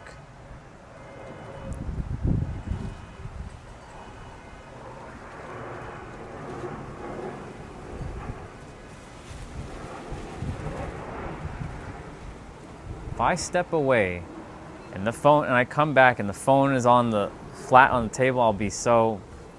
Cause I know what's gonna happen. Because the wind is. Wind, I need you to stop.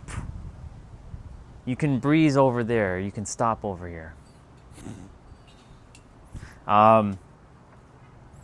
Yeah, so like for me, when it comes to watching like any sort of sport, to kind of get back on the topic, I don't attach myself to a certain like team or certain outcome of what's going to happen.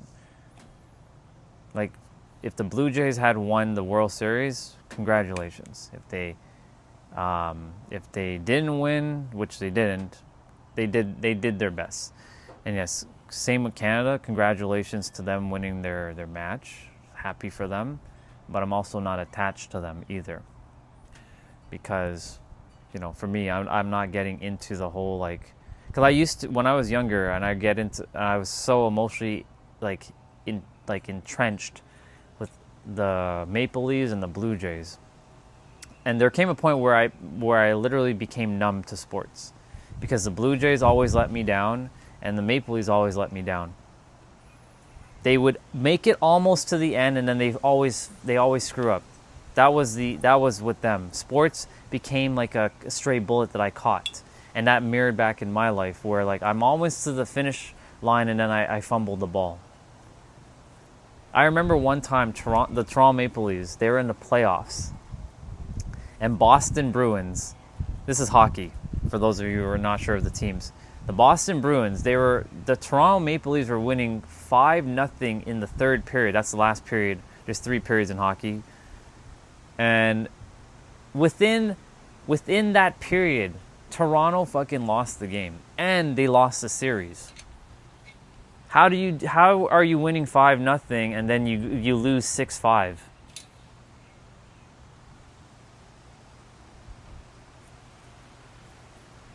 So, for me, I was like, I'm done watching sports in that aspect. That was sort of like the final nail in the coffin for sports and me. I was like, I'm not watching sports, like, because I had an expectation that Toronto's going to lose. What's the point of watching Toronto? They're always going to lose. That was my expectation growing up, because they always lost. The Blue Jays, last time they won the World Series was 1993 when I was 9 years old. Ever since then, they never made it back to the World Series up until last year, which I was proud of them for making it to at least the World Series, and they went to Game 7 and they did their best. The Maple Leafs, on the other hand, well, that's a different story. I don't really have high expectations for them, but I also am like, I let go of my emotional charge and my negative energy towards them. Because like always seeing the heartbreak of the team losing back when I was a kid and back when I was a teenager, always like, what the fuck? It's bullshit. So that's why I don't get into it anymore. I've dissolved my emotions. Yeah. If I had to take all the time I lived in the States, a year and 2 months. Taking all the combination of time of the States would be a year and 2 months. 6 months here, 6 months there, and then 2 months and like a little bit, like 77 days in with Jessa. So like roughly like 77 days is 2 months and 17 days. Yeah, about that. So I know what it feels like to live in the States. And I know I'm meant to be there. In Toronto, I lived here for, so minus 2 years.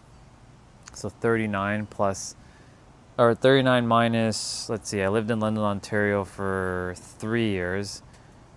So 36, 35 years in Toronto, 3.5 years in London, Ontario, which is where I'm heading to on Friday next week, and then 2 years and like, or 1 year and 2 months in America, but mainly in New York and like a little bit of San Diego.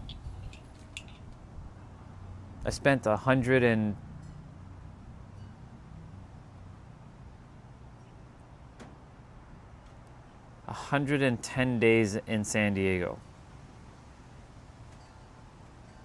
That was traveling, but like that was also feeling what it feels like to live there too. So I know what it feels like to actually be planted in San Diego for 110 days. That's enough days for me to know that I'm meant to be there.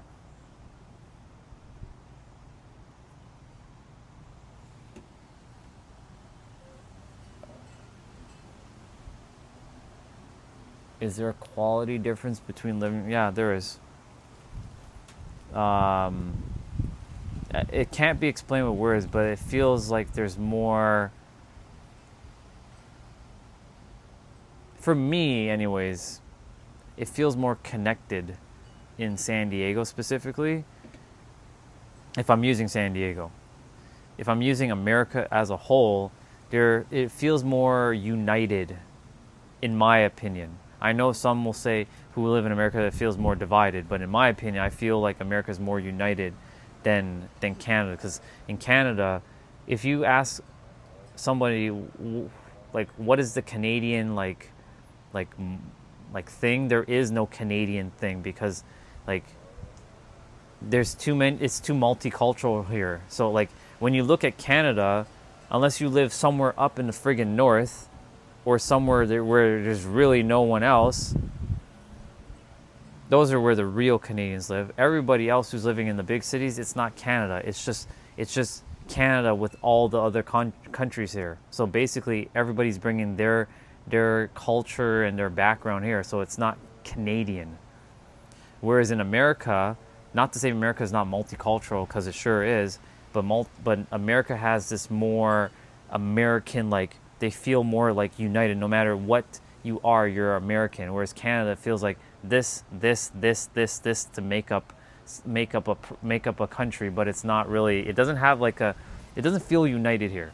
So it's a feeling of like it's lacking this unity kind of thing, except for when you're watching them when they're playing sports. Imagine living quietly in Hawaii for the rest of your life. It's a pretty good place. Pretty good place.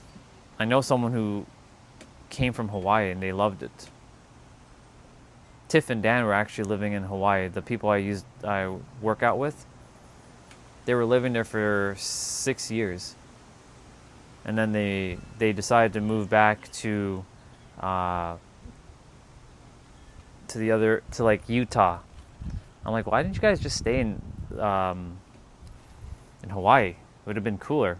Y'all would have had a lot better videos in terms of like being outside. But they were like, no, we wanted to come back because Utah was originally their home.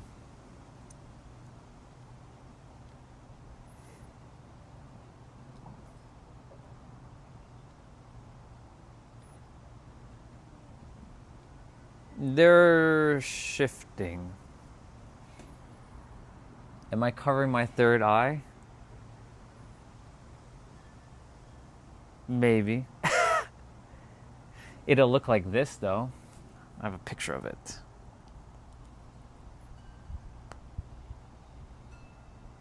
I have to open up WhatsApp for a moment. I sent me my own photo.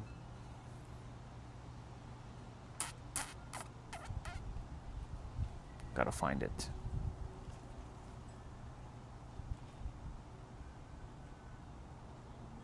Wait, what? Where is my photos? Use WhatsApp on your phone to see older messages. Come on, for real? Alright, I'll just have to look for the photo.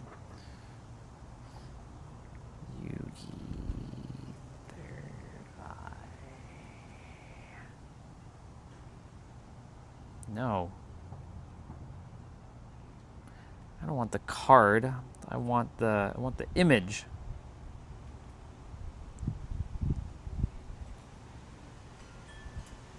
There we go. Rihanna, my third eye would look like that. It's hard to see it, but look, that's what my third eye would look like.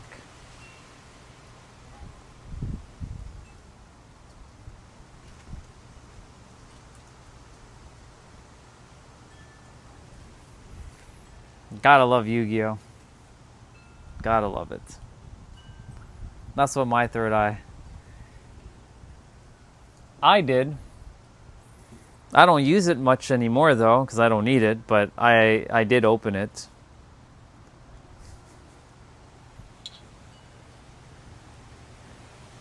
Let me read.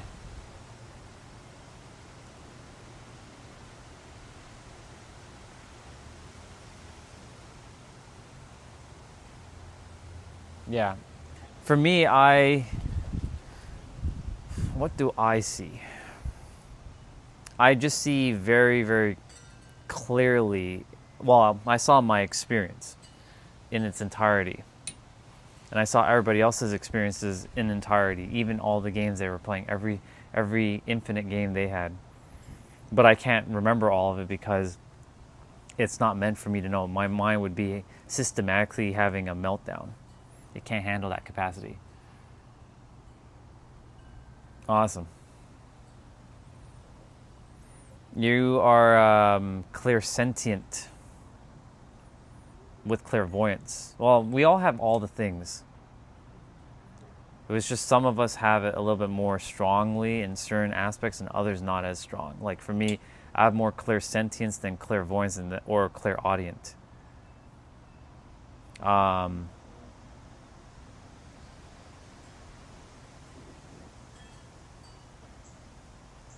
Did you know there's something called the third ear? I'm being real. I'm sure you heard of that.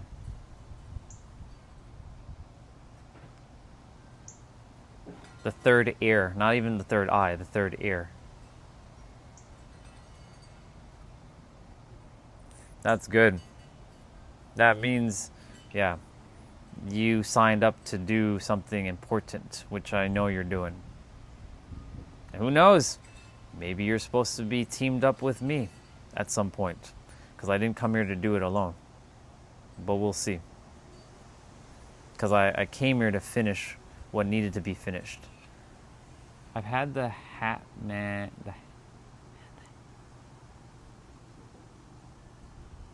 Growing up. Gotcha. I was making sure I read that correctly. For me, I had to shut mines all away. Got it.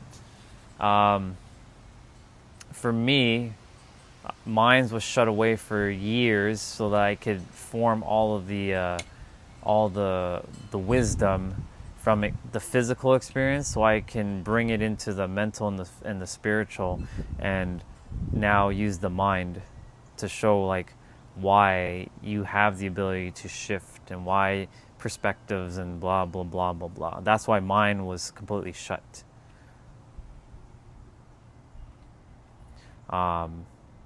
Because if I was similar to you, where I had minds already open, then I would not have the experience that I have. Because I'm here to help the humans, the HOOMANS, the humans who currently don't believe it's possible to change. That's my role.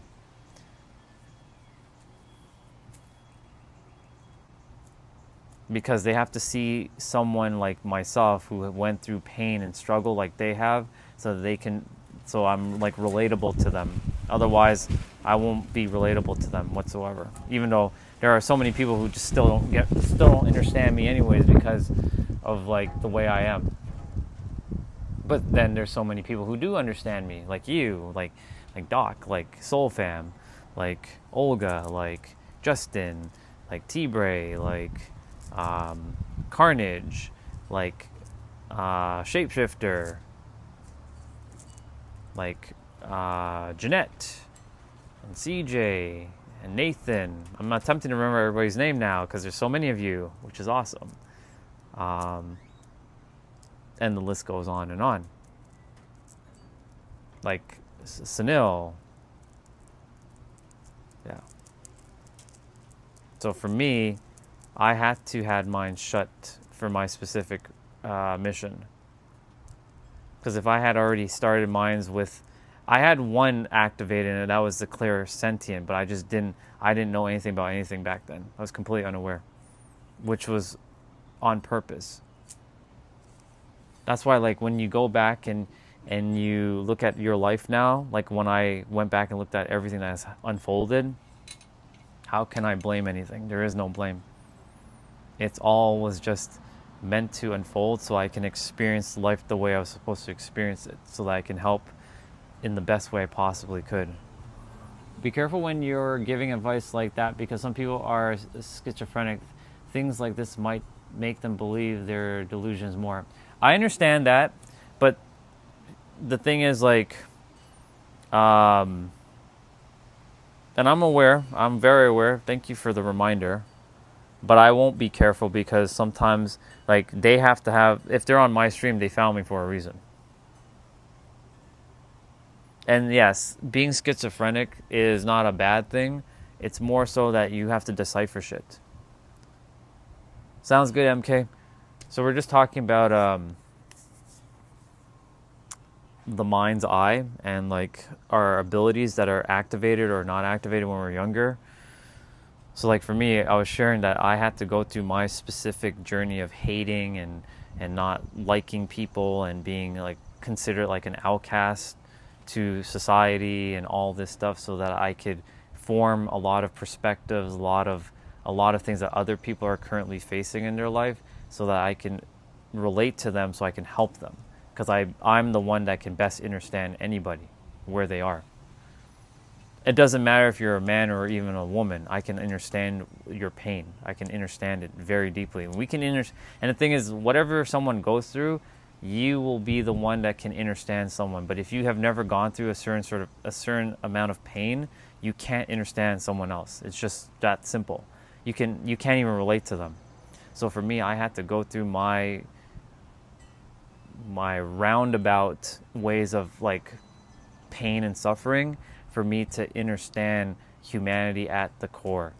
Whether you're a man or a woman, it doesn't matter, because I understand both sides. And we don't need to go down the other stuff, but yeah.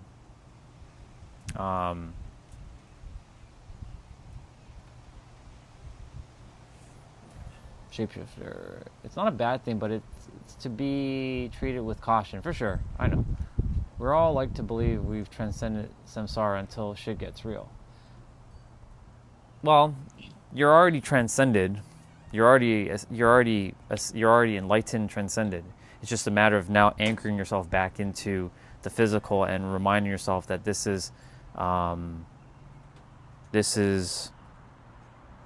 what life is. There's a reason why so many ascended masters, right? There's a lot of ascended masters who ascended, but then they didn't take care of their physical body, and guess what? They were absolutely useless. I'm sure you guys seen those ascended masters who they became so weak and like decrepit. What's the point of having all the wisdom and you ascended your body, but you can't do anything with it on the earth? It makes no fucking sense. It's stupid. So in my opinion, they didn't ascend properly. Their soul is already ascended, but their mind was just completely, the mind gaslit them. That's why I don't go to some guru or some bullshit that doesn't know shit about anything. The answer is right here. That's all you need to know. What else do you need to know? You just got to take care of your body and navigate the world like the rest of us.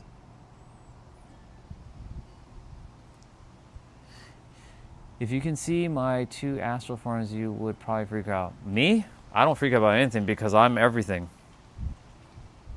But I don't speak about all that because it has no value on the live stream. Because there's so many people who get triggered by some of the even the most simplest things I mentioned about, like, memories and past life.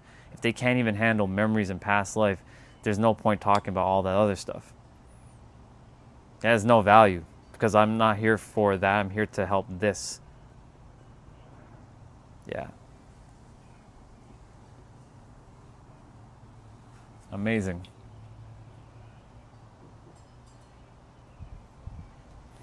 For me, I'm just a dude that just knows a bunch of shit now. That's all I say. I'm not some teacher or enlightened blah blah blah or star seed insert spiritual term. I'm just a dude that knows a bunch of shit. I'm a nerd who loves metaphysics and who loves helping people, and that's it. Because it allows me to stay grounded with the rest of humanity and not put myself on like pedestal like that. So I'm a nerd that likes metaphysics and knows a bunch of shit and is aware of a bunch of shit. Very aware of a bunch of shit. I created a word called Quectosane. If you're wondering why I named it that, because I took a bit of number calculations with what did I fuse that with? Because somebody asked me, "Are you hypersane?" I'm like, "Hypersane? What the fuck is that?" So I looked up hypersane. And I'm like, "Oh, it's a high level of awareness." I'm like, "Oh, I like that, but I'm going to change it. I'm going to call it Quectosane." I don't know how to respond to that. I pressed Siri. I didn't even know I was speaking to Siri. I don't use my watch like that. So I called it Quectosane because it takes a measurement in. It's the highest. Quecto is the highest number when it comes to like a measurement of, I think, megabytes or like storage data. I think that's what that is, if I remember correctly. And Quecto currently is the highest number that we can conceive of, even though it goes beyond Quecto. But that's a word that is actually coined, but then I took Quecto and I made sane and I put it together. So I'm Quectosane. Which means that's extremely aware of what the hell is going on. So I'm a nerd that's just aware. How about that? I'm a nerd that's just aware. Or to my people who like to call me weirdo, I'm a weirdo that just knows stuff. Nothing more.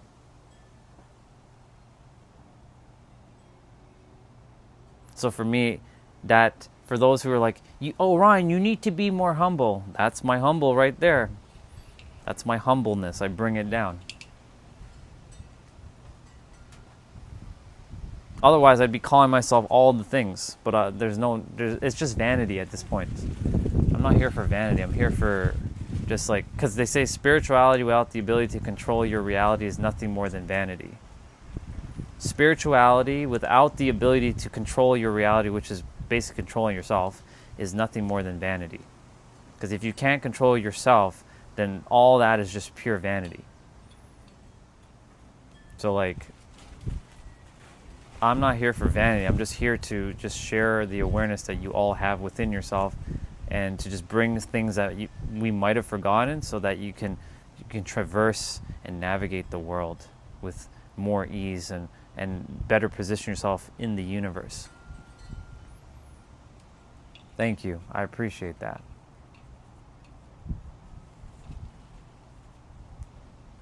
Everyone's doing their best, though. They're all doing their best. It's just that there are a lot who are still, they're helping them where they're at, right? Like, you can only help someone as far.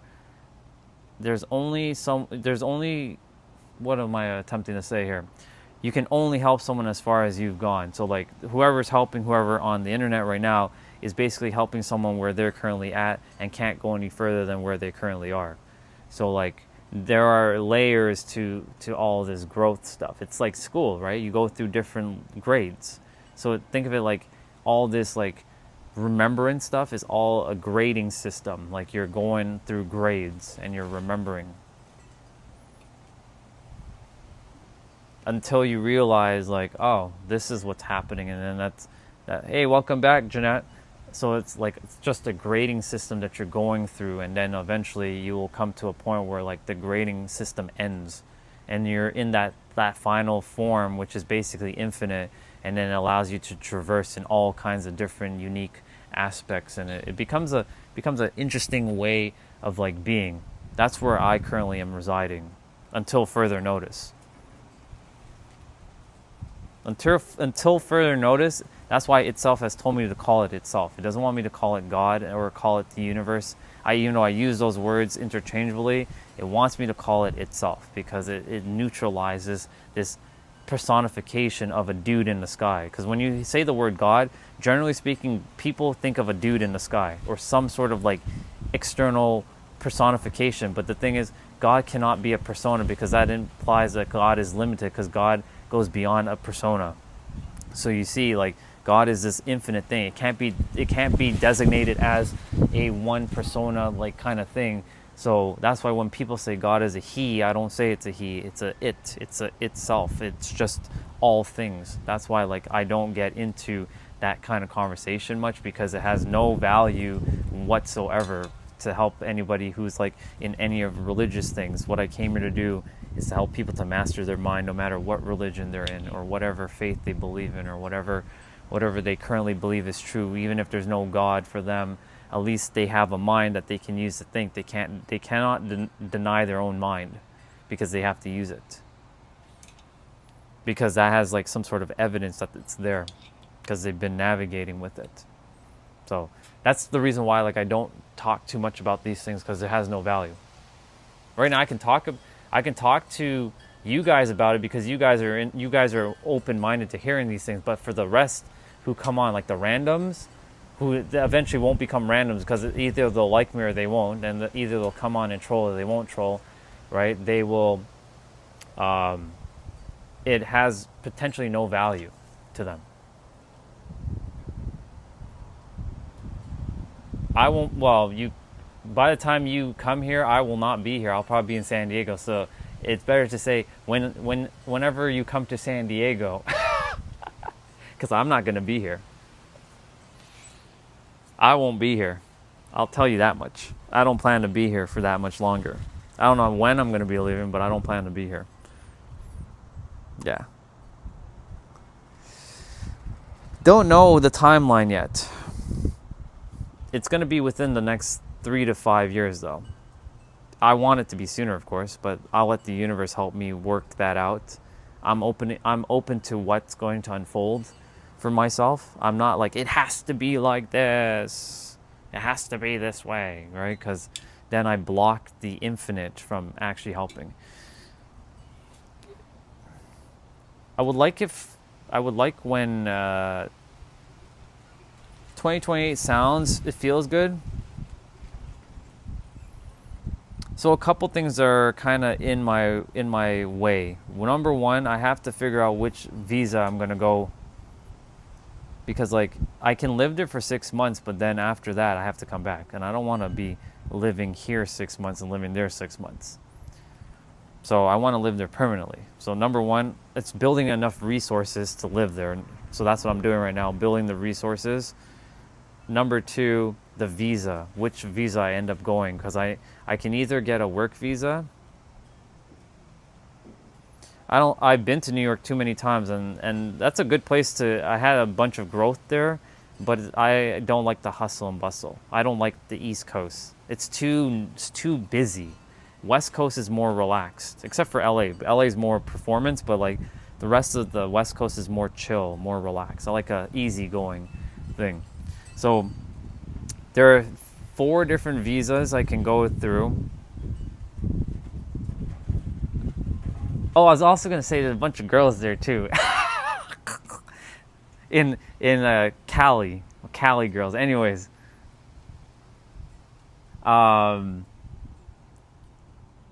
so there's the work visa, which would imply that I have to get a job and work there, which is fine. I can do that. It's not a big deal. But then I have my clients, and I have to balance that schedule. And then I don't know how long I have to work until I get my green card and then get my visa, or get my green card and then apply for citizenship, which will take a couple of years. Then there's the marriage one, which not banking on that one. I don't really want to put anybody through that situation, but who knows? We'll see what happens. Then there's one where you invest in a company, but it has to be under a certain act for the American agreement that is producing employment. Or you build your own business. You have to hire 10 employees, and you have to work. That company has to be sustainable for at least 2 to 3 years, and it has to be profitable. And your employees have to be getting paid, of course. And there's that one, and then there's the influencer visa, which I heard about recently. And that one sounds like the way I'm probably gonna go, but I have to have a certain amount of like, I don't like using the word following, but that's the word I'm gonna have to use for now. I have to have a certain amount of following and be kind of like recognized in the world. So you can say that I'm kind of working, yeah. So apparently, let me look that up quickly. The influencer visa.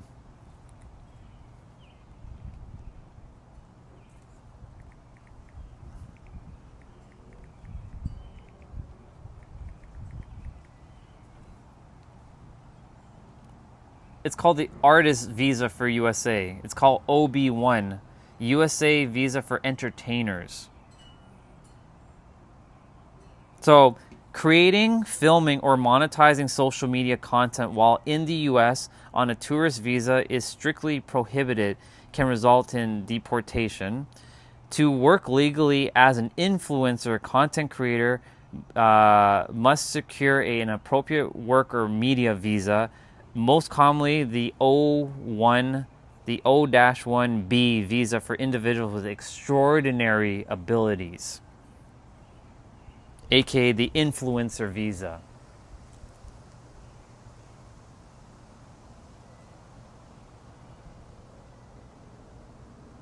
So, the influencer visa, this is the most popular non-immigrant visa for the influencers. It does not require a minimum follow. Oh, it doesn't require a minimum follower. Okay. Rather, you must prove you are among the top percentage of talent in your specific niche. To qualify, you must check at least 3 of the following 6 criteria. 1. Awards. Recognition for excellence in your field. Industry awards. 2. Press and media. Articles or broadcasts about you or your work in major publications. 3. High compensation. Evidence that you command high salaries or fees compared to others in your industry, which I could technically do that with my clients. 4. Major contributions. On original contributions of major significance, launching viral trends. 5. Leading critical roles, acting as the face of major campaigns or serve as brand ambassador. And 6. Distinguished reputation, recognized by organizations, critics, or government agencies. So I have to be basically doing all 6 of these. Well, 3 of the 6. You must check at least 3 of the 6. I can definitely write blogs for sure. Yeah, what is your niche? My niche is to help people to figure out their niche. No, I'm kidding. My niche is to help people to unlock the fullest potential of their mind. So basically that's the visa. So that's the other route. So what's stopping me? It's not stopping me, it's planning out which route am I going to go. The work visa. But there's a problem with the work. I'll tell you, there's a little bit of a hurdle with the work one, and I'll explain this one quickly. Number 1, I didn't finish college or university because it was a waste of money. I went to a community college, but community college is not recognized by an actual college in Canada, so unfortunately that doesn't count. Number 2, I do have my certificates and I do have my degrees in like IT. When I say degrees, I mean like my training. The problem with that is it's still not certified as like a school thing. So in order for me to even potentially get up, like working in the US, someone has to see my abilities as potent. But here's the problem. I don't want to do fucking IT again. That shit almost destroyed me. We're not doing that again. I didn't come here for that. So that right off the bat, unless get hired as like some sort of therapist or something over there, I'm not doing IT. So I'm not going down that road again. I will not be the IT guy. I hate fucking technology. Well, I don't hate it. I just don't like using it. I don't want to help people solve computer problems. Fuck. I didn't come here for that. It's some low-level shit. No offense to my IT people. I came here to mastery of this. So nothing's stopping me. It's more of which route am I going? Or I can invest $1 million into a company, but I have to raise $1 million. So for me, $1 million sounds like nothing. It's just a matter of raising it and getting the capital and investing in a company. And then getting the green card and then living there for a couple of years and then applying for the work visa, or not the work visa, the citizenship. All because I now decided to go live there. I never felt home here, ever, in Canada, ever. It always felt weird, like something feels alien here. And I didn't know why. And even though I'm no longer spiritual, a lot of people and a lot of like my readings that I were getting were saying that I'm meant to build my wealth away from where I was born, in a different country. Now, is that actually the US? Could be somewhere else. Could be Australia. Could be anywhere else. It could be in Europe. Who knows? But I do know that I want it to still be English. And it has to be similar to North America. So what's closest to North America? Well, it's still San Diego. And they still speak English. It still feels like Toronto, but it's not Toronto. But it has mountains and ocean. So that's the reason why like I picked there specifically, but it wasn't that I picked it. The universe picked it for me. It chose me. I didn't choose it. It's like, this is where you're going. So why have I been there 4 times? I could have been on 4 different I could have gone to 4 different places on vacation. I could have came to Scotland, Rihanna. I could have came to Ireland. I could have gone to Australia if I wanted to. But every time it kept leading me back to there. So, you know, in Ireland they speak English, in Scotland they speak English, in Australia they speak English, in the UK they speak English, they speak the fancy English, right? I don't know if MK's still here, but like they speak English, but it's not North America. I want North American stuff. So with tropics, and that's San Diego.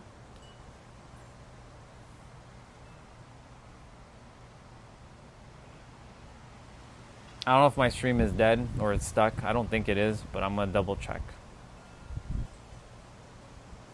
I don't think it is though.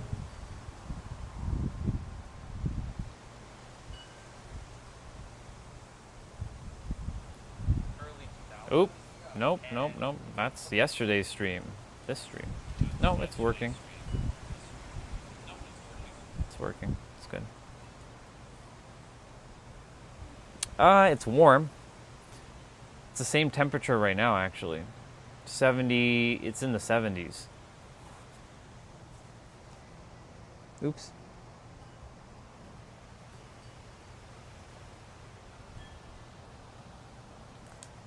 And it's all sun. Very, very little rain. The main issue in San Diego is water. Like the usage of water, so that's why living there, it can be a little bit pricey when it comes to like your water usage, but I'm pretty good at water usage anyways. I'm gonna go grab food.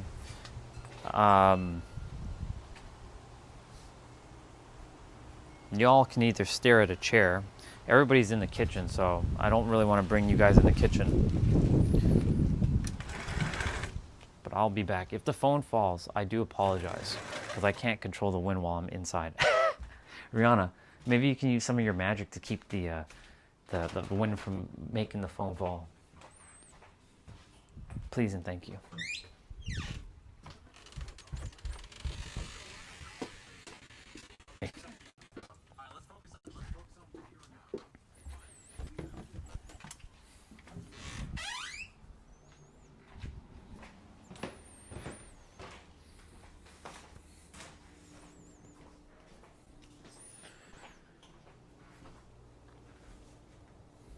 Have to wait.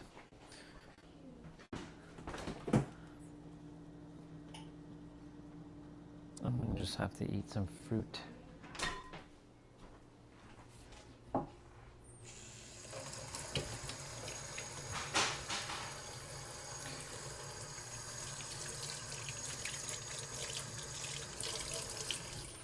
I can make egg in the meantime.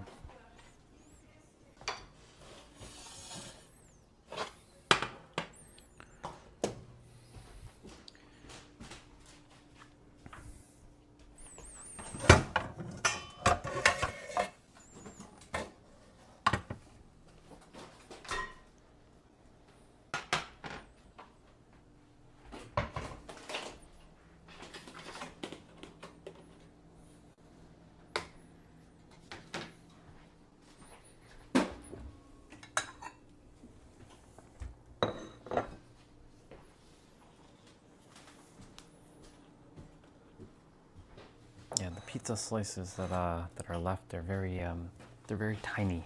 This will not satisfy me whatsoever. So, you guys will hear me, but you won't see me. I can bring my tablet though, so I can pay attention to the chat.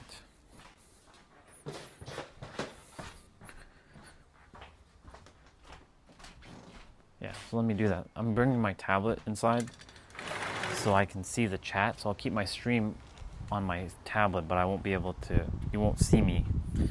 So it's like God is speaking to you. Nice.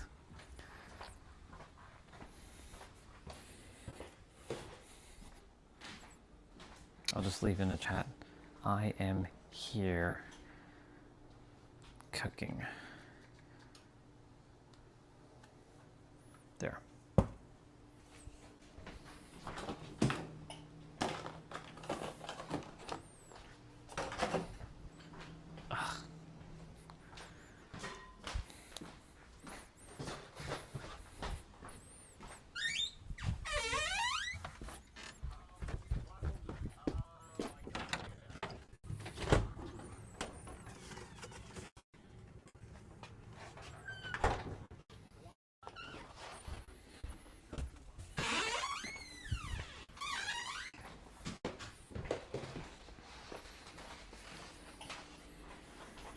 Cool.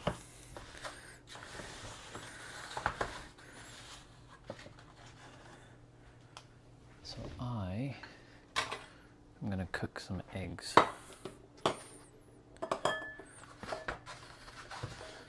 I need to fill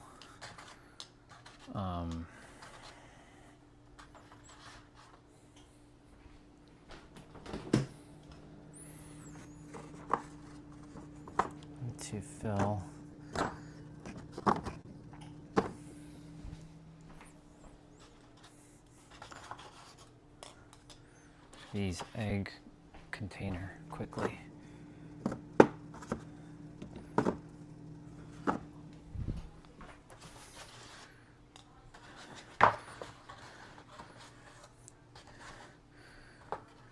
Boop boop boop boop boop boop boop boop. Nice. Perfection.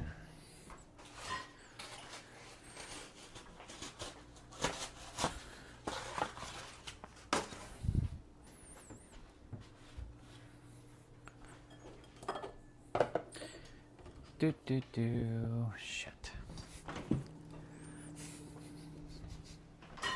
I need to put this on in a moment. I feel a little disoriented.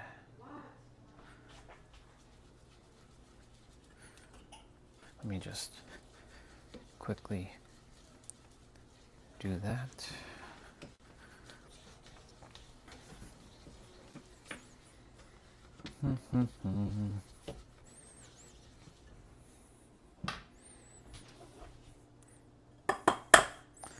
Cooking, cooking, cooking.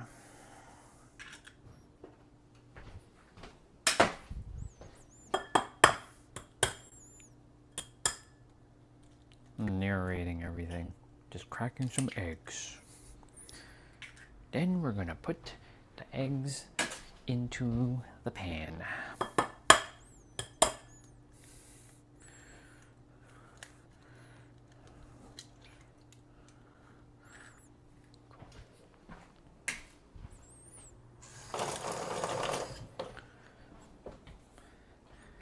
Do.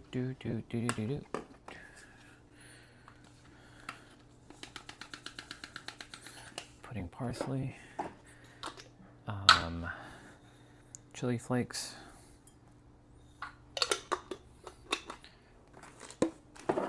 black pepper,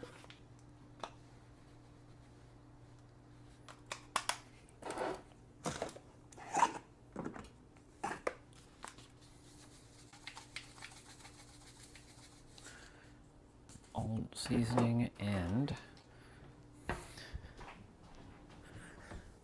a little bit of extra virgin olive oil.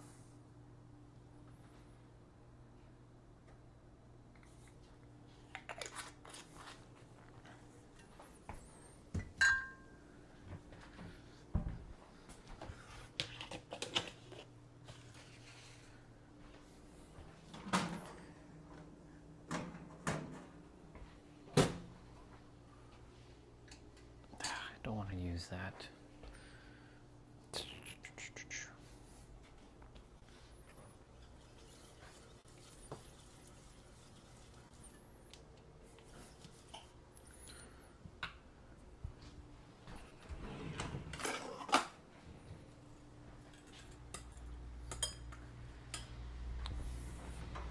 This is more of a nuisance to use.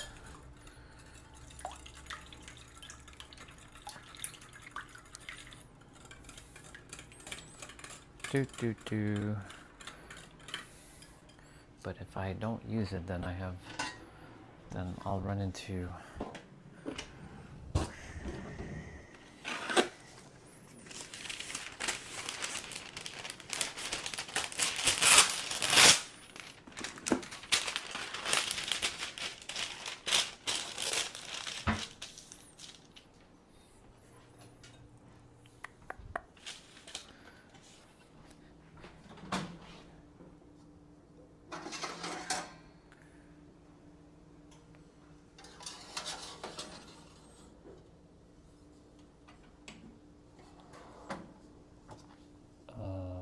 function, warm, bake.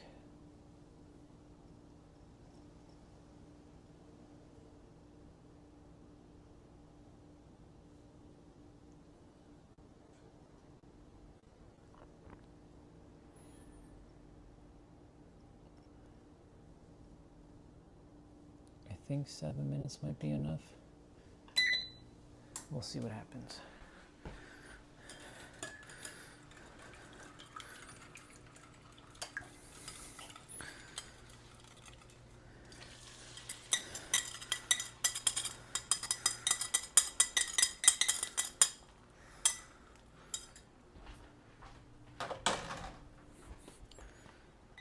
Eggs are being made. Let's see if that will be enough to warm up the pizza.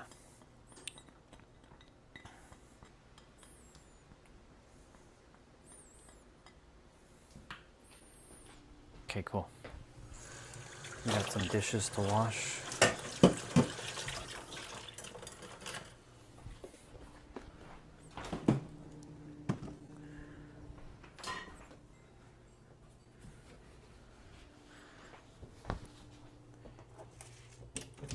We got dishes to wash.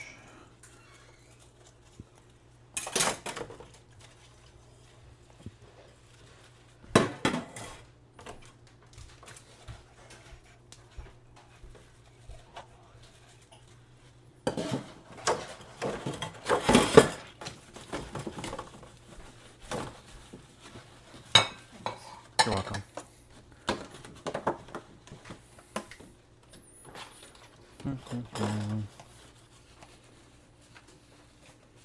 Just washing the dishes, y'all.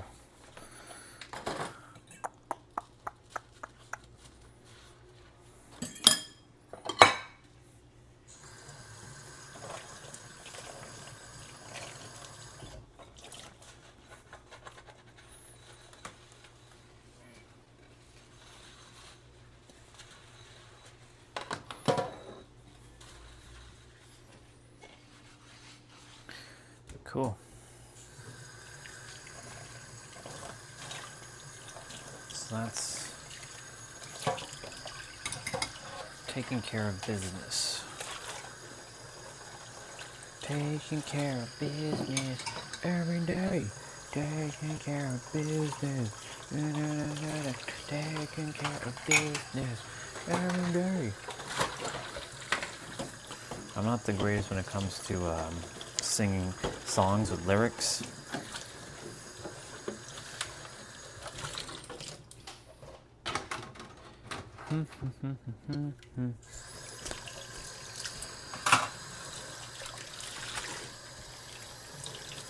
Do, do, do, do, do, do.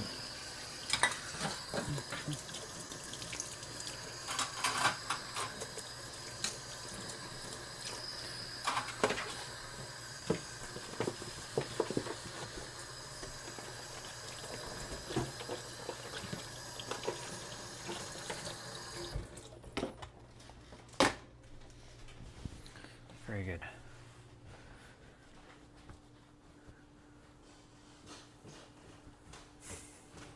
This person again. It's funny.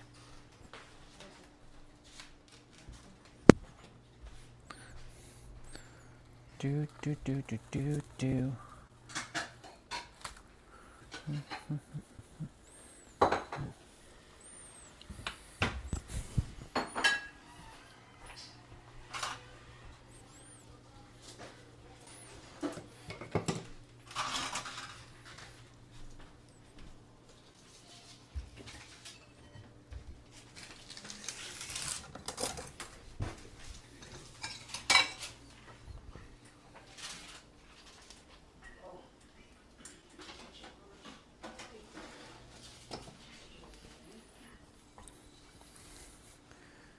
Hopefully the pizza's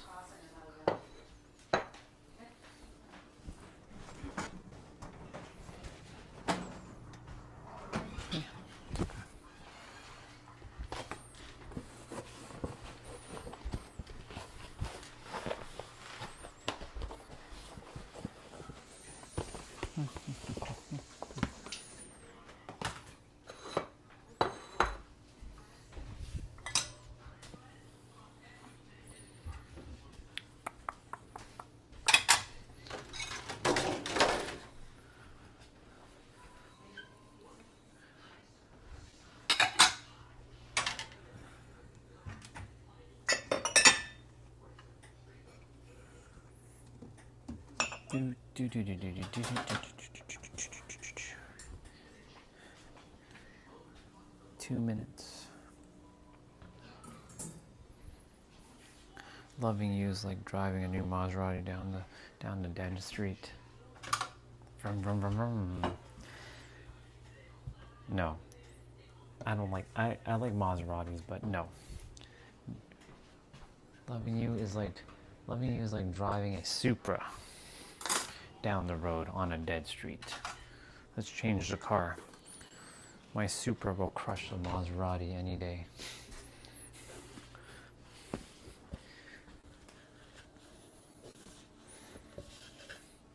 Indeed.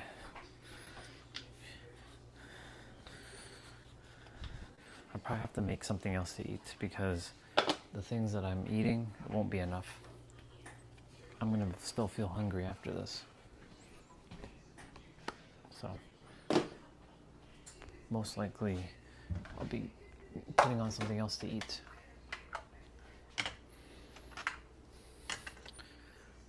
We'll see.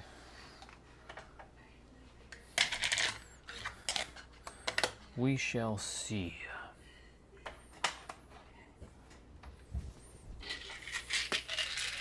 Grab my vitamins one time.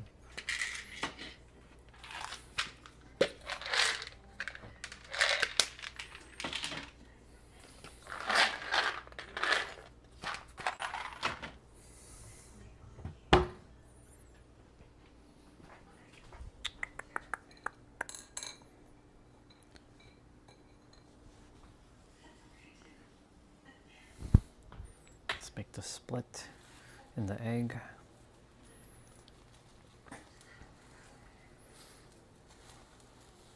I'm gonna be right back. I have to use the bathroom.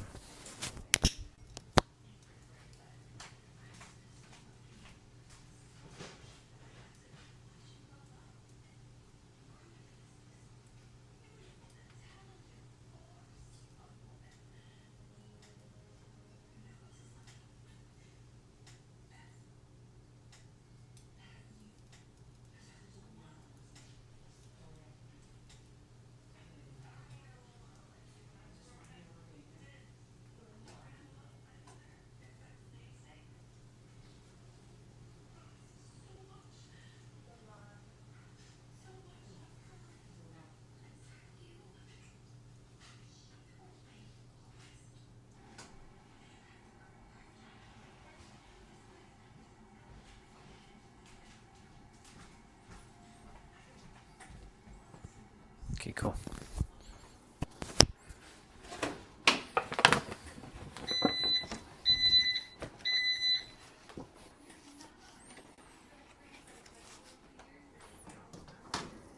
Okay, cool.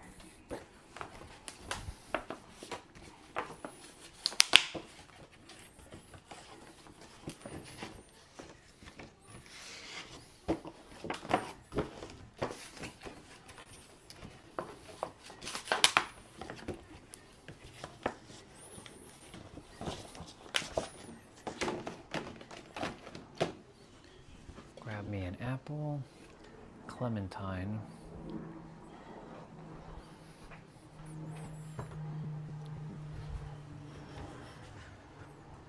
grab me my pizza.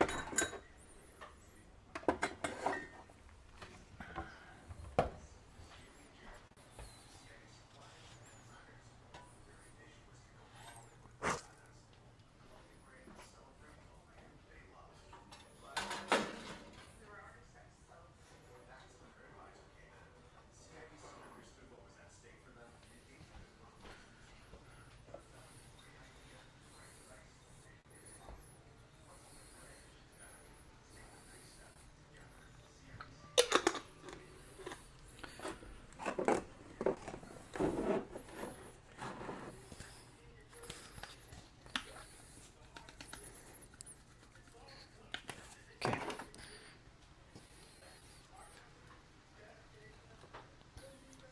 My egg is bigger than the pizza. That's funny.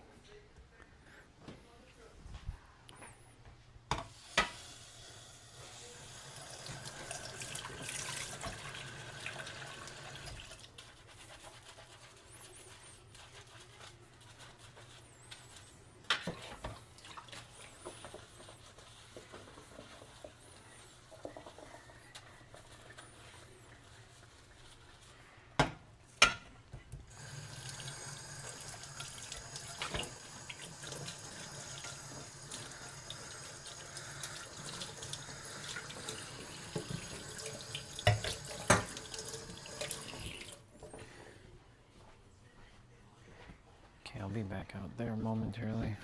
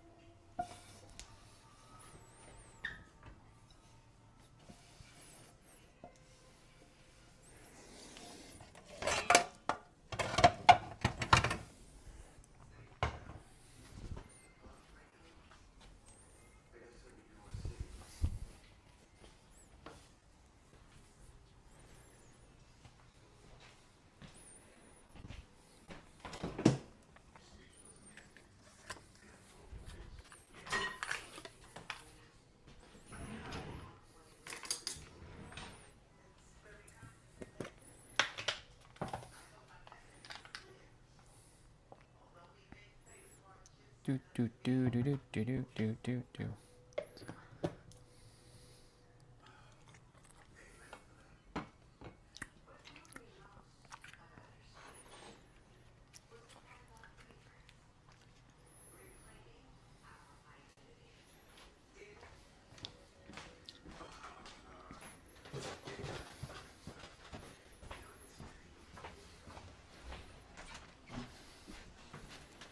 Need to go get a napkin, but it's all good. All right, got me my meal.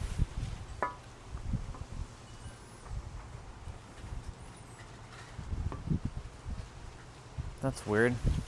I didn't see that message pop up. That's so weird. Some of the messages doesn't pop up on the YouTube live stream. Like where you said have some sausage, Orion. That doesn't even pop up on my stream. That's so weird.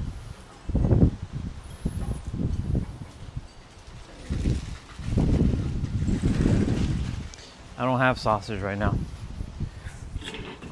And it'd take too long to make. So, goodness gracious, phone. Stupid wind. Alright. Pizza and eggs. Yeah. There's pizza underneath it. With my vitamin being stuck to it.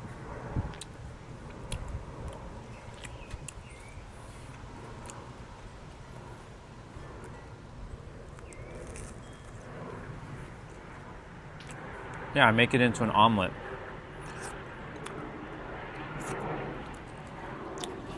Because that's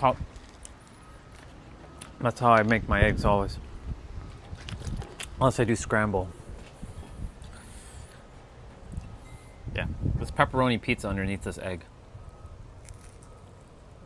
Yep.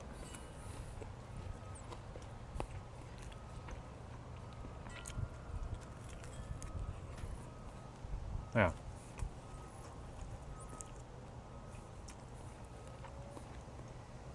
Unfortunately, the slices are too tiny. They're too skinny. So this isn't going to be filling for me. So I'm going to need to eat something else.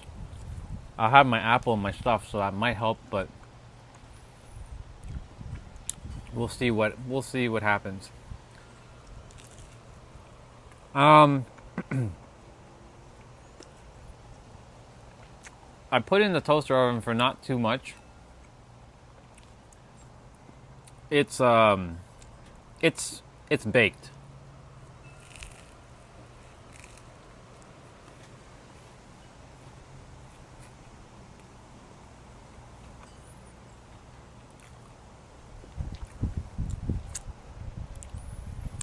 So this person monetized his channel in 2 days or 12 days.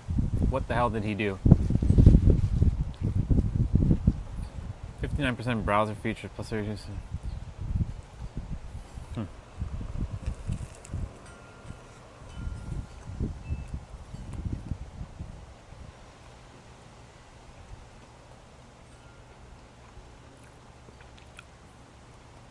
People using all kinds of tactics to build their channels.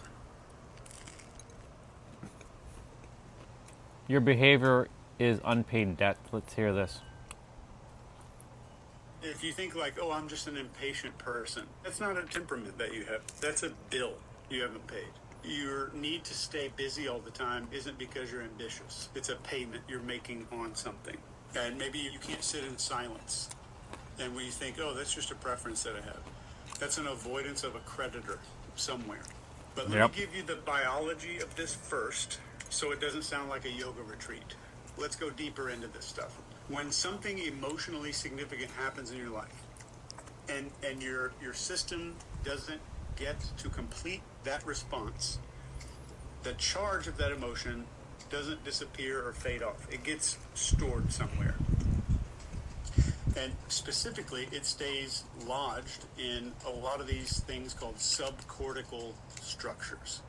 This is the amygdala, the insula, the brainstem, the body itself. The body is subcortical if you just take a look at anatomy. But they're not stored as memory. And that's the one big mistake I think a lot of people make. They're not stored Noodles as right now, They're stored as a state. too hot for that. This is the part that people miss. That when somebody has trauma, they're not remembering something. They're not remembering some unprocessed emotion. This is re-entering them. And that's a huge difference, remembering versus re-entering. That's when you can be 45 years old, sitting in a boardroom meeting somewhere, and somebody raises their voice just a little bit, and then you're not 45 anymore. You're 7. Yep. And you don't know why your hands are shaking. That's not like I got triggered in the way that people bullshit about on TikTok. It's your nervous system replaying an incomplete response because That's it a bar. never got to finish. If you think like That's a bar. I'll get to that in a moment. Your system is basically replaying things over and over because it never got to finish. Most people haven't. Thank you, Chelsea. It was egg and pizza. Most people have not settled the anger or the rage within them, so that's why it keeps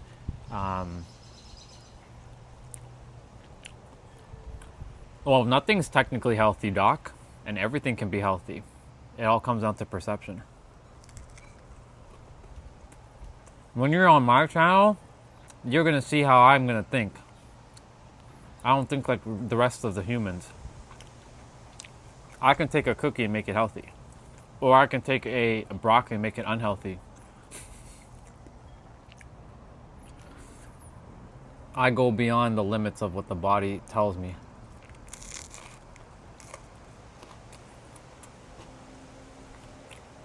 Pokemon Red Trainer Battle, huh?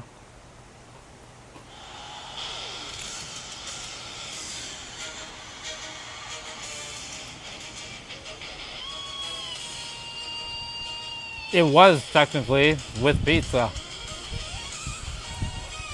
But it's not enough. That's why I have my fruits now. And my yogurt. But even this won't be enough. I need something more satiating.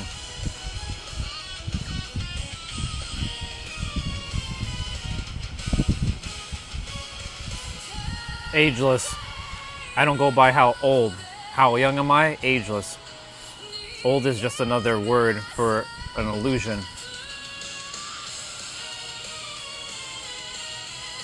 I don't adhere to age.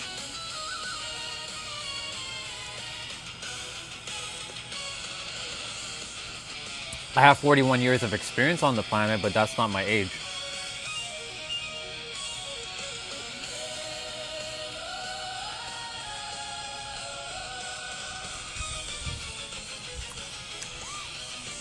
Sometimes apple can be, if it's crunchy, I'm good. If it's soft, my years of experience is 41. I don't adhere to age. I just said that, dude.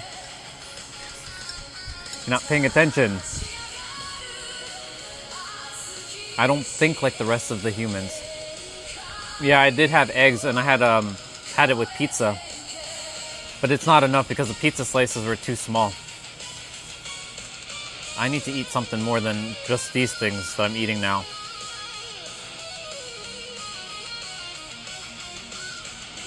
Yeah, I had pepperoni pizza. But I definitely have to go eat something else. But yeah, apple. Sometimes apple is like, like if it's soft and like smooshy, yeah, it's Pokemon. It's a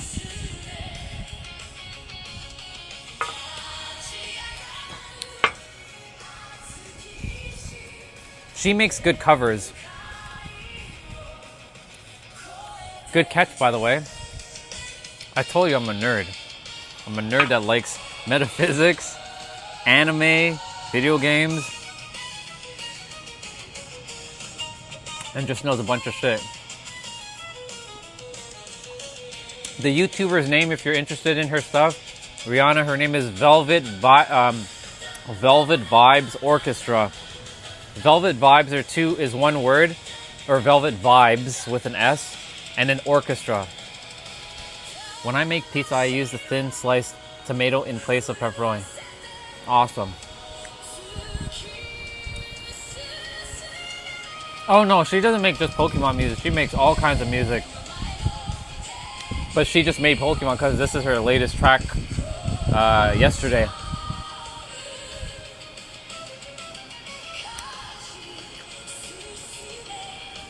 You mentioned Mario Kart. I'm gonna move the mic away a little bit because this is more chewy, more stuff. I play as Peach.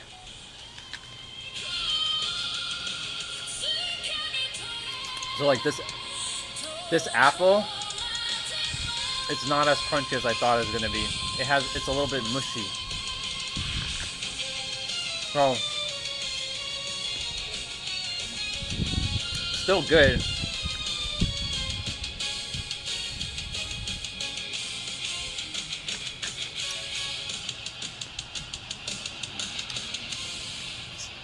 So she makes 3 different versions of the same song. So she's gonna make another variation now.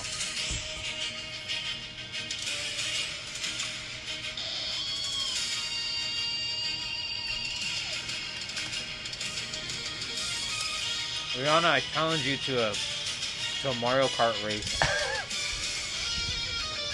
When I see you, I challenge you to a Mario Kart race. Yeah, this is Canada.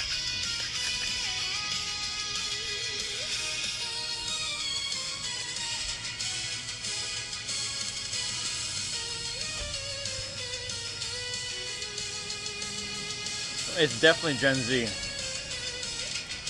No, I don't play tour. I play the other versions like Mario Kart 8.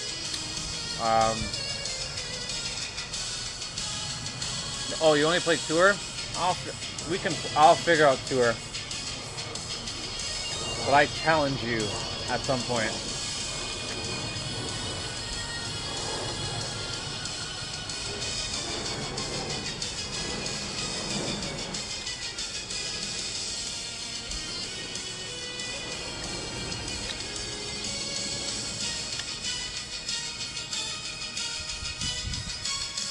Yeah, I have to download it and then check it out.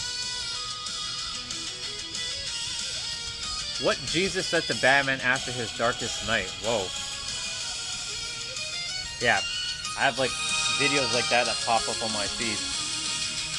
My feed is all kinds of random stuff now. It used to be very spiritual. Now it's just random.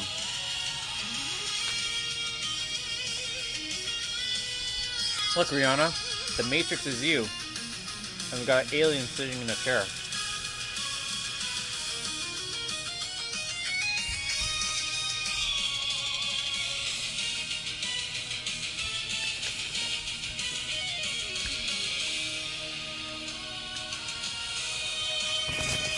Yeah, next Friday I'm going to be taking a drive to London, Ontario. It's like 2 hours from now. 2 hours away from here, sorry. I'm going to probably leave around like 8 o'clock in the morning because Danny is expecting me around 10:30, 11. If I get there too early, she won't be awake. So I'll be there around like... I'm going to take a pit stop, of course. Not UK, no. London, Ontario. London, Ontario. Could you imagine I'd be in London, UK, and I just teleport there in 2 hours? That would be funny. No, London, Ontario. I know. When you think London, you think UK. No, there's a London in Ontario. Yeah. I actually lived in London, Ontario for 3 years.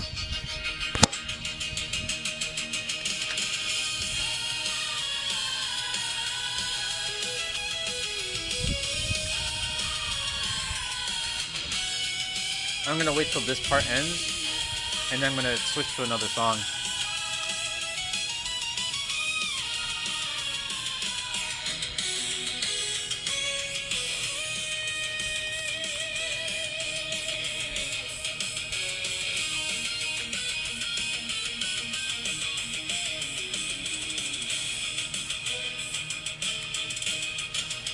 Well, I can tell you something right now.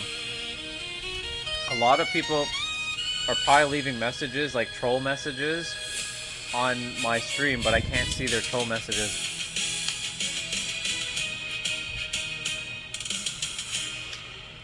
Okay. That track is done. I am going to... I want to hear this track.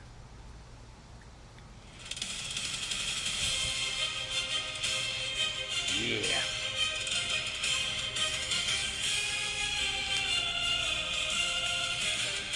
You guys can take a guess who this is.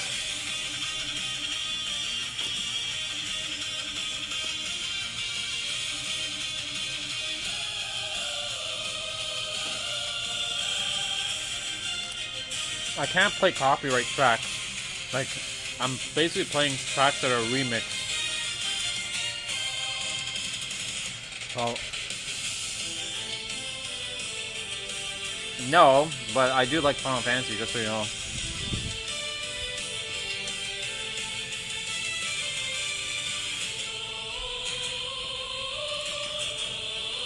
I don't know. I don't really take song suggestions as much anymore, because I did that on my other channel and I was like, I have to stomach the songs. I'll check it out though. I'll put it on my list.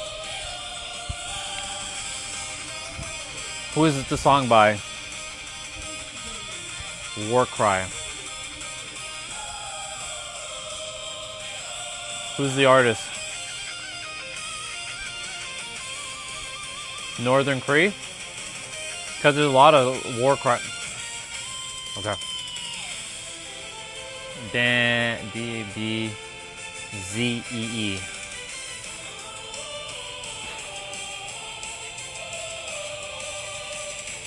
Okay, I'll listen to it later. Hey Tiff. Good to see you. You guys are close. So we had Final Fantasy, we have Gundam. Close, but not quite. Almost there though. It is an anime.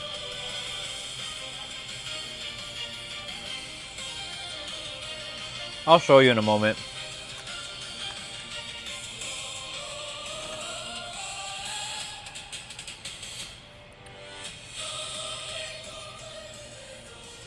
There you go. You know the one. Almost well, not quite Devil May Cry, because Devil May Cry, even well, technically, Devil May Cry has an anime now. I was about to say no, that's a video game, but no, that's not true now because they do have an anime. But no, we got Goku. It's his track. It's his Ultra Instinct track.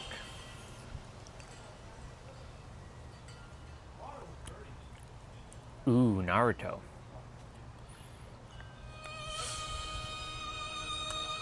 This one's Naruto.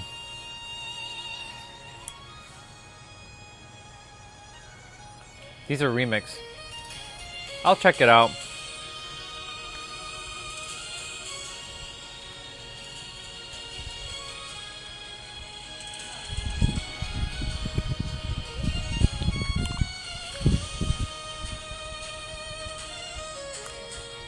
I'm still hungry.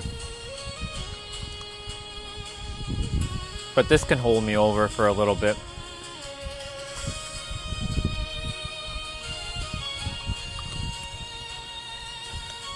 There's one vitamin and a half. The game or the anime?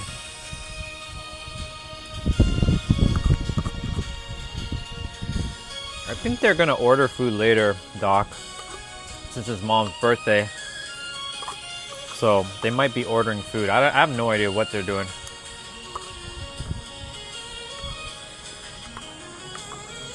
We'll see what happens.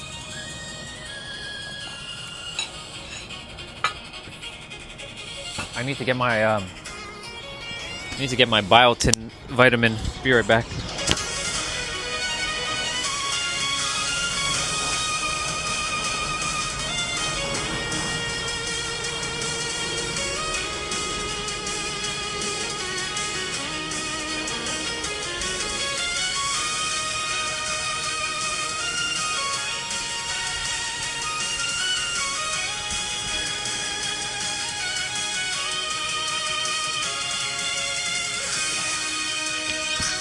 I definitely will. Yeah, I mean, I live with them, but we do things differently.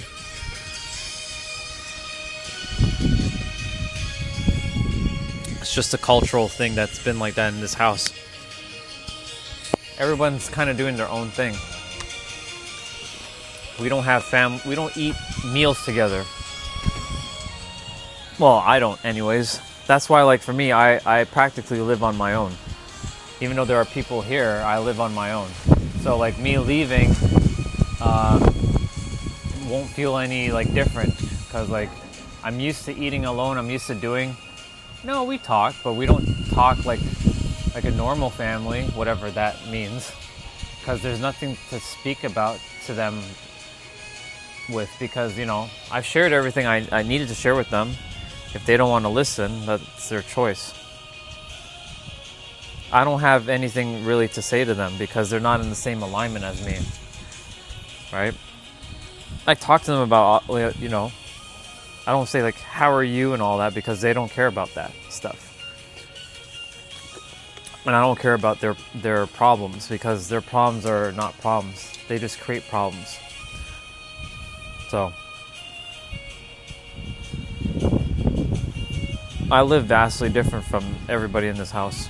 They're on their journey, and I know that. They have to figure it out.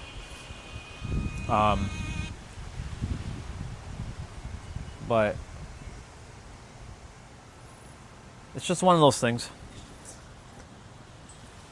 Like, the last time I had a family meal was like when I was with them, like everybody. Well, actually, that's not true at all. Because, goddamn phone. Seriously, wind? How dare you? I'm gonna have to find a way to hold this phone down somehow.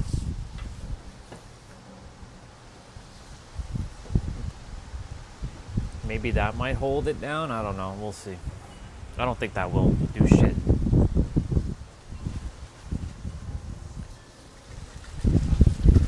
The wind's just too much today. This phone holder tripod is not strong enough with wind. It's not designed for wind.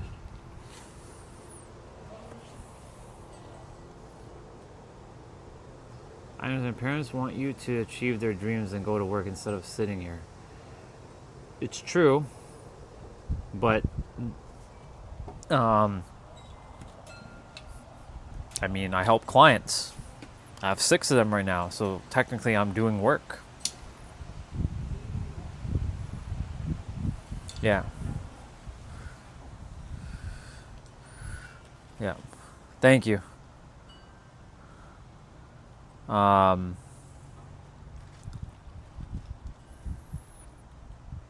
So what is there to really talk about with them? I'm here to help the world.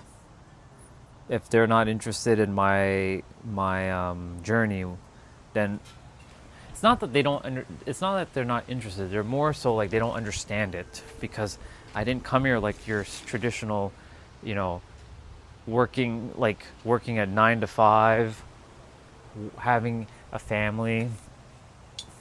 I came here to do something differently. So I help them unlock the power of their mind. Ofeld?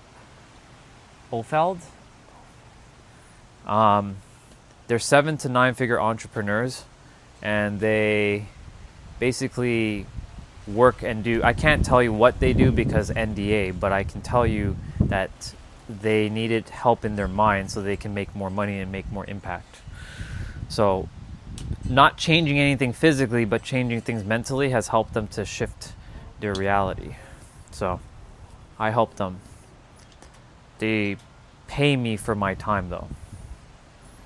So I get to do this on the side and help basically I'm building my connections around the world so that people understand who I am. And I put myself out there. So eventually if someone wants to work with me, or somebody's like, I know this guy, right? Could be referred to, right? It's always word of mouth. Like, hey, I think you really should go listen to this guy. I think he will share some perspectives that might help you. So this is why I do this on the side. But this is still part of my passion work, because what I came here to do was to help the mind to stop with the bullshit, because the mind is just creating bullshit. Everybody's mind is creating bullshit in their head. And I can tell you that because I can see based on the things that are being said via typing, texting, writing, speaking, thinking, feeling, or believing. And the mind is just a doppelganger of who we actually are. What we are goes beyond our mind. So is it like a motivational speaker, or they need kind of morale boost? Nope. None of those. It's none of those at all. I'm a mirror, and I reflect back exactly who they already are by helping them to go into their childhood, find the problems that they think they have, and remove it by asking them a certain set of questions. So a good example is, let's say they want to have more money in their business. Yeah, exactly. That's a good way of saying. I'm more of a guide. I'm not a teacher. I'm not a guru. I don't want to ever be a guru nor a teacher. I don't care for that. I'm just a mirror or a guide that helps you on your way. So more or less, I'll ask a question like, all right, why do you believe that you can't make more money in your business? So they'll tell me their story about like why. So I have to ask them specific questions once they finish sharing their story. After they share their story, I start to dissect what's going on. Okay, so tell me a little bit more about that experience. So it's like really paying attention to what they're saying. So what happened in childhood that caused you to believe da da da da da? Like, how was your childhood? Where was the most traumatic experiences around certain things? And so like, for example, there was, I'm not talking about the clients, but I'm just going to give an example.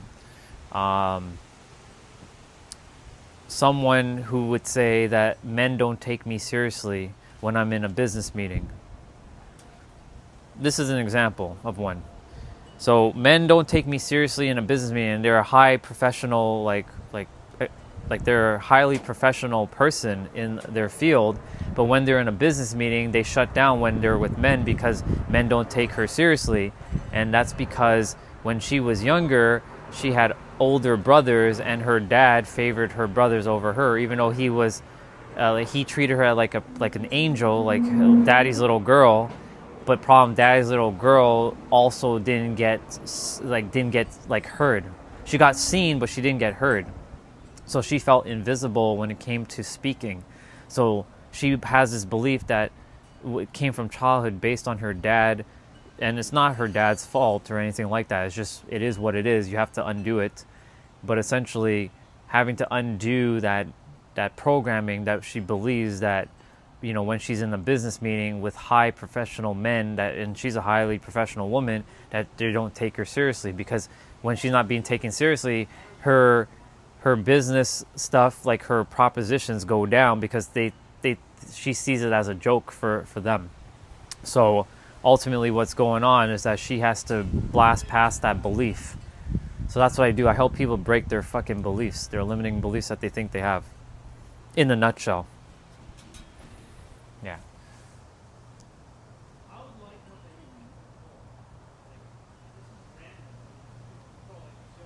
So if I had to give myself a title, the normal human title, it has to be a coach. But I'm not a coach. I'm beyond a coach. I'm a mirror. That's my title. I am a mirror. Nothing more, nothing less. They would have to Google coach for that. It would be called, these are the human terms: mindset coach, high performance coach. What else? An advisor is another word I'd be called. So these are the terms that I'd be called if I have to use the human terms. But I'm just a mirror in the end. But if you type in mirror, you're not going to find me. Like you have to be searchable. So I have to play the game like the humans to be found, searchable, and relatable. Because if you don't be relatable to the humans, then they won't relate to you. Yeah. How do you become that? Any degrees, or is it just something you can be? You can be it. It's just a matter of like sharing what you already have and helping somebody where you once were, where they currently are, and bridging the gap. And they see you as very valuable, very knowledgeable, and very wise with the ability to get you to from here to there and give them a certain set of results, right? So I bring results to my clients because they've seen the transformation that I've gone through via some of my live streams, some of my stories, some of my old videos, and they can see a vast difference between. This is why it's important to also record yourself. You don't have to post it anywhere. You can just keep it for yourself, but you get to see your progress of yourself. So when people get to see the progress of you, they get to see you did something. What did you do to get to this point? And then you explain, and then they're like, oh, if that's valuable for them, they might want to work with you, or you share a little bit of wisdom with them, and then you can present an offer to them to say, hey, I can help you if you want.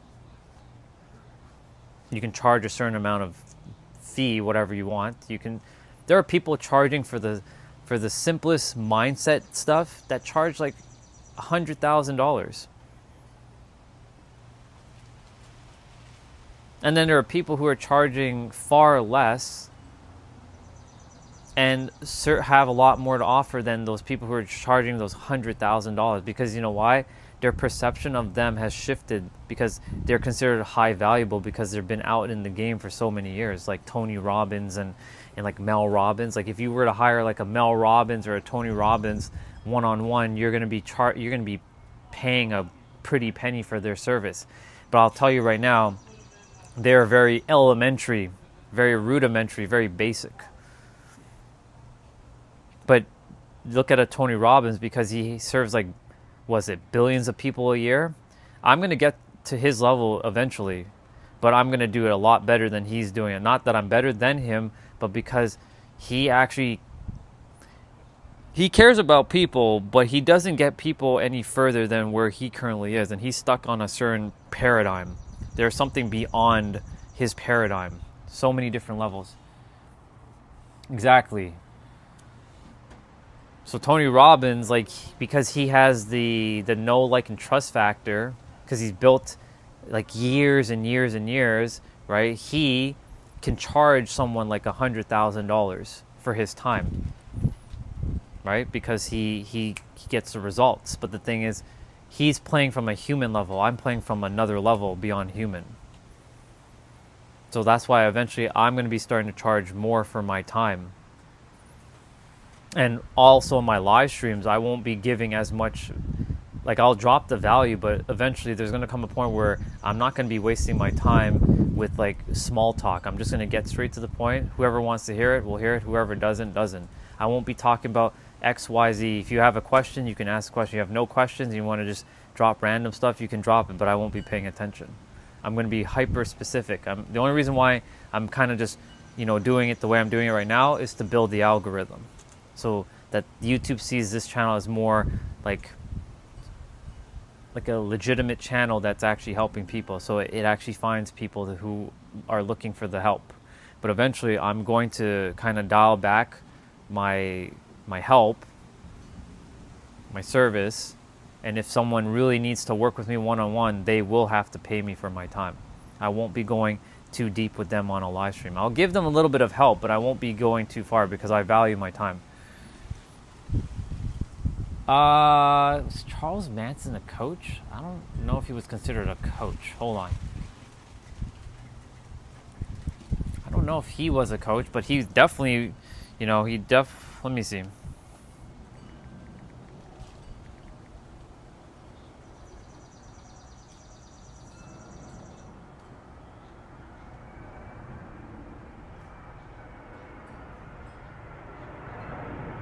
He definitely wasn't a coach. If we're referring to this Charles Manson, no. But he was a... This is where shit can get, influence, right? Like there's certain people who get influenced by other people, and thus it can be considered like a cult. I'm not here to create no stupid ass cult. I'm here to literally tell each of you, you have the answers within yourself, but you have to get past this. But those who don't know how to get past this, they hire me so they can help themselves to get beyond this. But I have to ask specific questions one-on-one and work with you one-on-one so that we can see what's actually going on up here and within yourself. Whereas like him, he was more like for me, if you already know the answer, stay away. Go live your life. Go get off of YouTube and go and live your dreams. Because, here's the thing. Those who are living their dreams, they're not on YouTube. They don't have time for YouTube.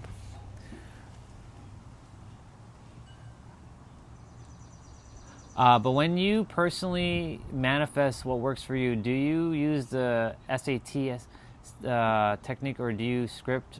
I do nothing. I just decide. Shah. I just decide. It's not about the technique, it's about your conviction in the technique. So I just decide, and I have enough conviction in my decision. I say what I desire, I speak it out, and that's it. So you can call that affirming, but that's not really affirming. It's declaring. Big difference. Affirming is more like, I am a millionaire, but that doesn't sound it doesn't have enough power behind it. Declarations like, I've decided and I declare that this is what I am, and that's it. Nothing more, nothing less. And I walk that path as it is done. Go back up. He always said he mirrored everyone and that he was a mirror. Like he said he would repeat what others say, but as a question. So in that sense, if Charles Manson was doing that, then to some degree, yes. That's what coaching is, literally, is being a mirror for someone else. We're all a mirror for each other. Even when you're not coaching, you're a mirror. Every human is a mirror reflecting back aspects of yourself. So, for example, like if you're getting like angry about something, just a random thought, and someone's saying something, they're triggering something about what's hiding within yourself for you to process and let go. But they're being the catalyst for you to realize that. So everybody is a mirror one-to-one. So if you're getting stirred up and butthurt about something someone's saying, that must mean there's a reason why it's still repeating within yourself and that you need to solve, if you choose to solve it. Otherwise, it'll just keep being re-triggered over and over and over again. So yeah, we all mirror each other. He just did it in a very interesting way. I'll just put it that way. I'm doing it in a way where you have the power to control your mind, or do you want to be controlled by the mind? It's just a question, right? But for Shah, I don't use any techniques. I used to, though. I used to journal. I used to affirm. I used to write in a journal every day, I am rich, I am wealthy, I am abundant, I am this, I am this. I would write it every day. I made it a chore, though, and it wasn't fun anymore. So I'm like, why am I even doing it? Nothing's even fucking working. Like, what's the point of even writing this shit out? It's not even working. But that was because the mind created the story saying it's not working. It was working. It was always working. The problem is the mind was like gaslighting you and paradoxically saying it's not working. So thus you believe what the mind is saying is true, so then you entertain the mind's truth. But the thing is, the mind isn't you. You have a mind, but the mind has its own philosophies, its own set of parameters, even though it's basically another version of you. Think of it like a copy of you with your same beliefs, same identity, same everything, but is wrapped up with a bunch of limitations and a lot of fear. and also attempting to make sure that wherever the mind is, it keeps itself right there, because you're not allowed to go any further than what the mind has told you you can go to. So if you're like, you want to be abundant and you want to have all the billions in the world, that's cool, you can have all the billions in the world, but guess what's going to happen? If your mind's like, no, that's not for you, then guess what's going to happen? It's going to use your nervous system against you, because the mind's not always on your side, unfortunately. The mind is going to use the nervous system and make you feel a bunch of shit that isn't you. And thus you identify and attach yourself to the meanings and the feelings that you're feeling. Nothing wrong with the feelings that you're feeling, but when you attach yourself to the meanings and the feelings behind what's going on, then you hinder yourself and you bring yourself back to the mind. And guess what the mind does? Yay, I kept my human in check. He or she's not going anywhere. And then you get stuck. And then you get trapped up in a loop for years. And you wonder why shit's not working. Because you identified with the mind. And you attached your sense of self to the mind. Because your sense of self actually goes beyond the mind. This stuff, by the way, you're not going to find many YouTubers talking about this. So for those of you who are on, I hope you're taking notes. Like, I'm being for real. I hope you're not just, sitting there and just like la la la la la la la la la. I hope you're actually taking fucking notes. Because there are people who will pay millions of dollars for this information. And I'm giving it to you for free. Well, you're paying me with your attention right now. So I trust that you actually pay attention to this stuff, because otherwise you are just wasting your time. And if you don't find it valuable of the things I'm sharing, then go pay someone $20,000 to get even a fraction of what I just said. And you'll see what I'm talking about. Because there are people charging a premium for a fraction.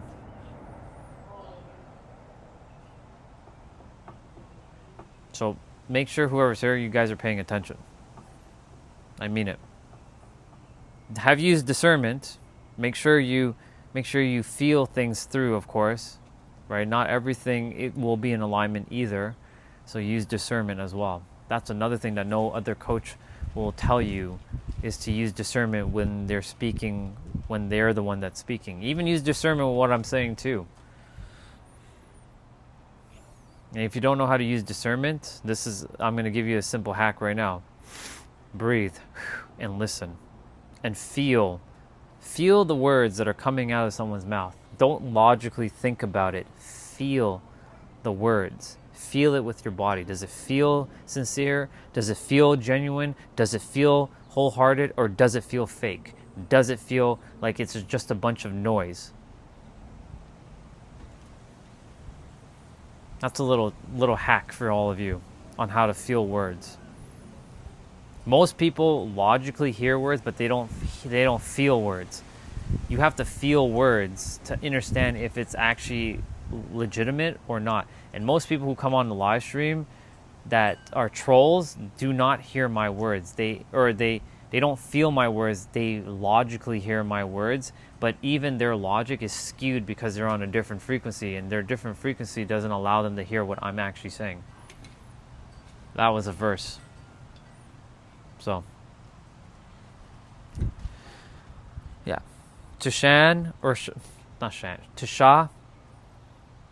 whatever technique you use, it will work. If you truly believe and know in the technique, it will work.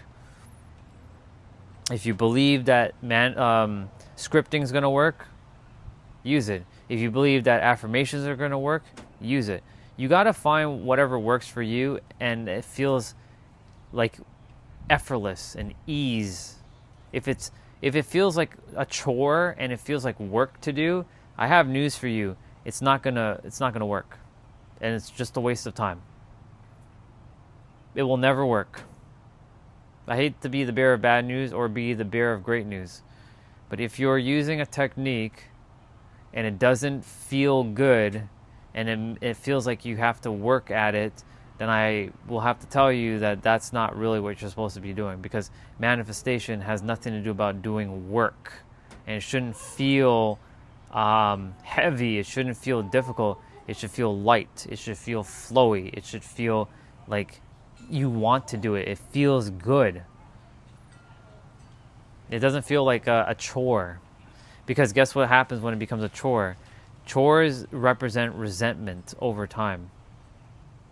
As you do a chore, you start to like, ugh, I don't want to do this fucking chore. Ugh. So if manifestation becomes a chore, or like if manifestation ends up being like a chore,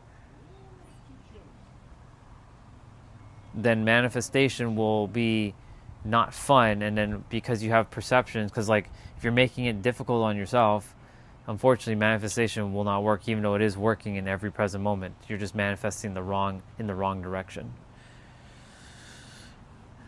That was a bar. I hope you wrote that down, people.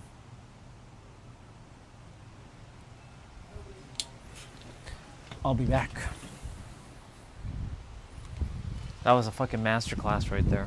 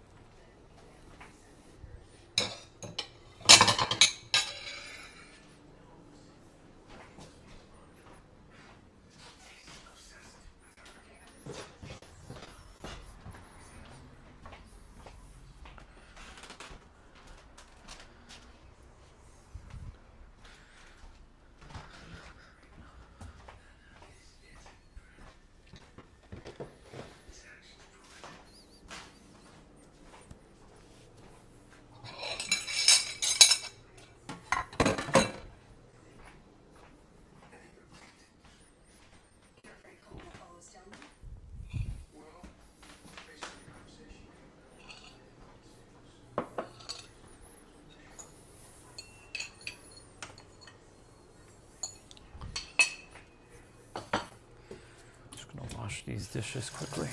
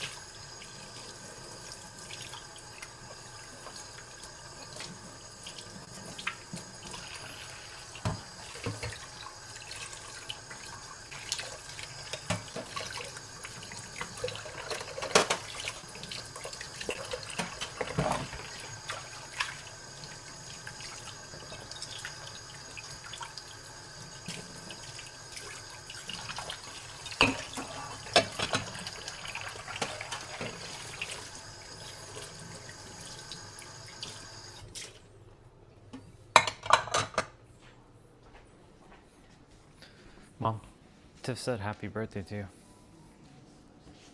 I will.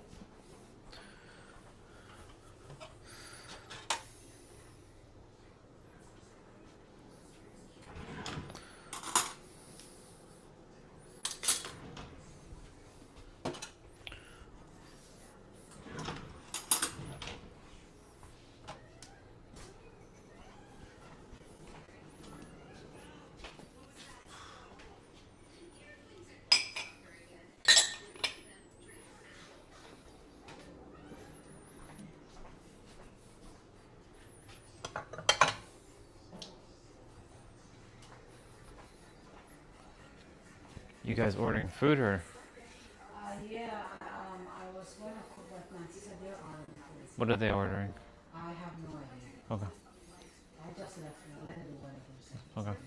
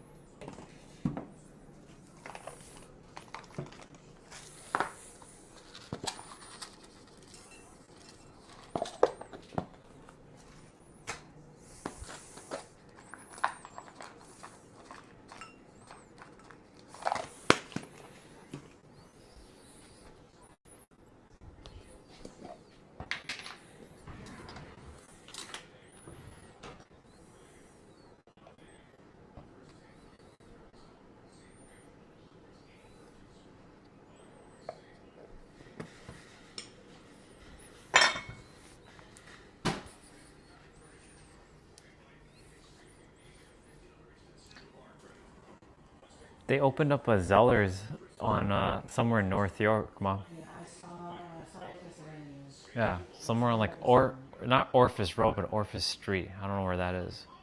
It's not too far from there. I think I passed by that place. I landed my friend and my I hope it's to have the quality that they used to have. They say they do.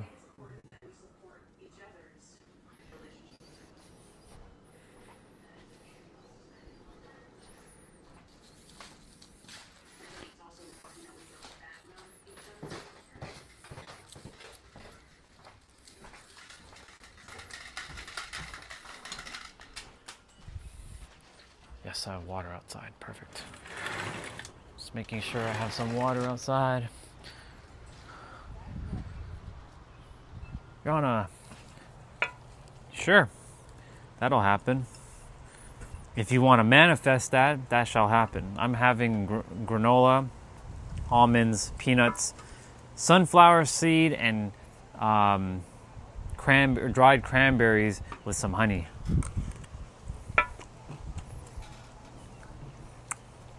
Balance things out.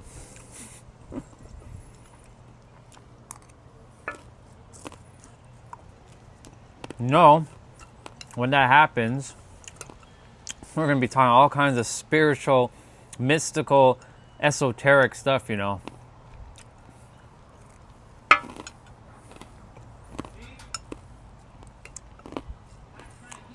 I'm sure of it. Because usually what happens with anyone in this field, they talk about all kinds of like, did you know that like starseeds da da da da da, and like yeah da da da da.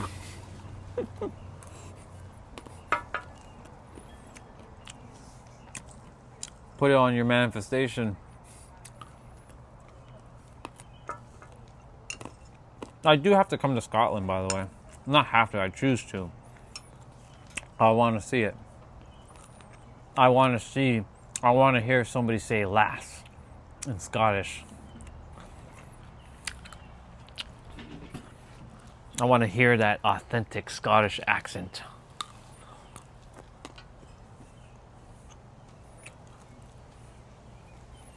And I want to see some greenery. Nice greenery.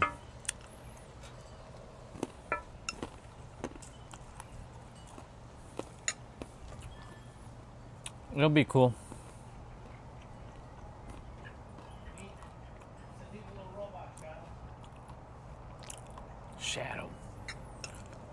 neighbors are out right now.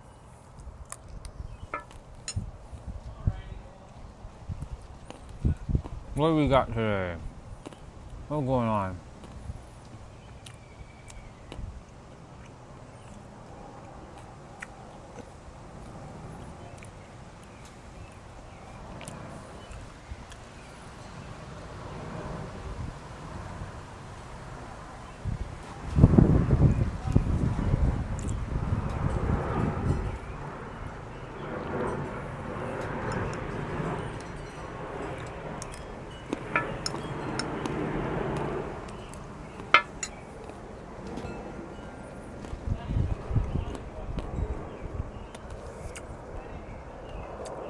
Okay. I'm just checking social media quickly.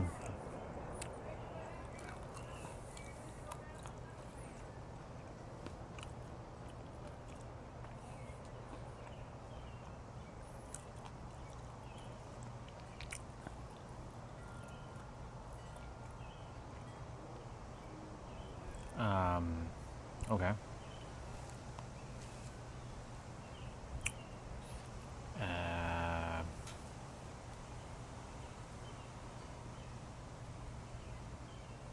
Sure. It is what it is. It is what it's meant to be.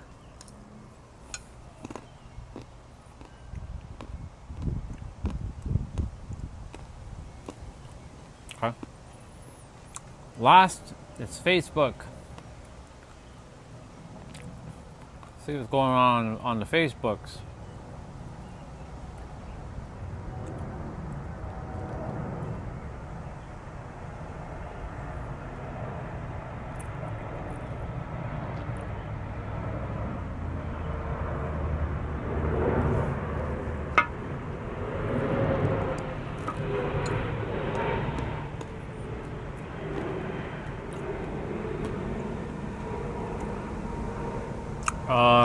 Granola, peanuts, almond, cranberry, and sunflower seed with a little bit of honey. My little mixture of trail mix. Good for lots of copper. Sure.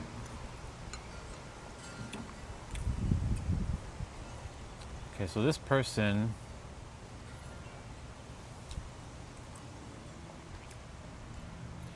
I'm getting so many friend requests on Facebook. But this person, who the hell, like, why would I even add you? Delete you. You have no profile picture. Crazy.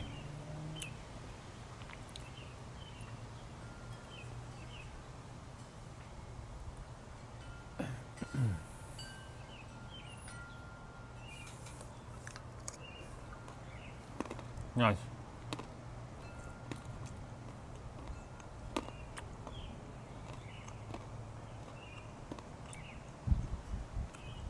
Interesting.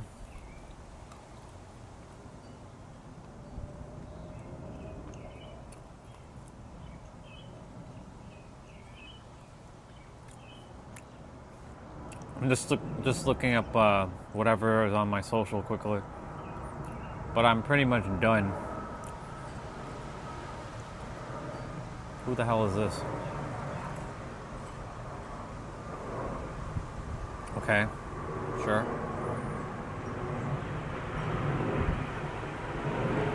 Weird.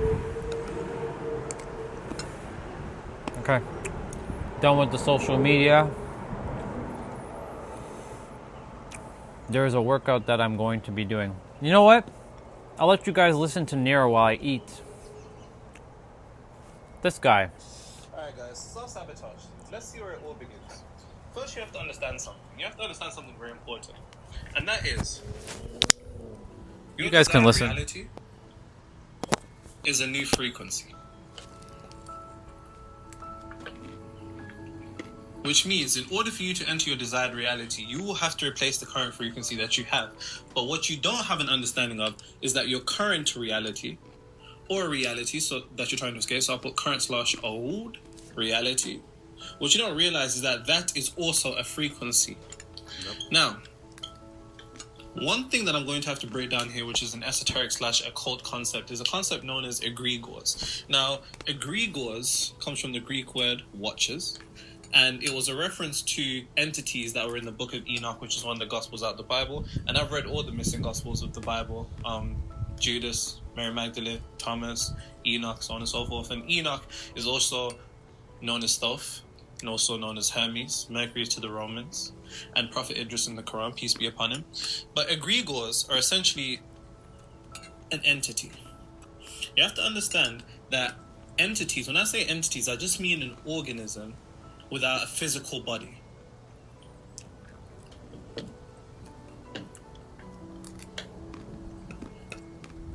An organism without a physical body. That's what an entity is, also known as an egregore. And it's important you come to this understanding, because oftentimes when people begin to embark on materializing their desired reality, they begin to experience a level of adversity that they can't really conceptualize why or how to deal with. And unfortunately, until you know how to deal with these entities, and when I say entities, I don't mean it in a nigger Illuminati conspiracy video sense. I mean this in an energetic sense, because the whole point of what I'm trying to say is your current / old reality is a frequency. That frequency is an entity, and now it's an entity that exists, and it's an entity that it exists built upon your current reality.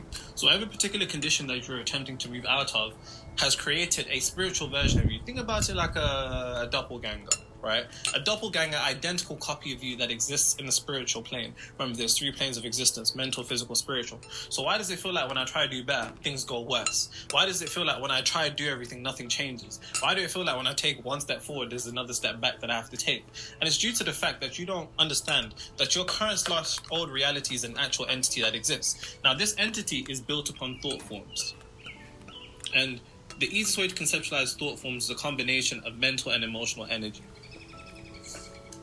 Mental and emotional energy that is powerful or being consistently repeated creates thought forms. Thought forms are like stones. So if you think about it like this, on average we have between 4 to 60,000 thoughts a day. And if you imagine every thought to be a stone that you drop, in a couple of days you'd have quite a big, almost pillar type thing. In a couple weeks, couple months, those stones that you consistently repeat would become fucking mountains. And when it becomes a mountain, it quite literally gains an existence of its own. And that's something that's important to note. These entities have an existence of their own. It's like a blind intelligence. I don't want you to think that this thing hates you or it's against you or anything like that, because you should not moralize the universe. This is simply how the universe works. It's simply the mechanics of the universe. It's a blind intelligence. It has no beef with you. It wants to do nothing except the purpose of what it was created. And that's always going to be dependent upon what you gave birth to it out of. This thing just wants to exist and nothing more. I repeat, it just wants to exist and nothing more. Listen to what I'm saying. Say it with me. It just wants to exist and nothing more. And until you have the capability of being able to maneuver your old frequency, you'll be taken back to your old reality every single fucking time without understanding why. Your old / current reality gives birth to a frequency, which is an entity which is created out of thought forms, combination of mental and emotional energy. That's repeated. I'll give you an example. So let's say you're like, oh, why is it always me, man? Why is it always me? It never goes right for me. You run for the bus driver drives off. Like, why me, man? Something goes wrong, a bird poos on you, you're like, why me, man? Why me? That consistent thought repeated with that combination of mental and emotional energy now gives birth to an entity called why me. That entity is called why me, and guess what it fucking exists for? To make you continuously say, why me? Why? Because that's what you created that out of, with a combination of your mental / emotional energy. You gave birth to this entity now that has one purpose, to exist. And it wants to exist on the basis of what it was brought into the spiritual plane to do, which is to say, why me? And this can be extrapolated to people who believe that they're unlucky. Things never go right for me. I'm unlucky. It never works for me. Life's not fair. Guess what? That consistently repeated due to a form of thought forms, mental and emotional energy, you now give birth to an entity that follows you around like a Shinigami from Death Note, literally on your back wherever you go, swaying the conditions of your reality to reflect what it was created out of. Mm-hmm. And it's important you come to this understanding, because your old reality, or the reality that you're trying to shift from, it has its own version of these. And we should conceptualize this as your old frequency.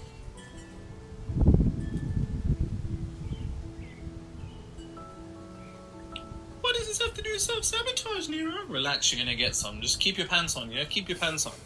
Your old frequency is quite literally an entity that wants to do one thing. Exist. Another way of conceptualizing existing is maintaining. So it wants to keep you in the very same circumstance that you're going out of. This is why when you feel like you're taking one step forward, something pulls you back. This is why you feel like when you're trying to do better, why do things get worse? It's because there's this entity that doesn't want to leave. And because it doesn't want to leave, it begins to play a game of psychological games on you to make sure that you begin to destroy your potentiality of shifting from your old frequency to your new frequency in your desired reality. It's all you. It's always been you. So now, self-sabotage, what does this have to do? Well, there's 3 aspects of self-sabotage. There's 3 reasons why you're self-sabotaging. And yes, I'll give you all of them, and I'll tell you how to defeat all of them so you can finally stop self-sabotaging. But the first thing is this. And the first thing is that you have to understand that your old frequency wants to stay here. Why does it want to stay in there, bro? Because you created it. You created it. You created it. You brought it into existence. So now it's like, no. Where you going? No. We're staying together. Because now you're giving birth to me. Bear in mind, your old frequency is built on the basis of every single experience that you've went through and every single particular condition, event, circumstance, situation, and person that you've ever experienced in your old reality that you no longer align with. All those low points, it was there for you. All those high points, it was there for you. And now, essentially, you're trying to say to it, let's break up. And it's like, no. Yep. No. What, you thought you could break? It's like You from Joe. You watched You? It's like my man. He's not letting you go. Right? And it begins to do something that's very, very sneaky. Very, very sneaky. Let me show you what it does. It is part of the large reason as to why people self-sabotage without knowing. And until you know these reasons, listen, you can go watch the videos you want. You can make all those notes, do all those practices. But when that level of adversity comes around and you don't know how to deal with it, then what you don't realize is that you'll be taken on a one-way trip straight back to your old reality. That's a bar. It's a game of offense and defense, guys. Yep. It is a game of offense and defense. I'm on the copyright section of our channel. And there's people making reaction videos to your videos. Are you serious? Yeah. No ways. That's crazy. It's wild. Well, thank you to all those people. That's crazy. And that's funny. That's funny because we're doing the same thing right now. Yeah. There's someone uploading your exact video, but removing the dead space, like all the empty gaps where you're not speaking, it's just cut. No ways. And he calls it exactly the same thing, but it was edited. Wow. I'm just like, That's a different level of dedication, hard work plus patience.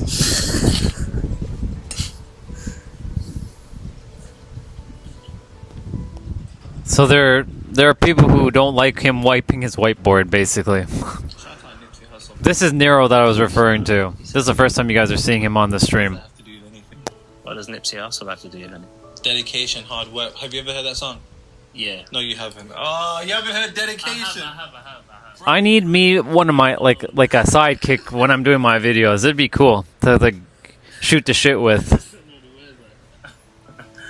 This ain't entertainment. It's 4 niggas on a slave ship. These soldiers, spirituals, swam against the waves. Ended up on shore to the amazement. I hope the example I set's not contagious. Couple mil total world. You don't know, do you? It's alright. It's normal for you. No one has any expectations from you now, mate. Bro, Anywho. Focus. So, your old frequency begins to do something that is very, very sneaky. Like I said, it begins to play a psychological chess game. Hence why you feel like you're always a step behind, because you don't know how to outsmart it. But I'm about to show you how to do so. And I'm going to show you how it kind of triggers you to self-sabotaging your progress before you've even gone anywhere. Now, understand, your old frequency, because it's a living entity, because it's a living being, it begins to experience emotions to the same capacity as you. It is a spiritual doppelganger version of you. But its emotions are on the basis of its existence. And so borrow that down. And the reason I say that is because when its existence becomes a question, it begins to get scared. When you start doing all this stuff, you start meditating, you're no longer reacting to the people that would piss you off. You're no longer perceiving things through a negative standpoint. You're no longer being triggered to the way that you were before. It's like, hold on.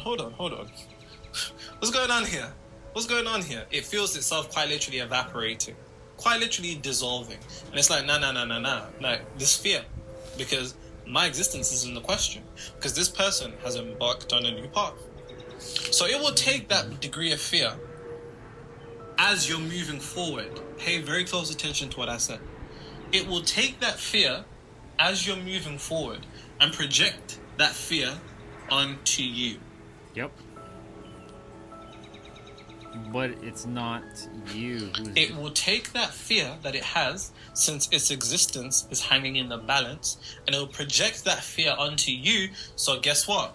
You begin to feel fear and associate it with moving forward.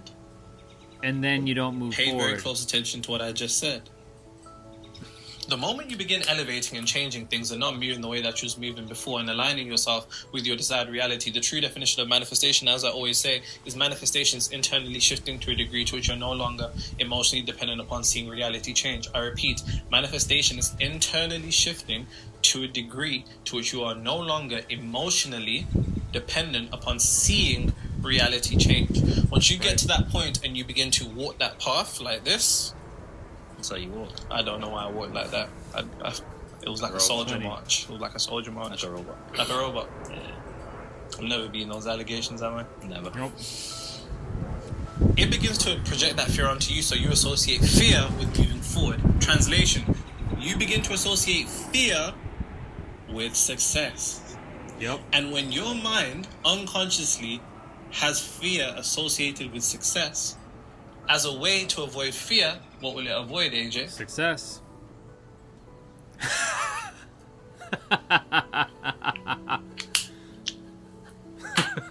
I hope you guys are paying better attention than him.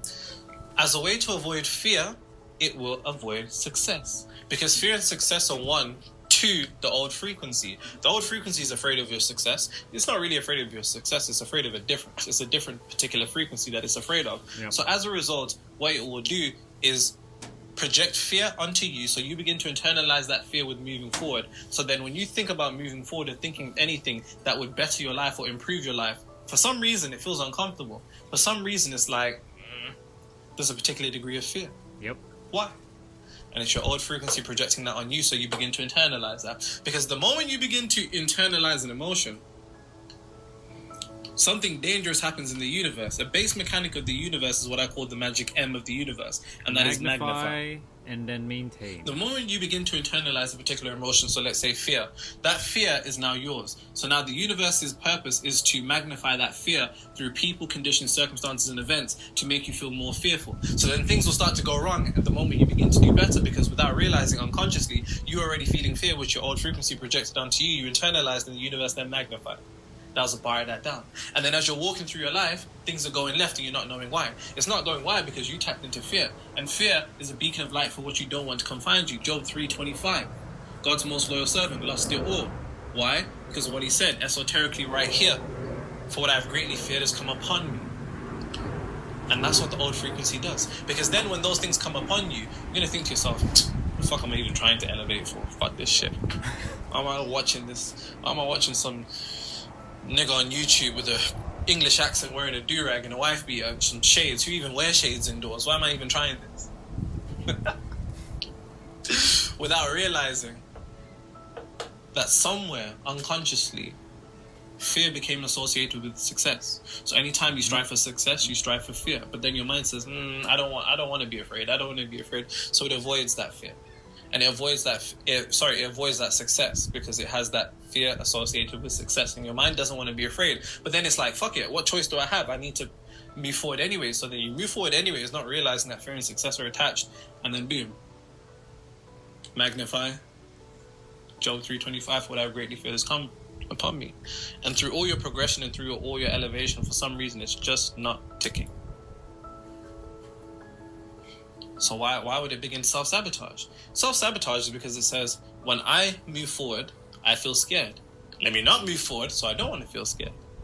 Because fear is a very powerful emotion. It's an evolutionary emotion. We needed it to survive and evolve. Because if you saw a saber-toothed tiger and you were afraid, you'd be lunch meat.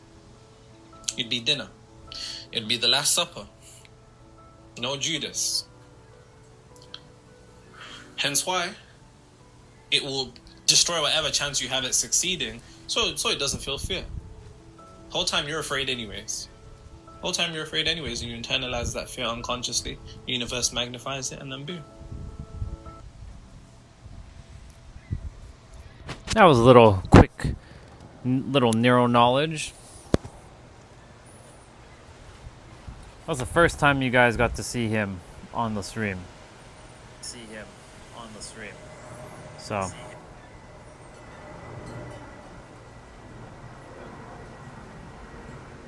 I don't know who's here, but the stream is. I know the stream is working because I just checked it out. Dead by Daylight just celebrated its I 10th anniversary. don't care about that right now.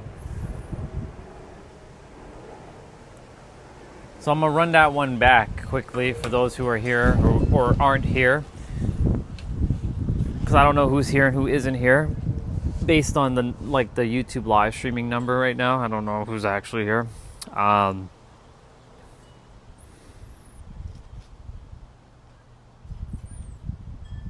This reminds me of when my other channel, when it wasn't working properly, but I know I know this channel's fine. So to run that back, he was mentioning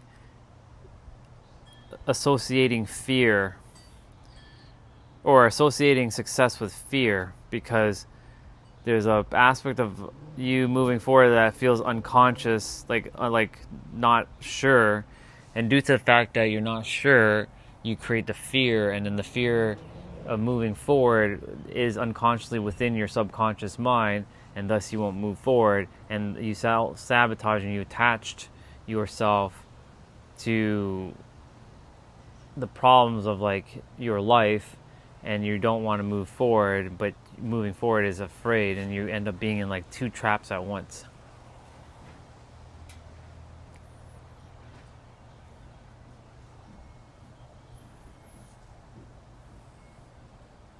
So just got to be vigilant with these things. When you are hyper vigilant with these things, you can mitigate a lot of these things. So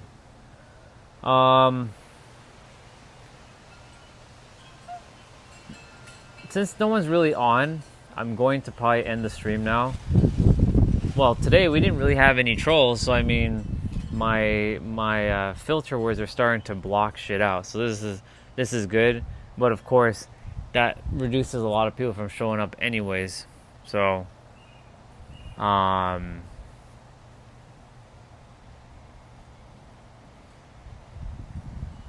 yeah. So I'm probably going to jump off now and enjoy the rest of my day. I'm going to go do my workout shortly. So with that, y'all, thank you for coming on today. I appreciate each and every single one of you. Doc, Rihanna, Chelsea. Oh my God. Anonymous, Shan, Olfeld.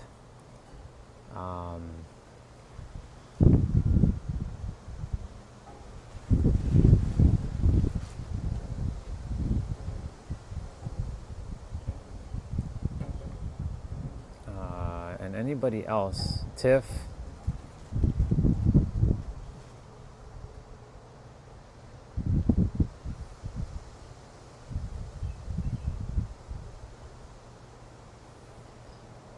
Man, so there's a lot of chat today, though. Oops. Jeanette, Anonymous, Shapeshifter Apocalypse, Lottery Energy, MK.